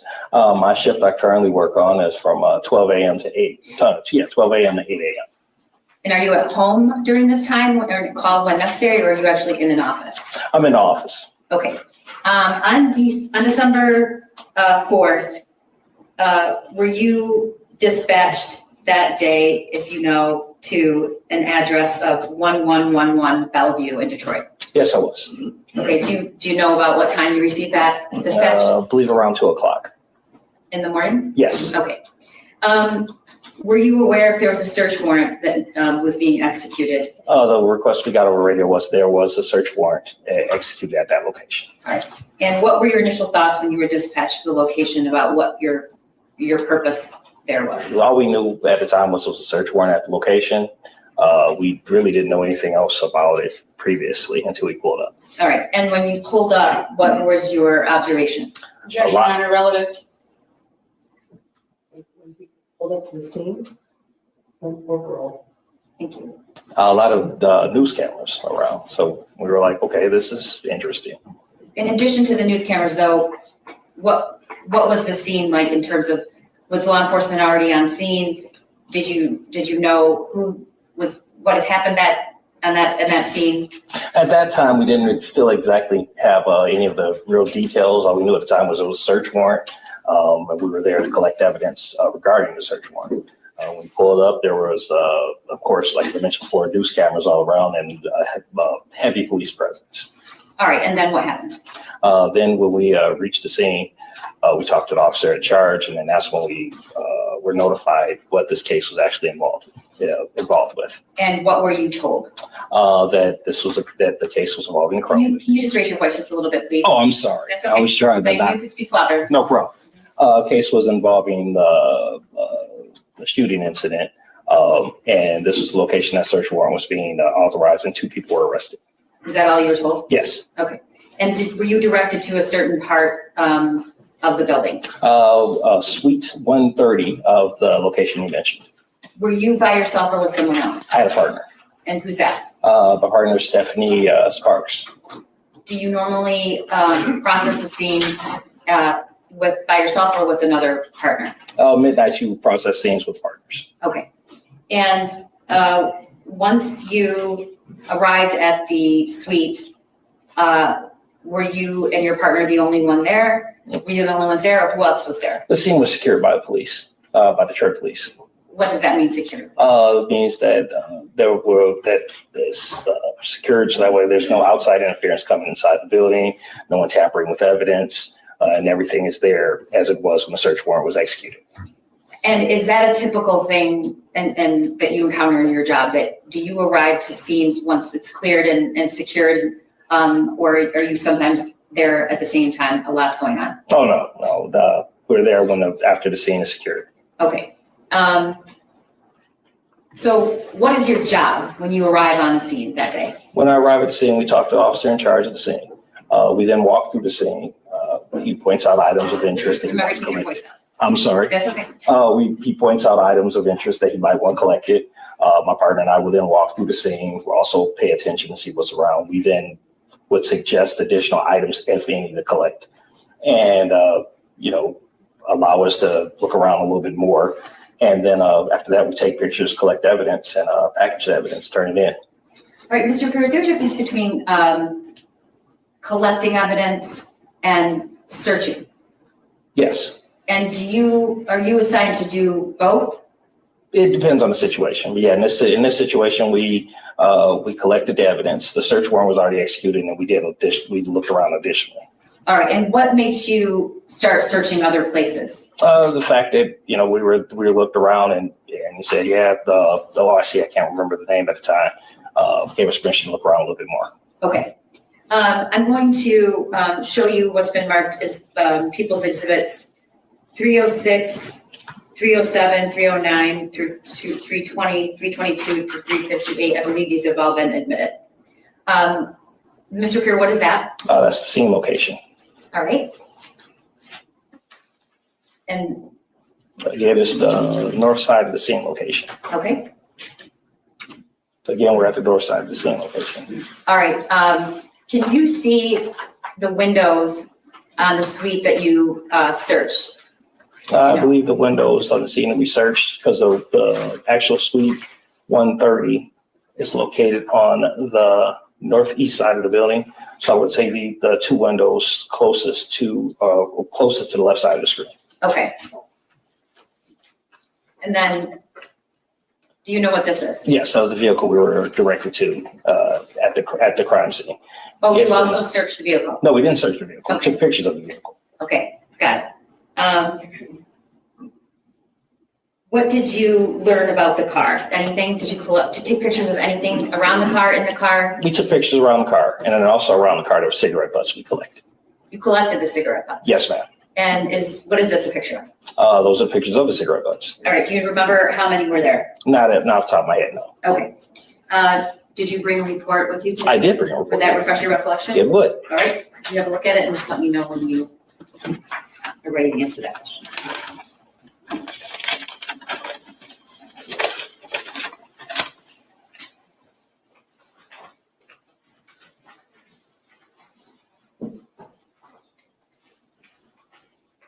Collected a total of 14 cigarette butts. Okay. Anything else around the car? Is that a picture? What are we looking at? The picture is behind the vehicle and more cigarette butts. And you collected those? Yes. Okay. All right, and 312 and then 313. What is that? That's suite 130. Okay. Is that where you searched? Yes. All right, and is that typical? You just take pictures of, what do you take pictures of as a matter of protocol? No problem. We take pictures of the area. In this particular situation, that's the actual room number. So of course we took pictures of the front door and the room number. As we enter through, we'll take pictures of there, see if there's any damage to the door, if any, if the door was breached, if it wasn't breached, if there was any damage at all. Was there any damage to this door? None observed. Okay, and the next slide is 314. Do you recognize that? Yes, that's the actual scene inside of the scene location 130. Okay. And then 315, is that also from a different angle? Yes, as we enter the room, that would be to the north. And those windows that we see, do you know where they faced? They are also facing north. Would those be the windows you just pointed out in the previous slide? Yes, ma'am. Okay. This is another angle? Yes, ma'am. Okay. And what's this? This is directly in front of the door, so that would be to the east side of the building. Did you observe a mattress in this building, in this room? There was a mattress in the room. Do you see it in this picture? You kind of see it towards the bottom of the screen. Yeah, right there. Okay. And the next slide? To the bottom right-hand corner of the screen, you see the mattress with the drawers on top of it. Oh, that's the mattress? Yes, ma'am. Okay, all right. And then I'm just gonna show you some slides, pictures of the scene, and you can just describe what angle it is and what if you see anything of significance to point out to the jury. Yeah. Okay. Again, you see the mattress, you see the drawers. You also see going just to the right of the mattress towards the edge of the screen. Sorry, to the right of the mattress towards the edge of the screen, you see a table with 2 solo cups. Right there? Yes. Okay. What is this? Again, we're right at the mattress. at the, I guess that would be the left side of the mattress, you have some clothes and a baseball cap. Great, and the next slide. What's significant about this, if anything? You got the mattress in the bottom right hand of the picture. Towards the left hand of the picture, right in front of the little shelving units on the floor, you have a Snipes clothing bag. All right.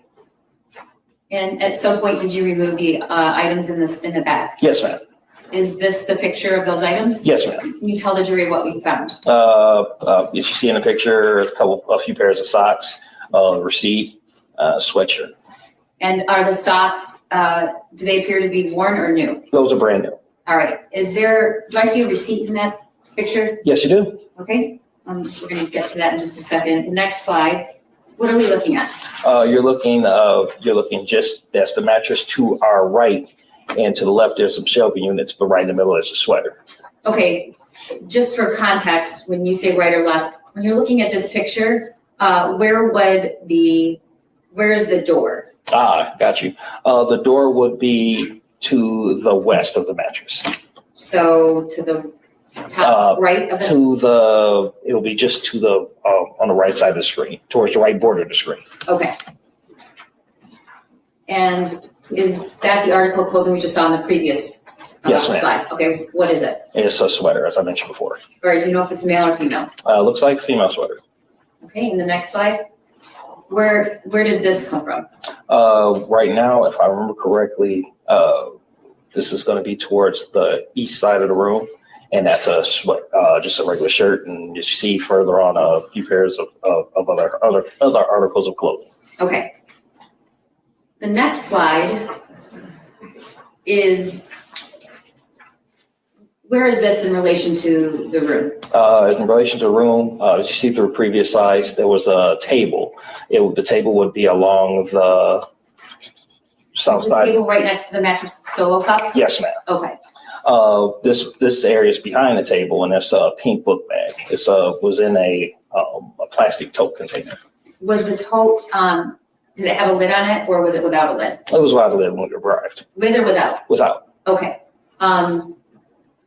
Do you know, did anybody take the lid off, or was it found like that when the individuals were arrested? Objection, Your Honor, speculation. I don't know how he would know that. I started out with, do you know? No, I don't recall. Okay, thank you. And was there anything else in this container other than the backpack? I'd have to go further through the pictures. Okay. What is this? That's the table that is right in front of the tote with the book bag. Okay, and can you tell the jury what was on this table? You have foodstuffs like bananas, orange juice, a Ferner's bottle, a Coca-Cola bottle, and solo cups. All right. And the next slide? Next side, we're right back at the tote with the book bag. All right. And what's this? This is the part where we're getting ready to go through the tote, through the book bag that we just pulled out of the tote. And what do you see? I'm sorry, what did you find in the backpack? Okay, to the left of the book bag, towards the top of the screen, you have a smaller little bag, and you also, as we're going to go progress through the pictures, you're going to see various articles of clothing as well. Next slide. Again, we're going through progressing through the pictures. You have the various articles of clothing. We still have that little smaller bag right there on top of the book bag. Was there anything in that bag? I have to look at my report to refresh my memory. Okay, go ahead.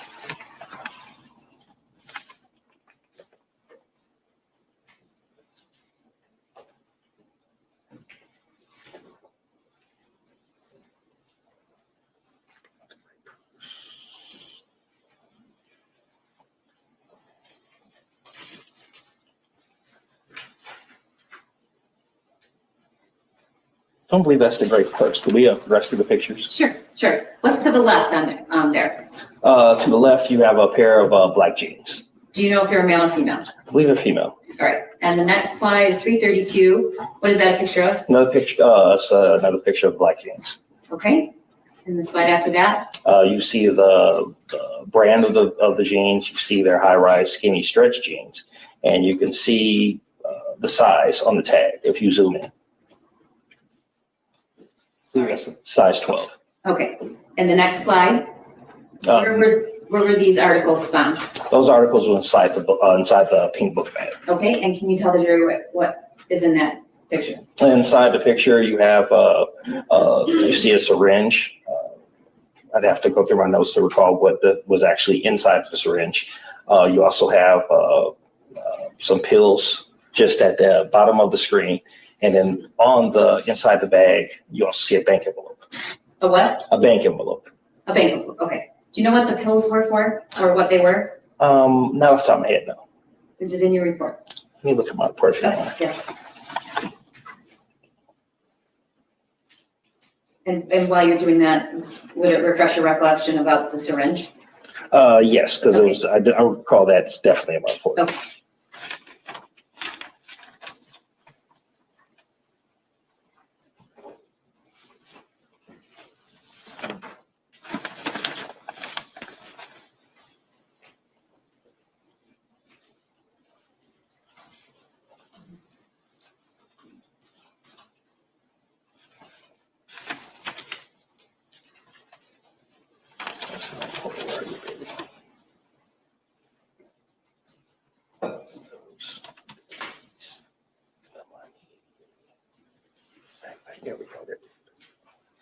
Okay, the syringe was the Exceed prescription for medication for a horse. Okay, That's the syringe that you see in the picture inside the bag.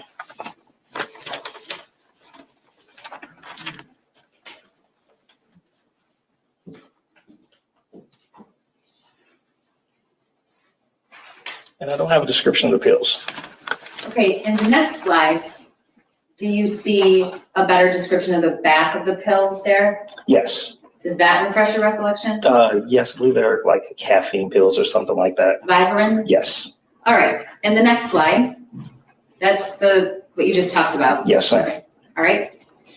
And what is this? Those are the articles of clothing I described earlier. And can you list those? They are female intimate garments, underwear and bras. And do you know how many pair of underwear? Now, off the top of my head.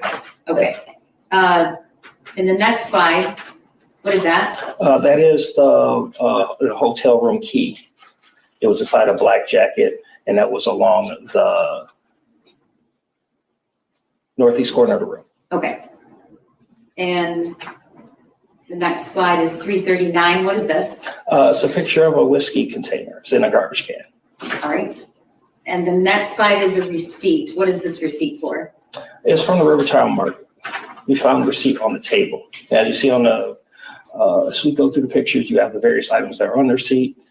And I believe the next picture also has the date on the receipt as well. What is this? That is going to be a plastic tote with an avocado inside the tote. Okay. And I remember last time you testified, you weren't sure what that was. Exactly. You've since learned it was an avocado. Yes, ma'am. Okay.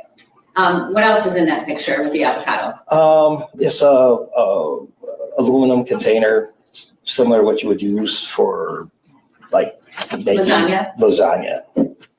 Okay. And what's inside of it? Melting ice in an ice bag. So was it completely melted or was it still cold? At the time, it was completely melted. Yeah, at the time it was completely melted. Was it still cold? No. Okay. The next slide. What is this? It's a receipt. Is it the receipt that we just talked about at Rivertown? I would have to look at the picture before because as you see at the top of the receipt, it has 14. And on a previous picture,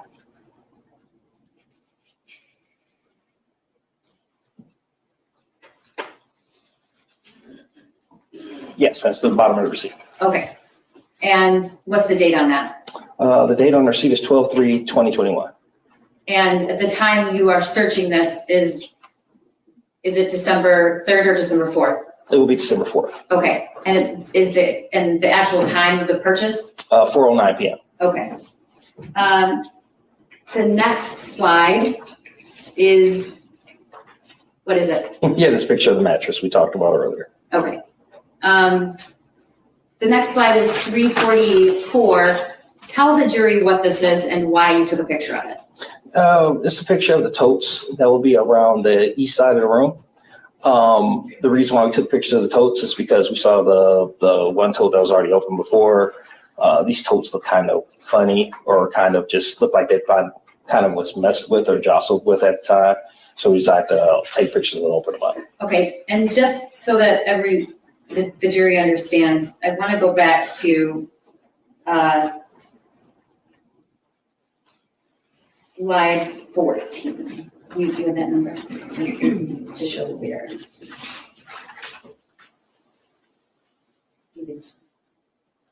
Sorry. Okay, so do I have this right? There were 2 separate plastic totes that you discovered items in? Yes. Okay, and were they found in the same place? No. All right, you testified earlier that the tote with the pink backpack, where did you find that? The tote with the pink backpack, as you go through the picture, you see the table just to the left side of the screen in that corner. That's where the one tote with pink book bag is located. So how far away from the mattress? It's the mattress, table, then the tote. Okay, so a foot, 2 feet? About a foot, yeah. Okay. About a foot, yes. Okay, and then you said you searched and discovered more items in a different tote? Yes. Where was that? Towards the top of the screen, you have the yellow scaffolding or whatever holding the totes. Then behind that area, behind the table right there would be the next area of totes. Okay, so is it on that scaffolding you found it? Right behind it. Right behind the table. Right behind there? Yes, ma'am. Okay, so was that visible when you walked into the room? No, as you walk into the room, you look around, during the search of the area. Okay, so that tote that was found on the other side of the room, what was discovered, if anything, in that tote? In that tote, that's where we found the purse with the money as we go through. Okay, one moment. Okay. Was the tote found in that condition? And I guess what I'm asking is, was there a lid on it? You see the lid on it. As we take pictures, you see it as we progress. Okay, next slide. What is that? Again, you see the tote being moved over a little bit, and you see the purse. Okay. What is this? Yes, now we're looking inside the purse. All right. And then the pictures, is this how you do it? You take a picture of the first item and then all of the things that you take out of it? Yes, ma'am. We take it in progression. Okay. Sorry, you told me that. All right, next slide. What is this? You see the bank envelopes. You see a search warrant under the bank envelopes. And you see the 2 bank envelopes as well top of it.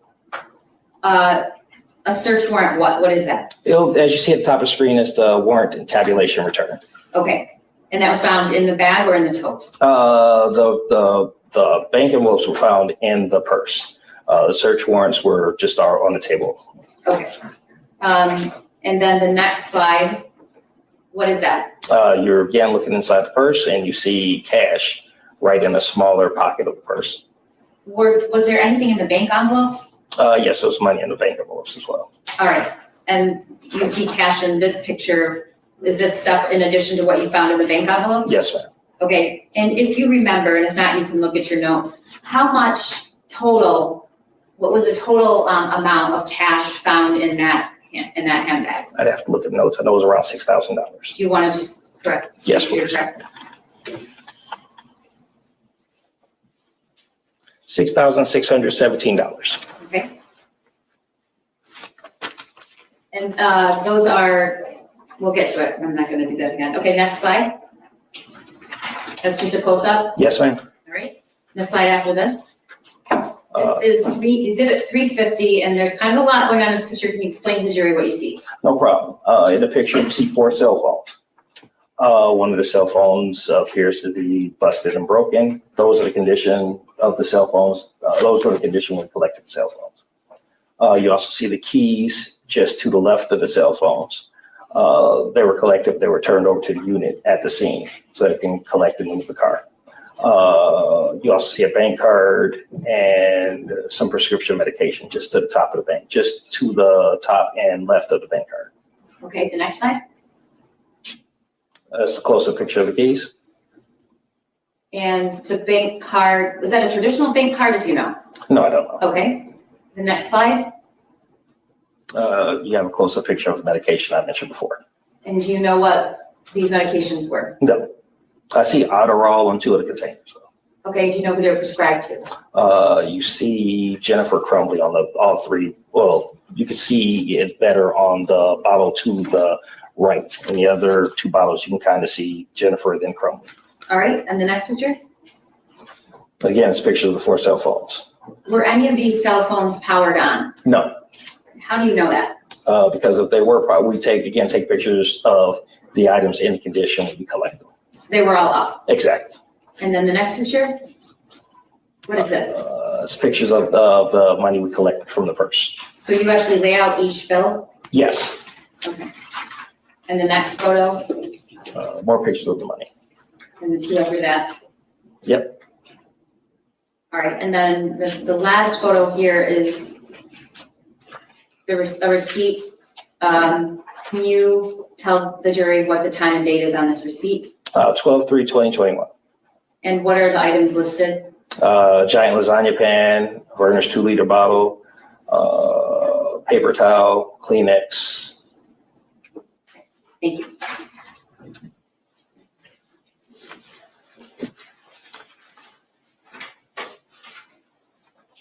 At what time do you estimate that the search was completed? I'd have to look at my notes, definitely get the time. Okay. For the sake of time, does it around 5 a.m. sound? Yeah, right around to you? 5 a.m. Okay, and then when you were done, what did you do? We were directed to take pictures of the prisoners. And is that a normal thing in your job? If we were directed to, yes. Okay, so where were these individuals located? In Oakland County Jail. So did you drive straight to the jail? When we were directed to, yes. Okay, as soon as you finished the search? Yes. Okay, and when you arrived at the Oakland County Jail, what did you do? We took pictures of both the Crumbleys individually. First, we took pictures of Mr. Crumbley first and then Mr. Crumbley. Okay. And what's the purpose of that? The purpose of it was the fact that show any injuries if there are any, and the condition when they were arrested. Okay, thank you very much. Nothing further. Sorry, I didn't hear the end of your response. If there are any injuries or their condition when they were arrested. Thank you. Yes, Your Honor, briefly. Good afternoon. Good afternoon. As a forensic technician, your role is to document what you see at a scene, correct? Yes, ma'am? Your role is not to investigate what may have occurred prior to your arrival. No, ma'am. You testified that when you arrived at 1111 Bellevue, that there were a lot of news cameras. Yes. There were a lot of law enforcement, if you recall. Yes. It was kind of a chaotic scene. I wouldn't say chaotic, but it was officers and cameras at the scene. You were told that you were notified, you were not notified what the case was involving before arriving at 1111 Bellevue, is that correct? Exactly. You were only told there was a shooting incident. We were told that we were collecting for a search warrant. For a shooting incident. We were told we were collecting for a search warrant. Okay, so you weren't told anything. Again, as my report says, on the first page, as you look at the first line, the information received a request to process the scene of a search warrant and arrest at the address 1111 Bellevue from District 1 Dispatch. And I thought that in your direct testimony with the prosecutor that you said that you were notified that the case was involving a shooting incident and that 2 people were arrested. Just to clear up, I'm not sure of the time of when he was notified at the scene versus before he left. So I just want clarification. Do you recall testifying in that way? I don't recall. What I said, and we're talking about this specific time, was when we were informed from District 1 it was search warrant. When we arrived, that's when we understood it was connected to the shooting incident. So after you arrived at 1111 Bellevue? Yes, ma'am. Thank you for clarifying that for me. You said that when you initially get to a scene, you walk through and the officer in charge points out items of interest that he or she wants collected. Yes, ma'am. And then you may also walk through with your partner and identify additional things. Yes, ma'am. And we saw some of those things today, like the tote that you ended up taking photos of where their purse was. Is that Yes, correct? You testified that you collected 14 cigarette butts. And you can look at your report if you'd like. Thank you. I appreciate it. I'll stipulate he said 14. Yeah, 14. And it's your understanding that, from your recollection, those cigarette butts were collected next to IKEA. We had a photograph of. Yes, ma'am.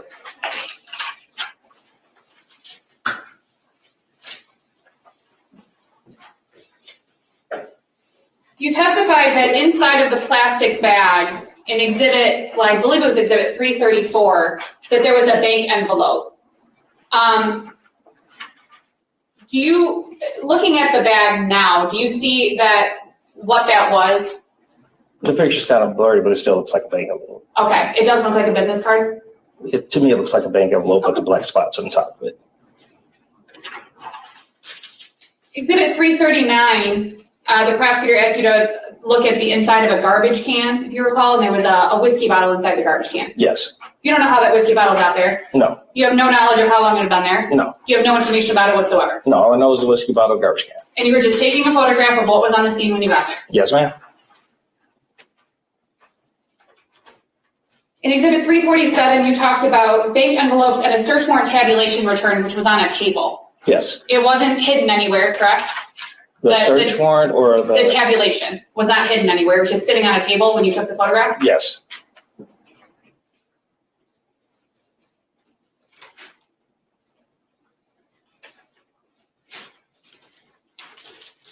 And you completed the search that you arrived on scene around 2 a.m. and you were done around 5 a.m.? Yes.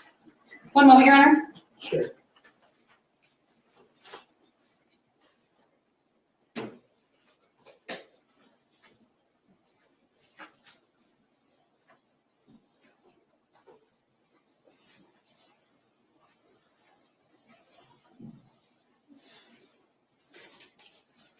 In the photographs that you took photographs of cash. You don't know what that cash was for. That's fair. Because again, you were just taking photographs of what was on the scene when you got there. It was cash in the purse that I collected. Right. Thank you. No further questions, Your Honor.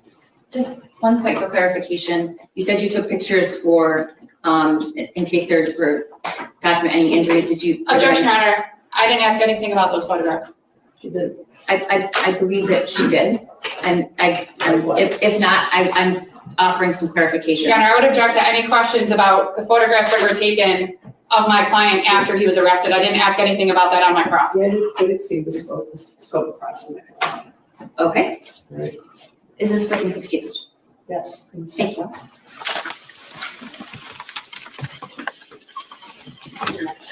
Tim Willis.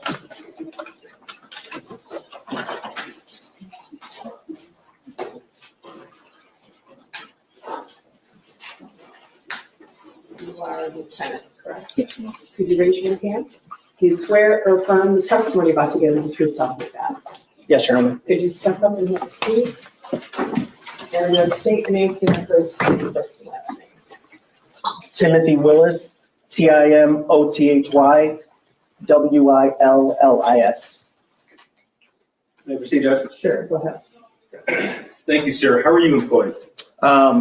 Detective Lieutenant with the Oakland County Sheriff's Office. How long have you been with the Oakland County Sheriff's Office? Approaching 28 years. Okay. You said you're a detective lieutenant right now? Yes. Tell us, please, what that means. I oversee a handful of divisions within the Sheriff's Office, the Special Investigations Unit, which I know we've mentioned at court, the Fugitive Apprehension Team, our Computer Crimes, which Detective Wodrowski had worked for, and our Warrants Division. Okay. And we'll get into some of that in a little more detail. Is it fair to say that you're the officer in charge in this case, or one of the officers in charge? Yes, that's fair to say. Just to clear something up quickly, when James Crumbley was arrested on December the 4th, 2021, did he have any injuries? Not to my knowledge, no.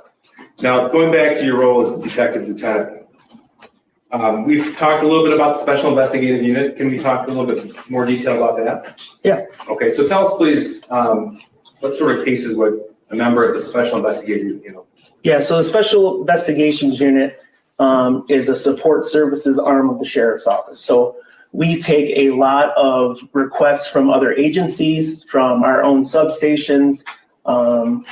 Oftentimes we handle political cases, complex cases, high-profile cases, things of that nature.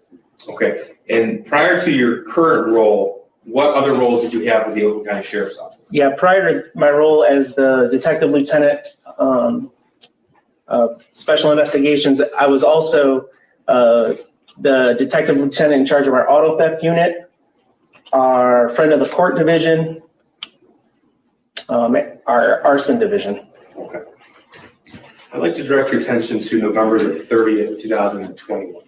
Okay. Do you remember that day? I do. Were you notified of an active shooter situation at Oxford High School that afternoon? Yes. Can you tell us, please, where you were when you were made aware of that? I was actually at the prosecutor's office at the time. I was made aware discussing another matter. The prosecutor and her chief assistant came in and advised me that there had been a shooting at the Oxford High School. So what did you do with that? What did you do next?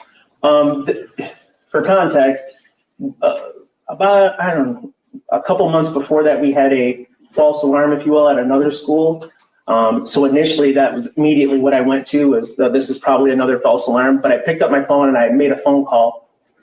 I've thought about it a million times. I have no idea who I called, but I do remember the response was, this is a real thing. This is real. Okay. So tell us what you did, please. I obviously, ran downstairs or took the elevator downstairs, ran to my vehicle, and immediately proceeded to the Oxford High School with my lights and sirens activated. Okay. Do you recall the approximate time you would have arrived at Oxford High School? I think it around 1:20 in the afternoon, approximately. Okay. Tell us what you saw as you arrived on scene. There was the largest emergency first response that I've ever seen in my career, and second place isn't even close. When I got there, there were students were being evacuated, and more and more officers were rushing in. EMS was on scene. I vaguely recall our helicopter flying above. It was just a something I'd only seen on TV before. Nothing I'd ever experienced. Okay, so at that point in time when you arrived, was the scene still active? It was, yes. I'll show you what's been admitted as People's 9. Is that screen in front of you working? Yes, it is. Okay. So this is a map of the Oxford High School? Yes, sir. Okay. And as you pull up on scene, you made those observations. Tell us where you went next.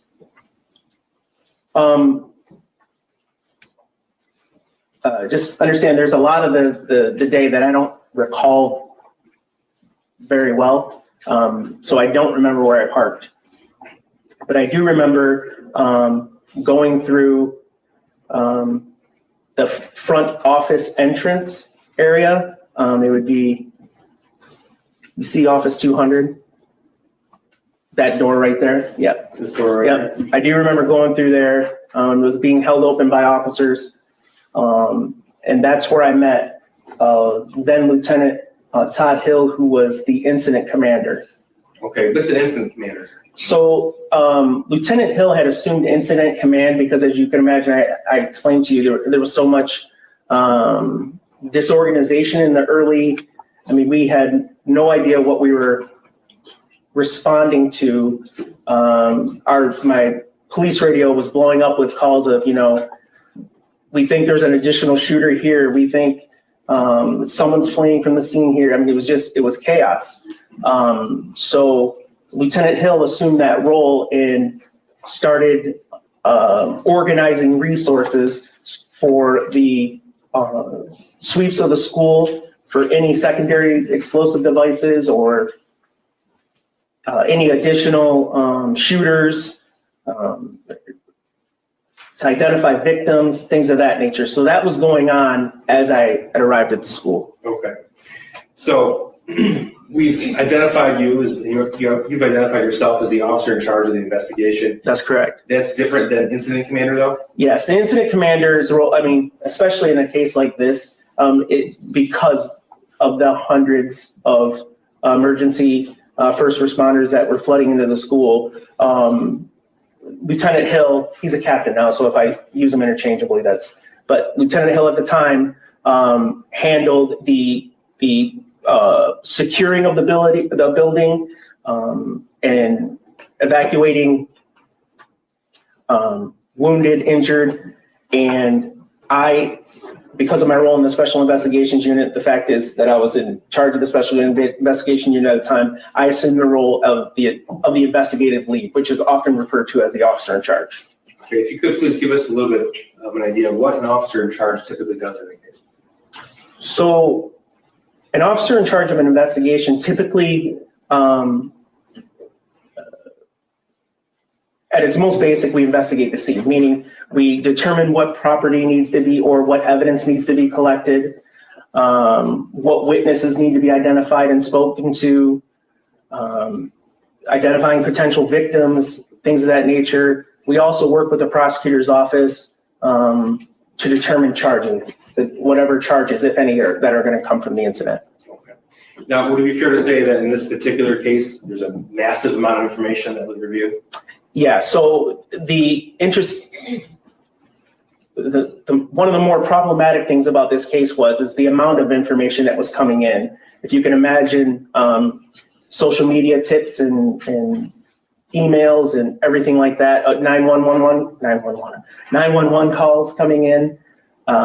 It was information overload, and all the best we could do was, just try to process things as they came. Now, so it would be fair to say that you have reviewed the evidence in this case, at least in a supervisory way. Yes, that's correct. I'm going to start off with your testimony where we left off the last few witnesses, and I'll go through the exhibits that have been admitted already. This is exhibit 361. So a little bit of background here, sir. Were you made aware that the defendant, James Crumbley, and his wife, Jennifer Crumbley's phones were seized the evening of November 30th? Yes, as part of the, if I can back up just a second. Sure. So as the OIC, there was a point in time where I advised, and it was just announced basically, that if you're an investigator, come see me, because I knew there were so many things jobs that needed to be done. So a handful of investigators were sent to different hospitals, area hospitals, whether we knew that there were victims there or not. We had some reason to believe that there were victims being shipped everywhere. Lieutenant Marsband was handling, once the shooter was identified, handling the scene at the shooter's address. Special Agent Brandon had come up to assist me in identifying the murder weapon. So there was just, and I actually had a scribe next to me just jotting down as fast as she could when I would make an assignment, who was doing it and what the assignment was, because it was a ton of information. So I think we'll back it up a little bit further. Okay. Now you're aware of when James Crumbley was charged with involuntary manslaughter? Yes. Okay, when was that? He was charged with involuntary manslaughter. I believe it was around noon on December 3rd. Okay, so the shooting was Tuesday, November 30th, and there's Wednesday, December 1st, Thursday the 2nd, and Friday the 3rd. That's correct. Okay. Now tell us, sir, what happens when someone is charged with a felony in Michigan? So when the prosecutor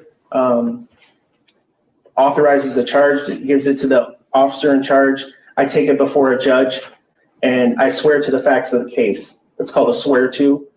And then the judge determines whether or not the information held within that complaint and warrant is sufficient to support a charge. Okay, is that public or is that done in private? That's all public. And did you do that in this particular case? I did. Okay, you personally? I did.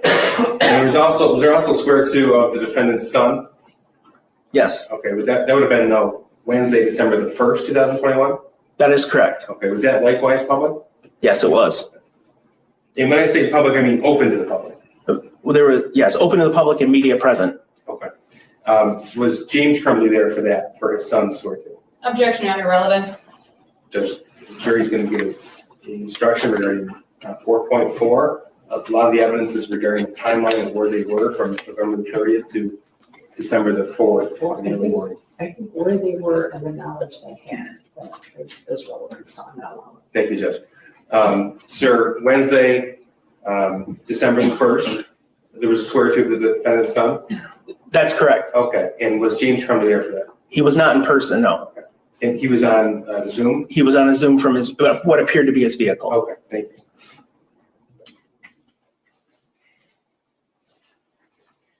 Now, we've already heard from Dave Hendryx, who was, at the time, the sergeant in charge of the Oakland County Sheriff's Office Fugitive Apprehension Team. Part of your role as detective lieutenant, would that be supervising the Fugitive Apprehension Team? Yes. Okay. So did you assign him with his task of locating James and Jennifer Crumbley on Thursday, December the 2nd? I did. Okay, tell me about that, please. So, as I stated earlier, the officer in charge of cases presents information basically to make it clear to a prosecuting attorney. The prosecuting attorney, in discussions with the officer in charge, determines what, if any, charges are going to come from it. We, at the time the shooter was charged, volumes of information was going into the prosecutor's office, and there was discussions on December 2nd about the possibility of charging the shooter's parents with involuntary manslaughter. Okay, is that why you made that call to Sergeant Hendryx, or retired Sergeant Hendryx? Yeah, what we knew at the time, the only thing that I knew at the time, and again, there was a lot of irons in the fire. The only thing I knew at the time is they weren't at their residence. They weren't actively staying at their residence. So I thought it was important that we try to locate them. Okay. So now going back to Exhibit 361 on the screen here, you had mentioned that you had assigned Lieutenant Marsban with a search warrant of the defendant's home at 112 East in Oxford. Yeah, that's correct. Okay. And so that occurred on Tuesday, November the 30th, 2021? Yes, sir. Okay. And were you made aware that their phones were seized as part of that search warrant? Yes, I was. Okay. And we talked a little bit about track phone or burner phone, how they're referred to interchangeably. Were you made aware, did you learn that the defendant and his wife purchased those phones? I was, yes. And so what's in Exhibit 361? So this is a receipt from the Walmart in Lapeer, Michigan, for the purchase of the track phones. Okay, so just for a timeline, this is at November 30th, 21, 8:01 p.m.? That's correct. Okay. This is Exhibit 362. What are we looking at here? This is a receipt for the Holiday Inn Express. So the shooting was on the 30th. They checked in on the 30th and they departed on the next day. Okay. And do you recall where this Holiday Inn Express was located? Yes, that's the Holiday Inn Express in Lapeer.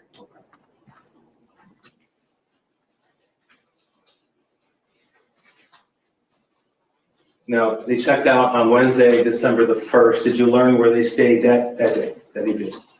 I did. Okay, this is Exhibit 365. What is this? This is the receipt for the extended stay, check-in date in Auburn Hills. The check-in date is December 1st and the checkout date was December 3rd. So December 1st is the Wednesday, the 3rd is the Friday.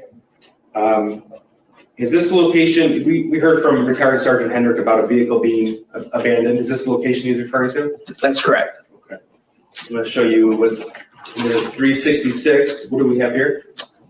This is the vehicle we come to learn to be the defendant's vehicle. You said they checked out on Friday, December the 3rd? Yes, sir. Okay.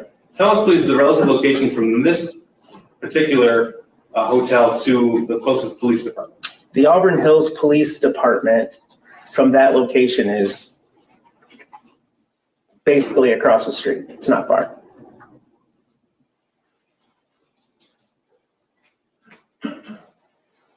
Now, regarding Exhibit 361, just so we're clear, it's your understanding that they were actually told to purchase these phones, is that correct? That is correct. So Detective Sergeant Bryan, who testified earlier,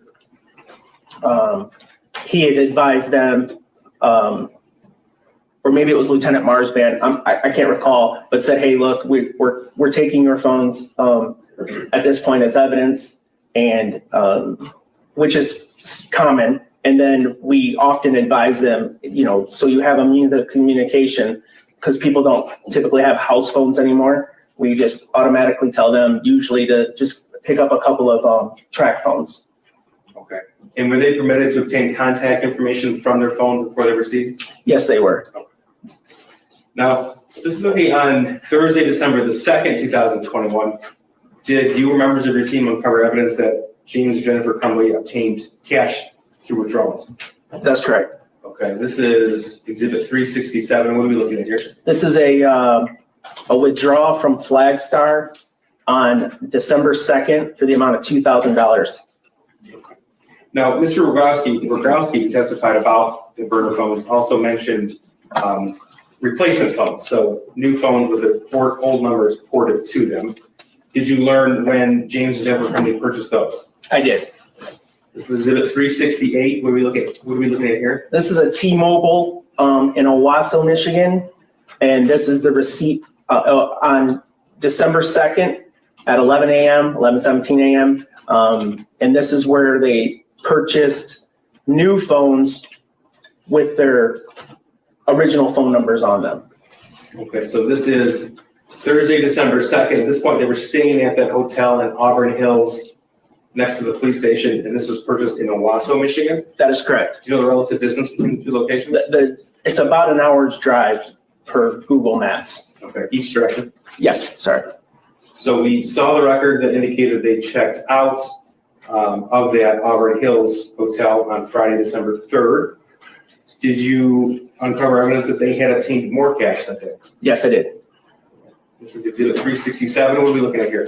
This is a withdrawal from Flagstar on December 3rd for the amount of $4,000. Was evidence uncovered to suggest that they had transferred money from their son's account? Yes. This is Exhibit 370. What is this? This is a Flagstar withdrawal from a Simply Kids Savings. There's two withdrawals. There's 1129. In the amount of what? $292. And then there's a second withdrawal on the 30th the following day of $3,000. Okay, what was the balance left in this Simply Kids savings account? The remaining balance was 99 cents. Okay, and that was the day of the shooting, the 30th? The 30th, yes, sir.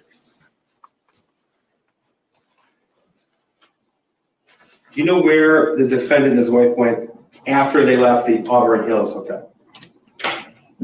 Yes, once they left the Auburn Hills Hotel, they went to the address in Detroit on Bellevue. Okay, and that's when heard testimony from Mr. Kertley and the Detroit police officers, 1111 Bellevue in Detroit? 1111 Bellevue, correct. Okay.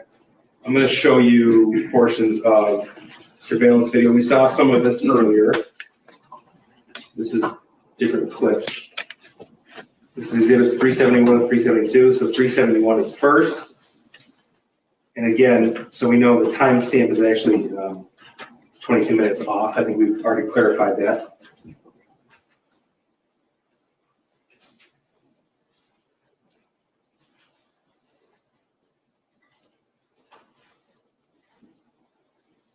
So the record is clear. The actual time here is 10:58 a.m. Is that your understanding as well, sir? Yes, it is. Okay.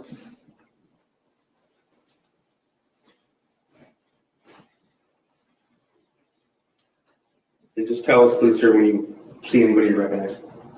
The man walking with his phone, I believe, is the leasee of the suite or room or whatever that the Crumbleys were staying in. So suite 130? 130. The vehicle coming in is the vehicle that we identified as Jennifer Crumbley's Kia.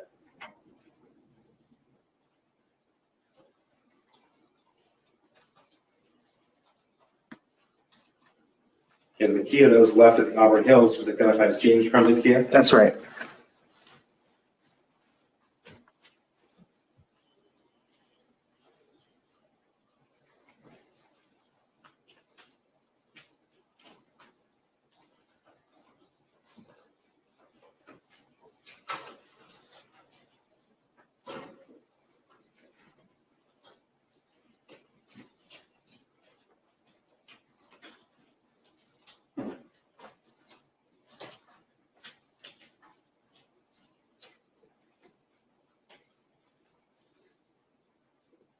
You recognize another individual exiting from what was identified as Jennifer Crumbley's Kia? I recognize both individuals, Tell us who, please. James Crumbley and Jennifer Crumbley. And where is the defendant, James Crumbley, in this video?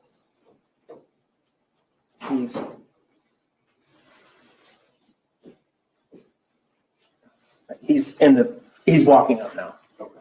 Sorry. Right here? Correct. Okay. Now, this is the location they were found at 1:30 a.m. the next day, is that correct? That is correct, yes. 11:11 Bill. Okay. Yep.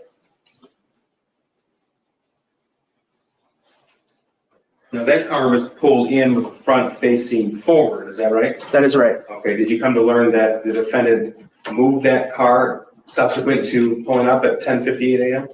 Yes. I'm going to show you what's been admitted as 372.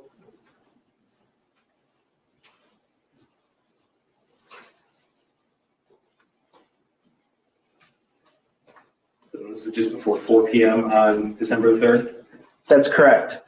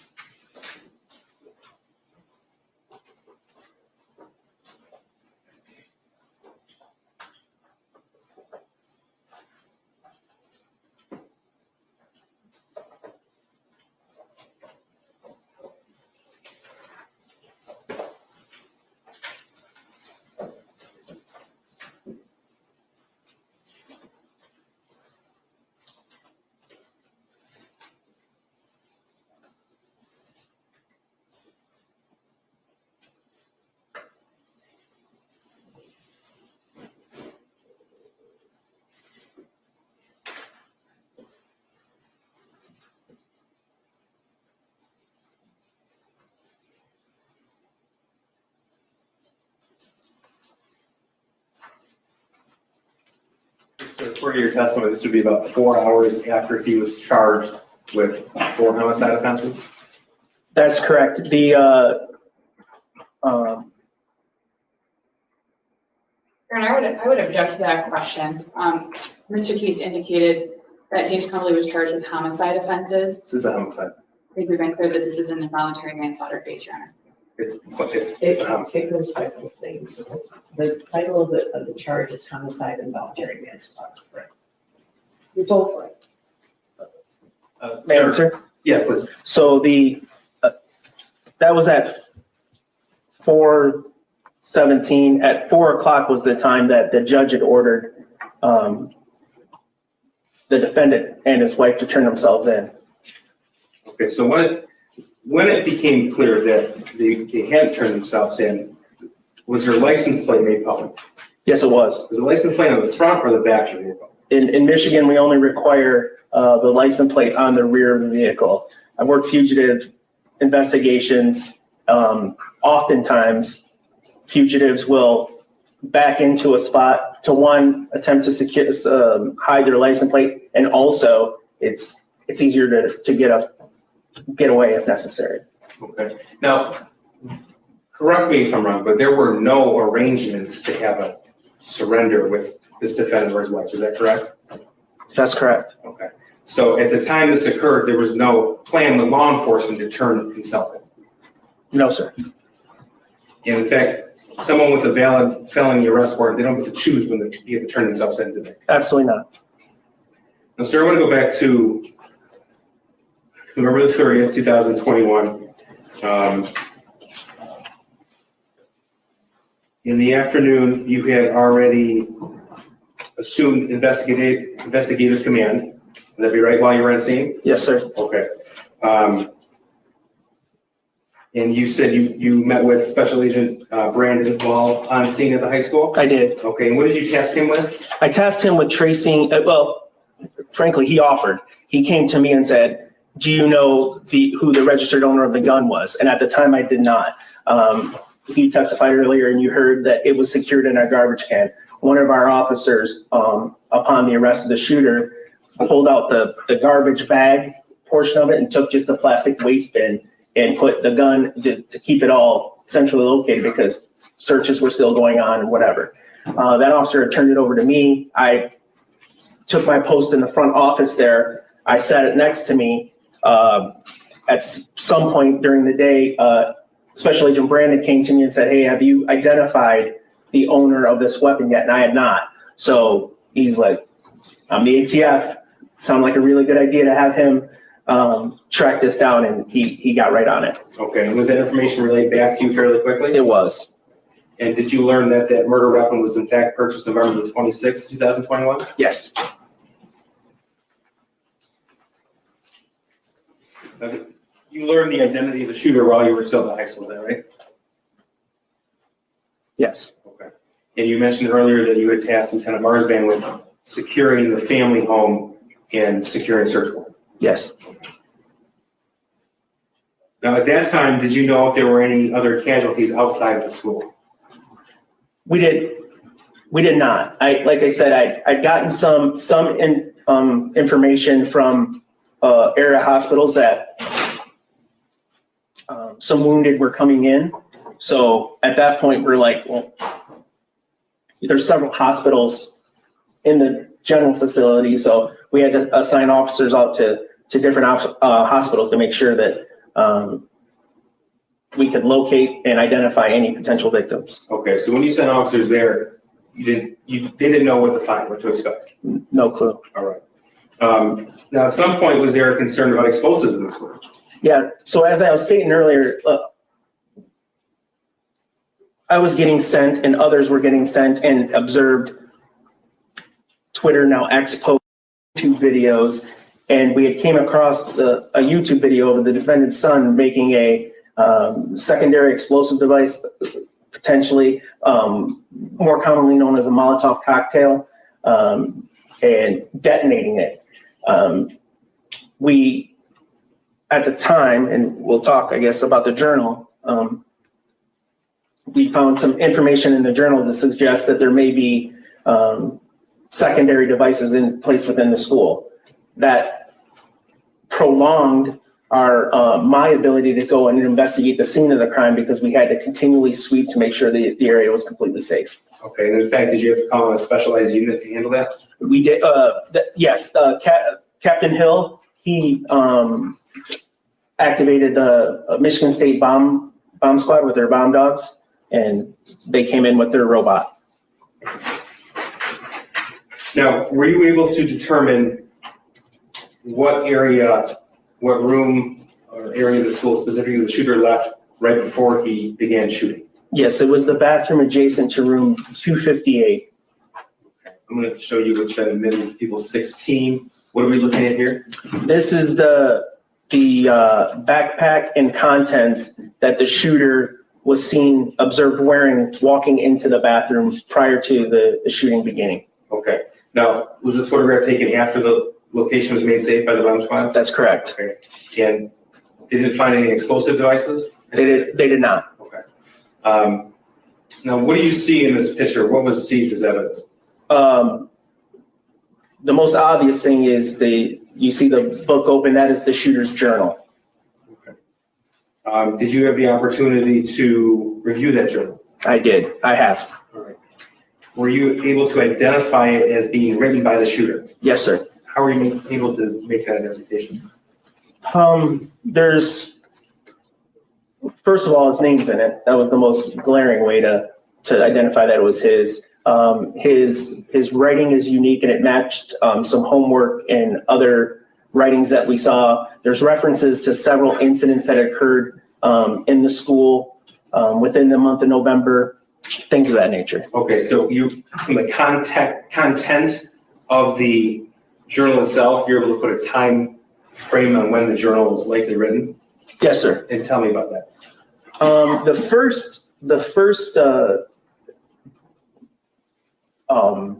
date written would have been November 9th.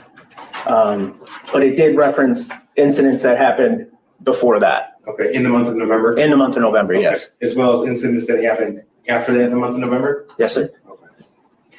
How many pages of writing are contained in that journal?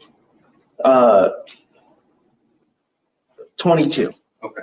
So is it filled with writing from front to back, or is it at different parts, or how is it? No, it actually appears to be written from back to front, and it stops about a quarter way through. Okay. Now, out of the 22 pages, is there, I guess, a title page or something to signify the end of the journal, end of the writing? Yes. I mean, okay. To answer your question simply, yes. So out of the pages with writing in that journal, how many contain reference to the school shooting? All 22. Now, for the record, I'm going to show you some of these slides, or some of these passages rather, from the journal, and I'm going to refer to them by page number, and just so you're clear, sir, they're indicated page 1 from where the writing starts to page 22, which would be the back binding of that journal. Is that accurate? Understood, yes. Okay. Now, is the journal in written format or were drawings contained as well? Both. Okay. Were there any passages in this journal that you noted indicative of the shooter's request for mental health help? Yes. This is People's 359. Can you read what's written in this passage, please? Yes. I have zero help, and help is bolded, for my mental problems, and it's causing me to shoot up the fucking school. This is page 5. For the record, that was page 6 on the journal. Same exhibit, page 5. Could you read that, please? Yes. I want help, but my parents don't listen to me, so I can't get any help. That's page 5. This is page 19. What does this say? My parents won't listen to me about help or a therapist. Right. Now, were there any journal entries about the shooter's desire to obtain a 9mm handgun? Yes, sir. Same exhibit, page 3. Can you tell us what this is, please? Yes. The shooter writes, so we should be bound to get my SD 9VE soon. Okay. Now, that specific term, SD9VE, did you see that anywhere else in this case? Yes, I did. This is People's 85 and 86. What do we see here? This is a picture of a Smith & Wesson model number SD9VE that was for sale, that was extracted from the defendant's phone. Okay. And Mr. Rogowski testified this was from Monday, November the 8th, sent from the defendant's son to the defendant in a message that was deleted. You were here for that testimony? Yes, I was. Now back to the journal. This is page 22. Can you please read us what this says? Yes. Shooter writes, I want to shoot up the fucking school so badly. Soon I am going to buy a 9mm pistol. Same exhibit, page 17. Go ahead. All I need is my 9mm pistol, which I am currently begging my dad for. And page 22. I will have. This is the binding, right? The binding, correct. I will have to find where my dad hid my 9mm before I can shoot the school. And page 15. Unfortunately, my dad does not want me to get the 9mm gun, and we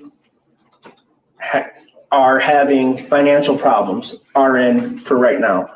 And I don't have a job, so now I'm pissed because I want to do the shooting with a 9mm pistol as they are effective for killing. But RN right now, all I got is a puny 22 LR Keltec that I don't know where my dad hid it. Okay, and we heard evidence in this case that James Crumbley obtained a 22 caliber Keltec pistol in June of 2021, is that right? That is right, yep. Were there journal entries regarding the shooter's plan? Yes. Here's page 3, same exhibit. Can you read this, please? I'm about to shoot up the school and spend the rest of my life in prison. Sir, did you find any journal entries regarding the shooter's access to the 9mm? Yes, I did. Same exhibit, this is also page 3. Go ahead. Excuse me. First off, I got my gun. It's a SP 2022 6-hour 9mm. Second, the shooting is tomorrow. I have access to the gun and the ammo. I am fully committed to now. So yeah, I'm going to prison for life, and many people have about 1 day left to live. Sir, we saw one of the journal entries that had the word help all bold that was across a couple lines. Were there any other writings or passages in that bolded format? Yes, there were, sir. Were there pictures in the journal as well? Yes, there were. Okay, like what? There's a picture of what appears to be an arm fully extended out with a gun pointed to the back of what appears to be a female's head.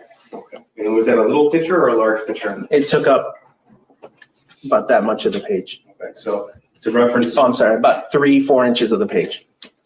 Now, was this journal a full-size book like this legal notepad, or was it smaller? It was smaller.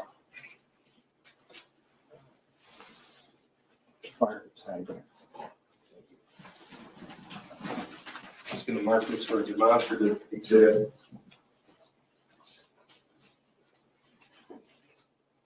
This will be 381. This is a demonstrative exhibit. Members Willis? Objections? None, Your Honor, just for demonstrative purposes. Put out a pair of gloves. Just take that out.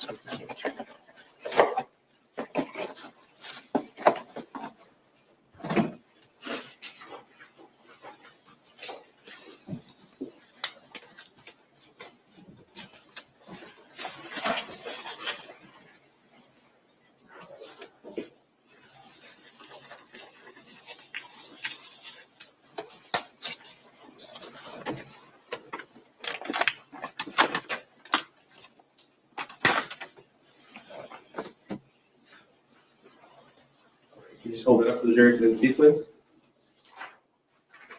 And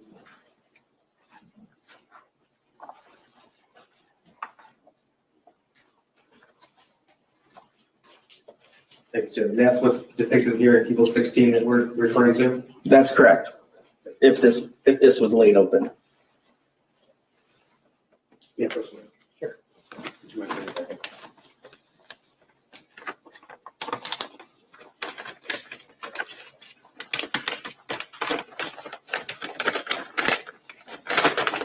Thank you, sir. Yes, sir. Sir, we've heard evidence and we've heard the 911 call that Gina Crumbley made on Tuesday, November 30th at 1:34 p.m. You're aware of that call? Yes, sir. And you were in court when it was played? Yes, sir. Okay. And we've also heard testimony that the Meyer and Ray Road next to the high school was the emergency location for Oxford High School parents in case of emergency at the high school. The reallocation point, yeah. And did the police likewise notify the community of that as well? Yes, they did. Okay. Do you recall when that occurred? I believe the first 911 call that the sheriff's office dispatch advised that the Meyer will be the relocation point was at approximately 1 o'clock that day. So just 10 minutes or so after the shooting. Okay, so the shooting began at 12:51 p.m. and 1 p.m. the same day? Yes, sir. Are you aware how many 911 calls were placed to dispatch in that time period? Yeah. Objection, Your Honor, relevant. He's going to testify as to who identified their son as the shooter, Judge. Okay, that's definitely how many, sustain. How many people identified their son as the shooter? Just one. Nobody else? Nobody else. Was there more than one 911 call? There was. Oh, I'm sorry, you're right. Maybe that is relevant. How many 911 calls is it relevant? Like, I guess that was how many. It gives the answer context. Okay. How many 911 calls were placed? at that day? 112 were able to be answered within the immediacy of the shooting. Okay, now those 112, how many identified their son as the suspect? Just one, the defendant. Okay, sir, as the officer in charge, you've reviewed the surveillance video of Oxford High School. Yes, I have. Okay. We're going to play that now. Judge, could you please instruct the media not to film? Can you remind me how long it is? I just want to decide whether or not. It's just a few minutes, Judge. It might be a good idea to put it after. Can you not videotape the video that we're about to play? And I also want to alert any victims or victims' family in the courtroom that we're about to play the video. Your Honor, I'm objecting for the reasons previously stated. I understand. May I proceed, Judge? Sure.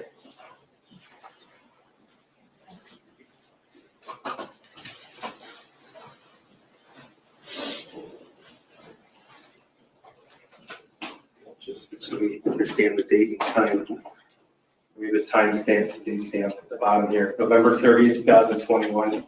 This is at 12:46 p.m., is that right? That's right. Okay, I'm going to. And prosecutor, it's correct, there's no audio. Correct, there's no audio. Let me know, please, when you recognize the shooter in this frame. Okay.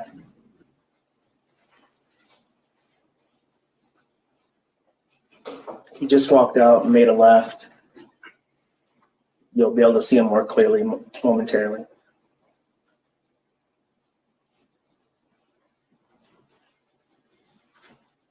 He's about to enter right now. Okay, the individual turning into the bathroom there is the defendant's son? That is the defendant's son, yes. Okay, so for the record, this is 12:46 p.m.?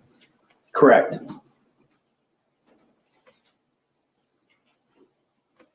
And this video it skips with time delay, is that correct? Yes, sir.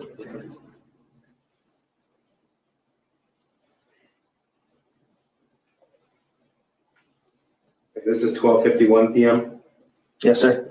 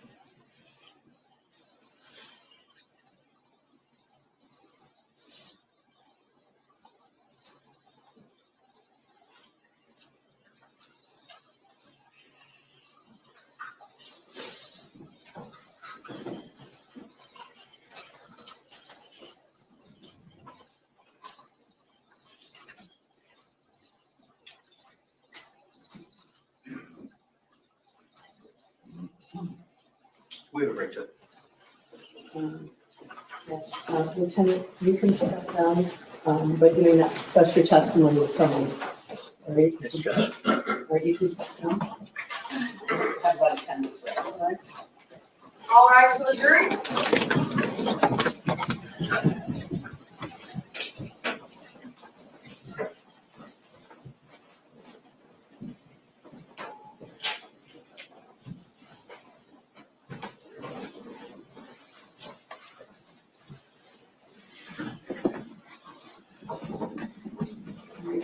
Be seated and please remain seated while the defendant is moving.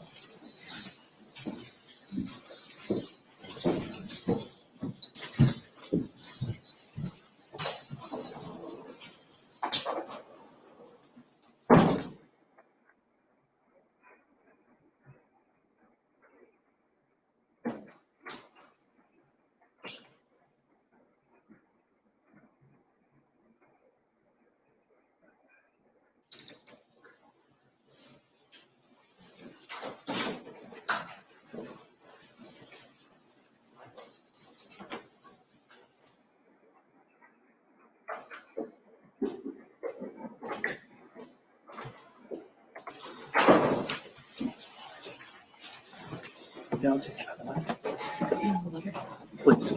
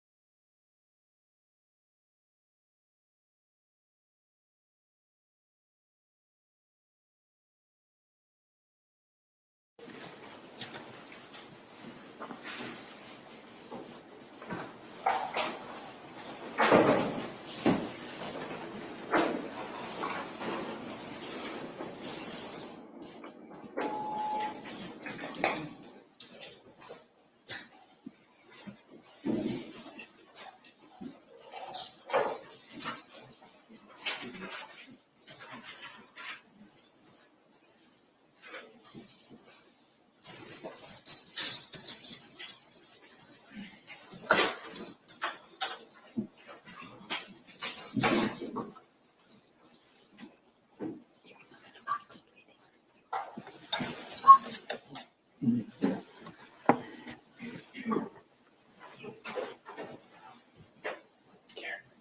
it 4 or 5?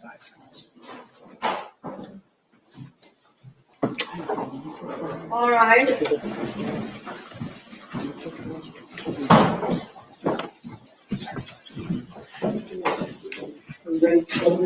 That's right.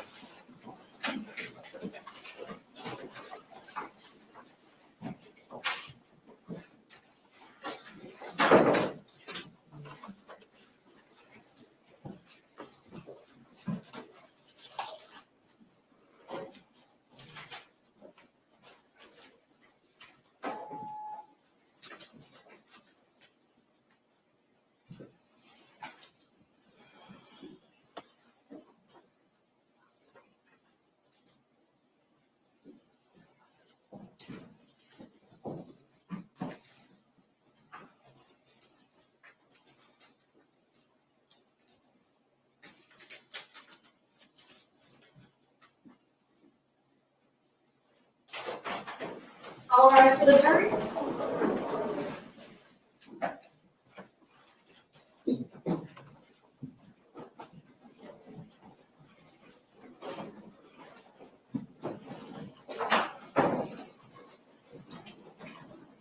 All right, you may be seated. Lieutenant, you look stronger. Yes, Your Honor. Go ahead, please. Thank you. Lieutenant Willis, the video we just saw had some split screens in that. Is that correct? Yes, sir. Okay, so just so we're clear, that was, Mr. Wobrowski testified to nearly 100 surveillance cameras. He spliced the video together. Yes, sir. Okay, so that was just picking the same time, but just different angles, the same hallway. That's correct. Sir, could you tell us, please, who was wounded on November 30th? The wounded was Phoebe Arthur, Elijah Mueller, Riley Franz, Kali Osage,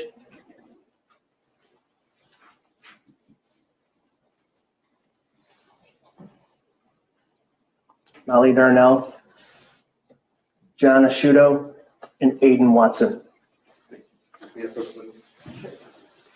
This is admitted as People's One.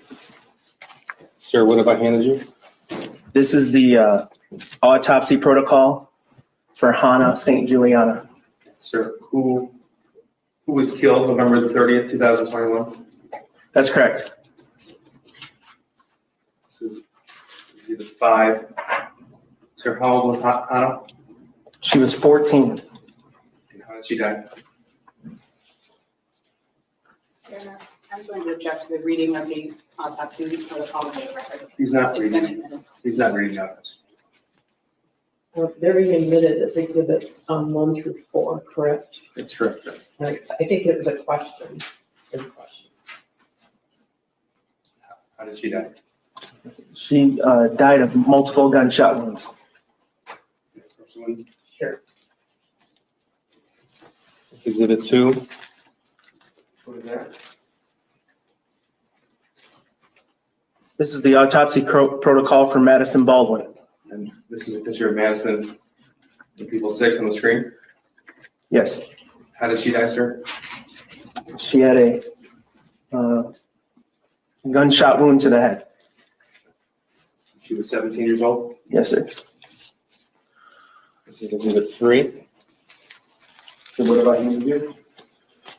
Autopsy protocol for Tate Muir, and he was 16 years old. And how did he die? He died from multiple gunshot wounds. This is exhibit 4. That's an autopsy protocol? Yes, sir. This is for Justin Schilling. He was 17 years old. And how did he die, sir? Died of a gunshot wound to the head. And those are the 4 students who were killed inside Oxford High School on November 30th, 2021. That's correct.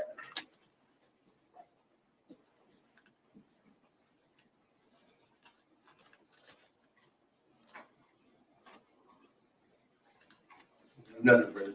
Cross.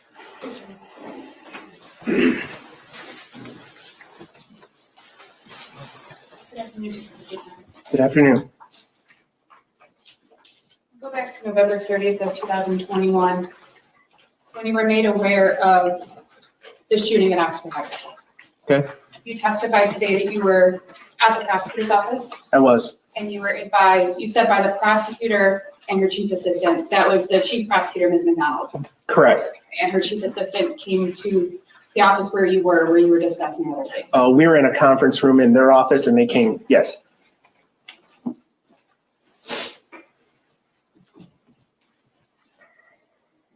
The prosecutor asked you about these swear-tos that were conducted both for the charges made against him and the charges alleged against his son as well, the charge made against his son. Do you recall those questions? I do. And the prosecutor confirmed with you that the process for the swear-to is open to the public. That's correct. You said that both the public and the media were present at the swear-tos for both Mr. Crumbley's son and also Mr. Crumbley. That's right. For Mr. Crumbley's son, you made note that Mr. Crumbley was not present in person for the swear-to in the arraignment. Yes, I stated he was he was there on Zoom. And if you recall, his son was also on Zoom for the arraignment, is that correct? His son was in custody. Okay. Yeah, But he was not there in person in custody, if you recall. that's correct. After the Oxford High School shooting on November 30th of 2021, do you recall receiving tips and receiving information and were made aware of concerns for the safety of James and Jennifer Crumbley after their son's name had been made public, if you recall? I don't recall that. Do you recall that their residence had been identified publicly? I don't recall it, but if I can explain, I think I do know that there was media was there, but I don't recall it being released anywhere, if that makes sense. And I'm not suggesting that law enforcement released that location. Obviously, you talked about the social media posts, Yes. that there was a lot of information coming into you and your department. There was a lot of information being made public that wasn't necessarily true. There was a lot going on at the time on November 30th of 2021, separate from the tragedy at the school. That's fair.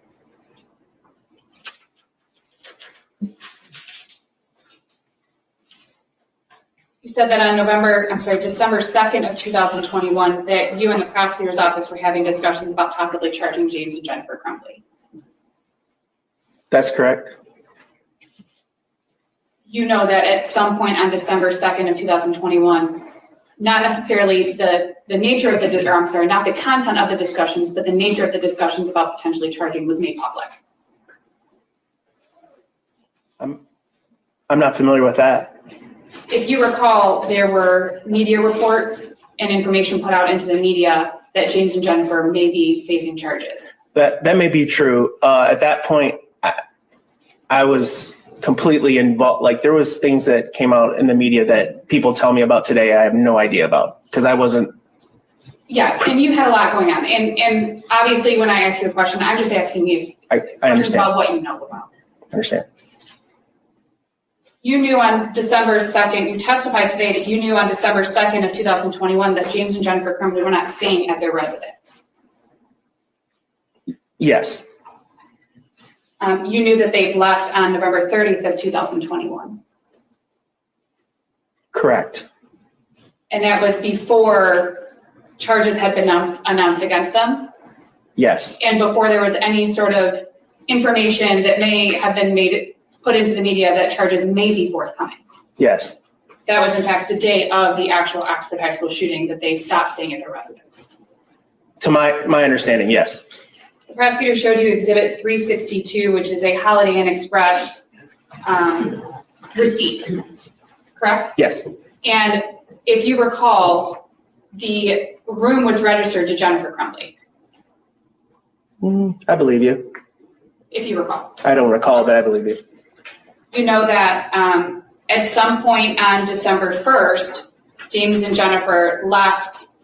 Oh, and before I go past that, you also know that on November 30th that James and Jennifer Crumbley obtained those track phones from the Walmart in Lapeer.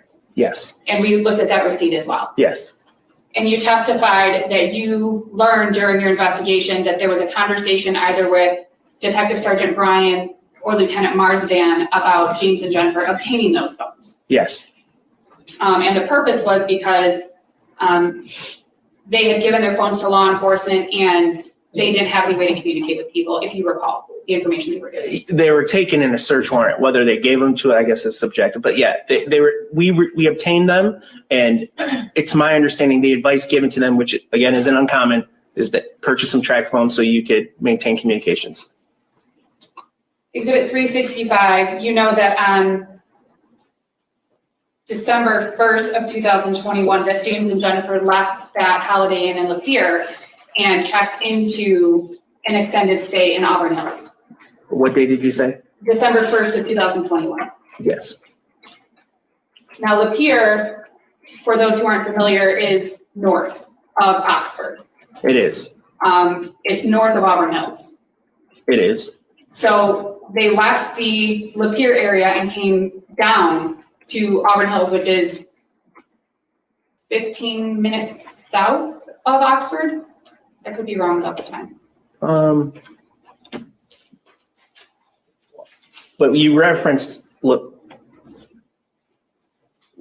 Lapeer essentially borders Oxford. Okay. And On the north side, and then you got Rochester. 20 minutes. I don't know. Okay, I won't lock you into a time, but they came and they came slightly south of, still in Oakland County, correct? Yes. Okay.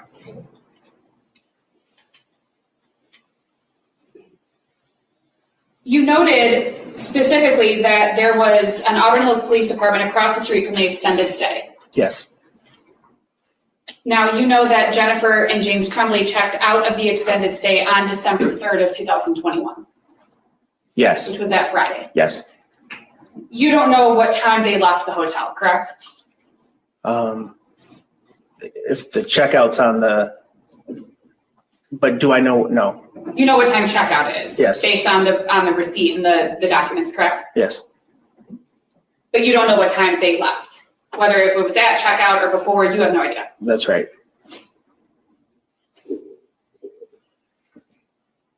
At some point on Exhibit 368 is the T-Mobile receipts from the T-Mobile in Owasso. Okay. Those are dated December 2nd of 2021.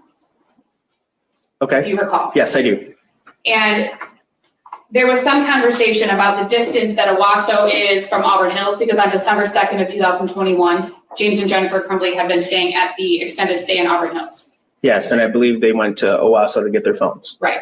They drove to Owasso to get their phones and then went back to the extended stay, from what you understand. Yes. So they didn't stay in Owasso, correct? Overnight, to your knowledge? No. Now, you are aware that after the Oxford High School shooting, there were a variety of reactions and emotions to what occurred at Oxford High School. Yes. There was terror. From whom? Anyone at the school. More than likely. There was anger. Are you just talking in general? In general. I would guess after an incident like that, every emotion imaginable could be put out there. You're aware that once the identity of the shooter at Oxford High School was made public, you were also made aware during your investigation that a lot of that anger, or some of that anger, was directed toward the parents of the shooter, James and Jennifer Crumbley.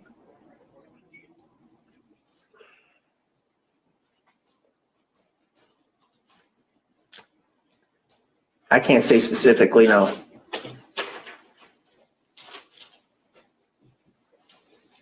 Exhibits 371 and 372 were the videos from 1111 Bellevue in Detroit. You noted that there was a difference of 22 minutes on the timestamp on the video from the actual time. Yeah. Yes. So the video was 22 minutes ahead of what the actual clock time was, if you recall. I think that's right.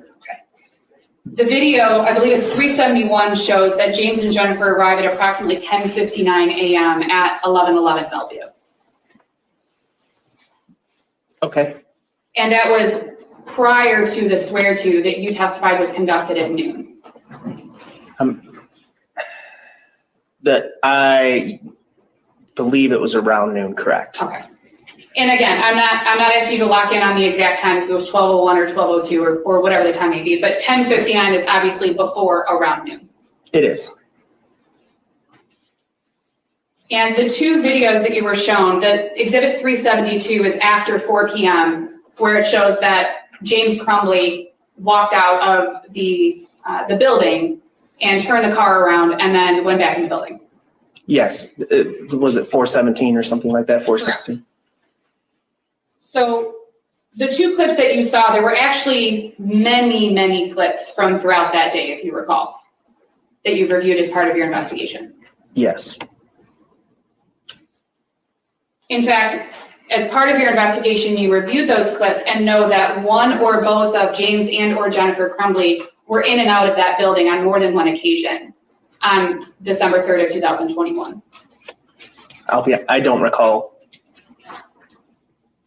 Do you recall that there was video of James specifically leaving the building to smoke and going back in on more than one time?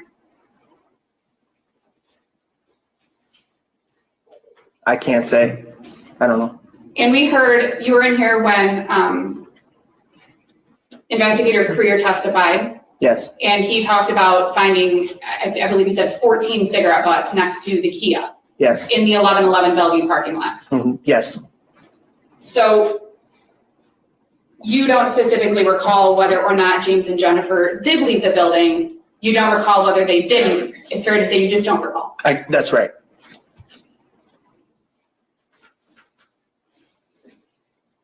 You testified that at 4 o'clock, a judge ordered James and his wife to turn themselves in. Yes. You don't know whether James had knowledge of that order from the judge. I mean, it's safe. I mean, there's some evidence in my mind that points to that he was aware. You did not see anything in your review of the case and of the evidence that you've obtained in this case to suggest that James was not going to turn himself in. And I'm not asking about anything that you've seen that you may or may not be able to talk about, but I'm asking specifically, you haven't seen anything to suggest that they weren't going to turn themselves in. That's the objective form of the question. You can't try to pigeonhole a witness if he has more information and then limit the answer to space of bounds. Well, it was kind of a long question too, so, but you specifically asking him. Your Honor, I'll rephrase my questions a little bit, because it was multiple questions. You asked, and we heard the testimony, you asked retired Sergeant Hendryx to locate James and Jennifer Crumbley on December 2nd of 2021. That's correct. That was on the date that there were discussions about potentially charging James and Jennifer Crumbley. That's correct.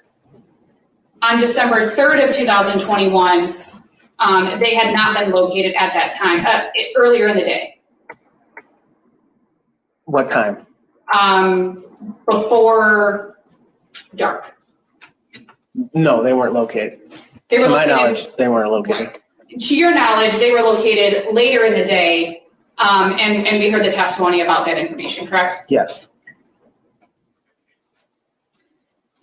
You testified about a video, I believe you said it was posted on Twitter, of the shooter, a Molotov cocktail or something? I believe it was a YouTube video. Okay. You have no information that James was aware of that video? No.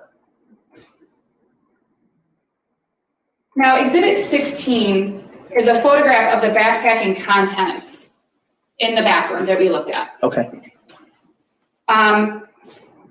The photo shows that the journal that was in the backpack was open, and I believe you testified that that was opened by law enforcement. To be honest, I'm not, so if I can recap that, the Michigan State Police bomb squad went in there. They arranged the items to my understanding. And that's how, the first time I saw that, that's how it was. Okay, so you don't have any specific knowledge about how that was opened or who opened it. You just know that when you saw the contents, that's how they were as they were in the photograph. Right. You identified the journal as that of the shooter because his name was in it. Yes. Among other things. Right, you said also the writing matched homework that you saw and things of that nature. The first date that you have written in the journal, you testified, was November 9th of 2021. I believe that's right. Okay. You indicated that there were references to incidents prior to November 9th of 2021, but you don't specifically know what the dates were that those incidents were written about. Is that fair? I think I might. Based on reading the journal? Based on everything I've read. Okay. So based on everything you have about, all the knowledge you have about the case that you learned after November 30th of 2021, you may have additional information. Yes. But looking at the journal, you can't tell from the dates. There aren't dates other than November 9th of 2021, and I think there might be a couple other ones referencing the shooting. You're correct. Okay. You testified that the journal appears to be written from back to front. So opening the front cover, there would be no writing, but if you flip to the back, then it's the 22 pages from the back forward that have writing on them. It seems that way, yes. And again, I think this is an obvious question, but I'm going to ask you. You have no indication that James Crumbley was aware that that journal existed, correct? No, I think I know he knew it existed. That journal existed. Yeah, he mentioned it in his counseling session that why don't you write, you can write in your journal. Right, and we heard from the counselor and we heard from the dean of students, who both testified that there was a mention of a journal, but that there were no specifics given. It doesn't say the journal in your backpack, the one you always keep with you. He didn't provide colors. He didn't provide any descriptive detail. We saw in the search warrant photos that were taken that there were additional notebooks and, could be journals in the shooter's bedroom. He references a journal. The school counselor and the dean of students mentioned a journal, testified about a journal. They indicated that James Crumbley said, you have a journal. But there's no specifics given about what that journal is. Is that fair? That was a long question. It was a very long question. Yes, there were no specifics given during that meeting at the school about whether James had any knowledge of what the journal looked like, if he knew what was in it, or anything like that. No.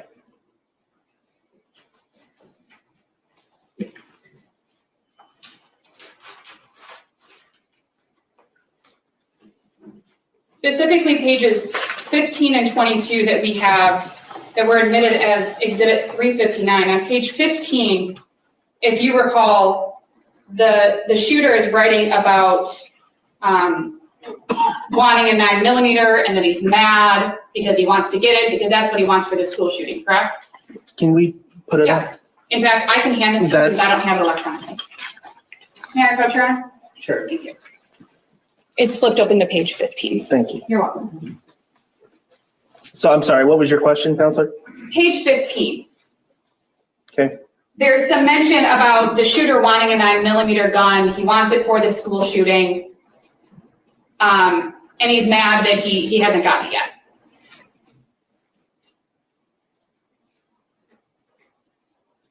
I'm not, yes. Okay. He's pissed. Pissed is the word he used, correct? Page 15 also includes this statement. He mentions the Caltech and says he has to find where his dad hid it. Yes, that's what it says. If you'd like to, yes, let me go to page 22 next, Mr. Keys. Mr. Keys is going to put them on the screen for you. Thank you. Yep, sure. Yep. Mayor Pro Tem.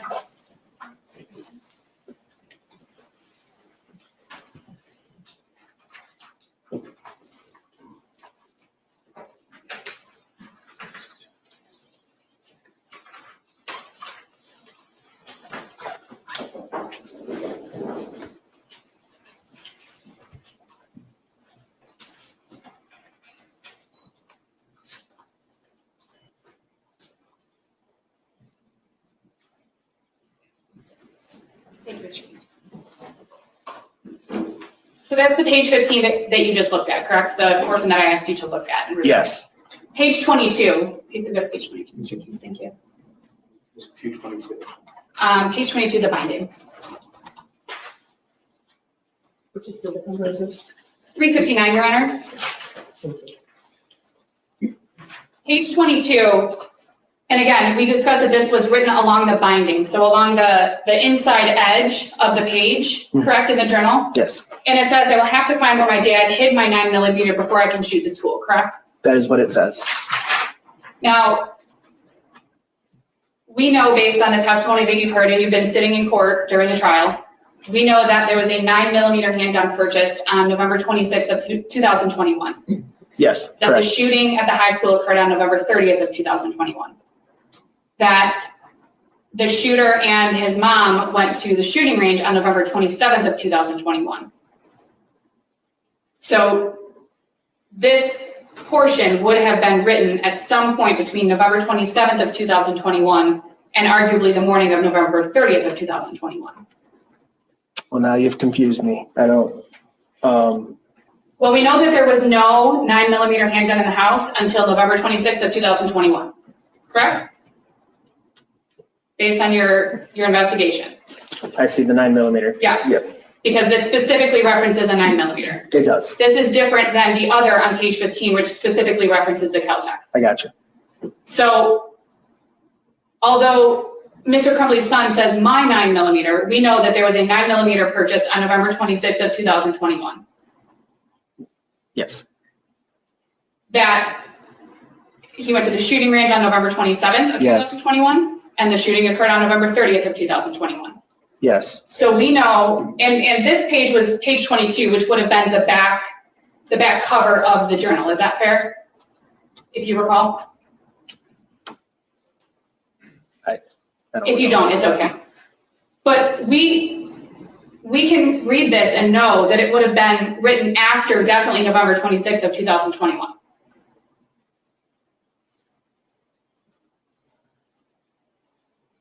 Yes,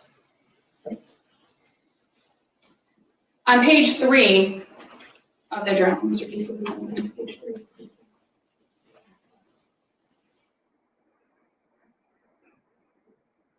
Yes.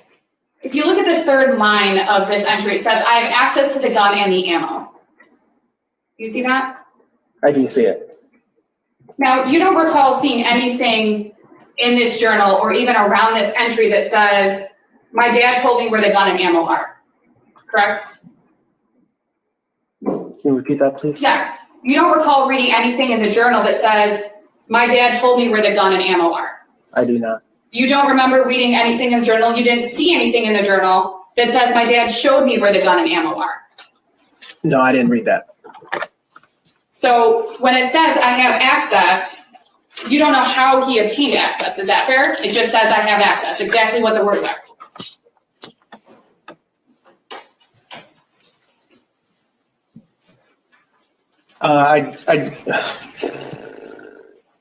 Can you repeat that? I'm sorry. Yes. Reading this journal entry and the information that you have that you've read in the journal, this doesn't say how Mr. Crumbley's son had access to the firearm. Is that fair? That's right. Just simply that he had access. Simply that he had access. Understood. Thank you. I have no further questions here. Redirect. Briefly, thank you, Judge. Starting off with the journal here. You were asked if James Crumbley knew it existed, and you indicated that you believe that the answer was yes. Yes. Okay, so you were here for Mr. Hopkins' testimony as well as Mr. Ejak's testimony. Of course, you're the officer in charge for the investigation. In that meeting with James Crumbley, did he say journals, plural, or journal as a singular? Just a singular journal. Okay, and there were notebooks found in the home, 112 East Knox. We saw a picture of that. But were there any other journals found? There were not. Okay. And you indicated that you believe that you can tell approximately when the journal entries were written based upon the content? Yes. Okay, so I guess we didn't really go over it in direct examination, but there was an incident on November the 4th, 2021 at Oxford High School. Was that referenced in the journal? It was. and an incident that occurred November the 11th, 2021, was that referenced? Yes, Did the shooter reference his friend who left the state October 31st? he did. Okay. Was there any indication anywhere in the journal that the 9mm was locked up? No, And we saw evidence in this case that the shooter obtained access to the Keltec pistol as well. yes, Okay, and the text message was, "Look what my dad left out." correct. And what we have on the screen here, page 3, first off, I got my gun. It's an SP-2022 6-hour 9mm. Second, the shooting is tomorrow. We know, of course, the shooting occurred November the 30th, 2021. So can you presume a date on this passage? So this would be November the 21st, presumably? Presumably. Okay. Second, shooting's tomorrow. I have access to the gun and the ammo. And of course, we know that he did obtain that weapon. We do. Okay, and we know that the murder weapon from November the 30th was the weapon purchased by James Crumbley on November the 26th, 2021. Absolutely. Nothing further. Very quick, for three questions. Very brief.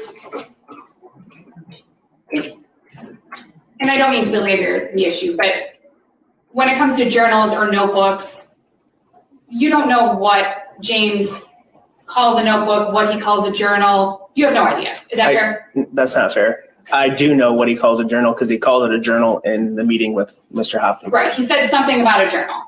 He did. You don't know if he's talking about a notebook. You don't know if he's talking about a journal, like a diary with a lock on it. You have no idea what he's talking about. I got a pretty good idea he's talking about a journal. That's what I can say. Right, a journal. A journal. The reference to the Caltech that Mr. Keys just asked you about was in August of 2021, correct? He asked about the video that we saw, the text that Mr. Crumbley's son sent to his friend about my dad left it out, LOL, or something along those lines. Yeah. That was in August of 21. Can you show me? If you recall. I don't recall. You don't recall seeing anything from November of 21 in the journal or otherwise saying that Mr. Crumbley's son had access because Mr. Crumbley left a gun out in November of 21 or in the journal, correct? Ask that again, please. Sure. You don't recall seeing anything during your investigation from November of 21 that Mr. Crumbley had allegedly left a firearm out in the house and his son talked about it. This is beyond the scope of my read. I still don't understand the question. Sure, Your Honor. Mr. Keys asked about the text that was sent from Mr. Crumbley's son to his friend about his dad allegedly leaving the Keltec out. Okay. And he filmed a video of himself. Okay. I'm trying to clarify that that video was in August of 21. I mean, if I need to, I'll pull up the exhibit, but I was just trying to clarify with the detective lieutenant. Okay, I think if you showed me the exhibit, you'd be able to say, but you stipulate that that was from August of 21?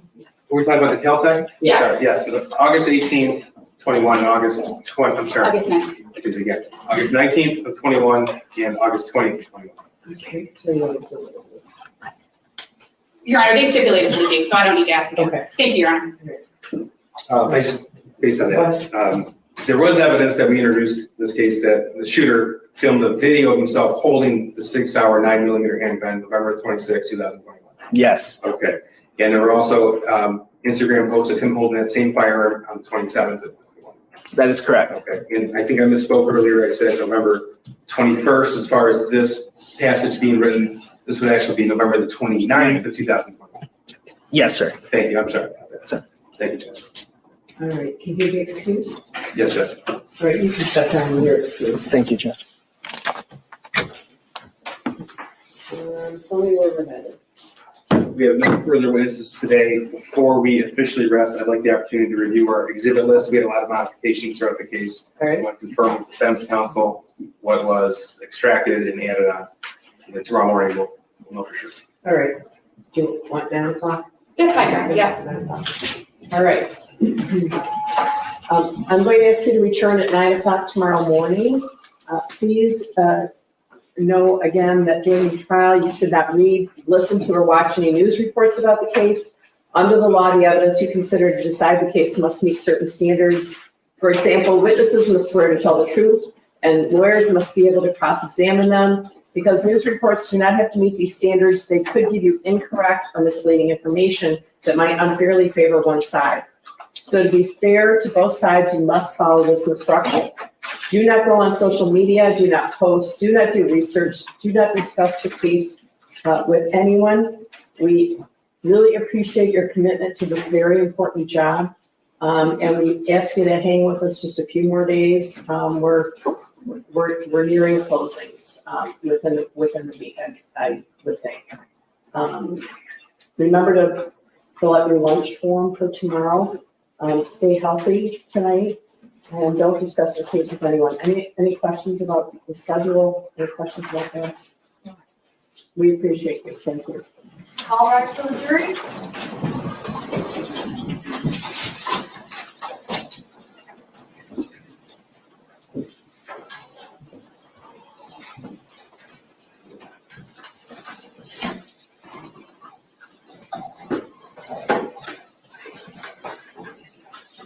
Please be seated and remain seated until the defendant is removed from the courtroom.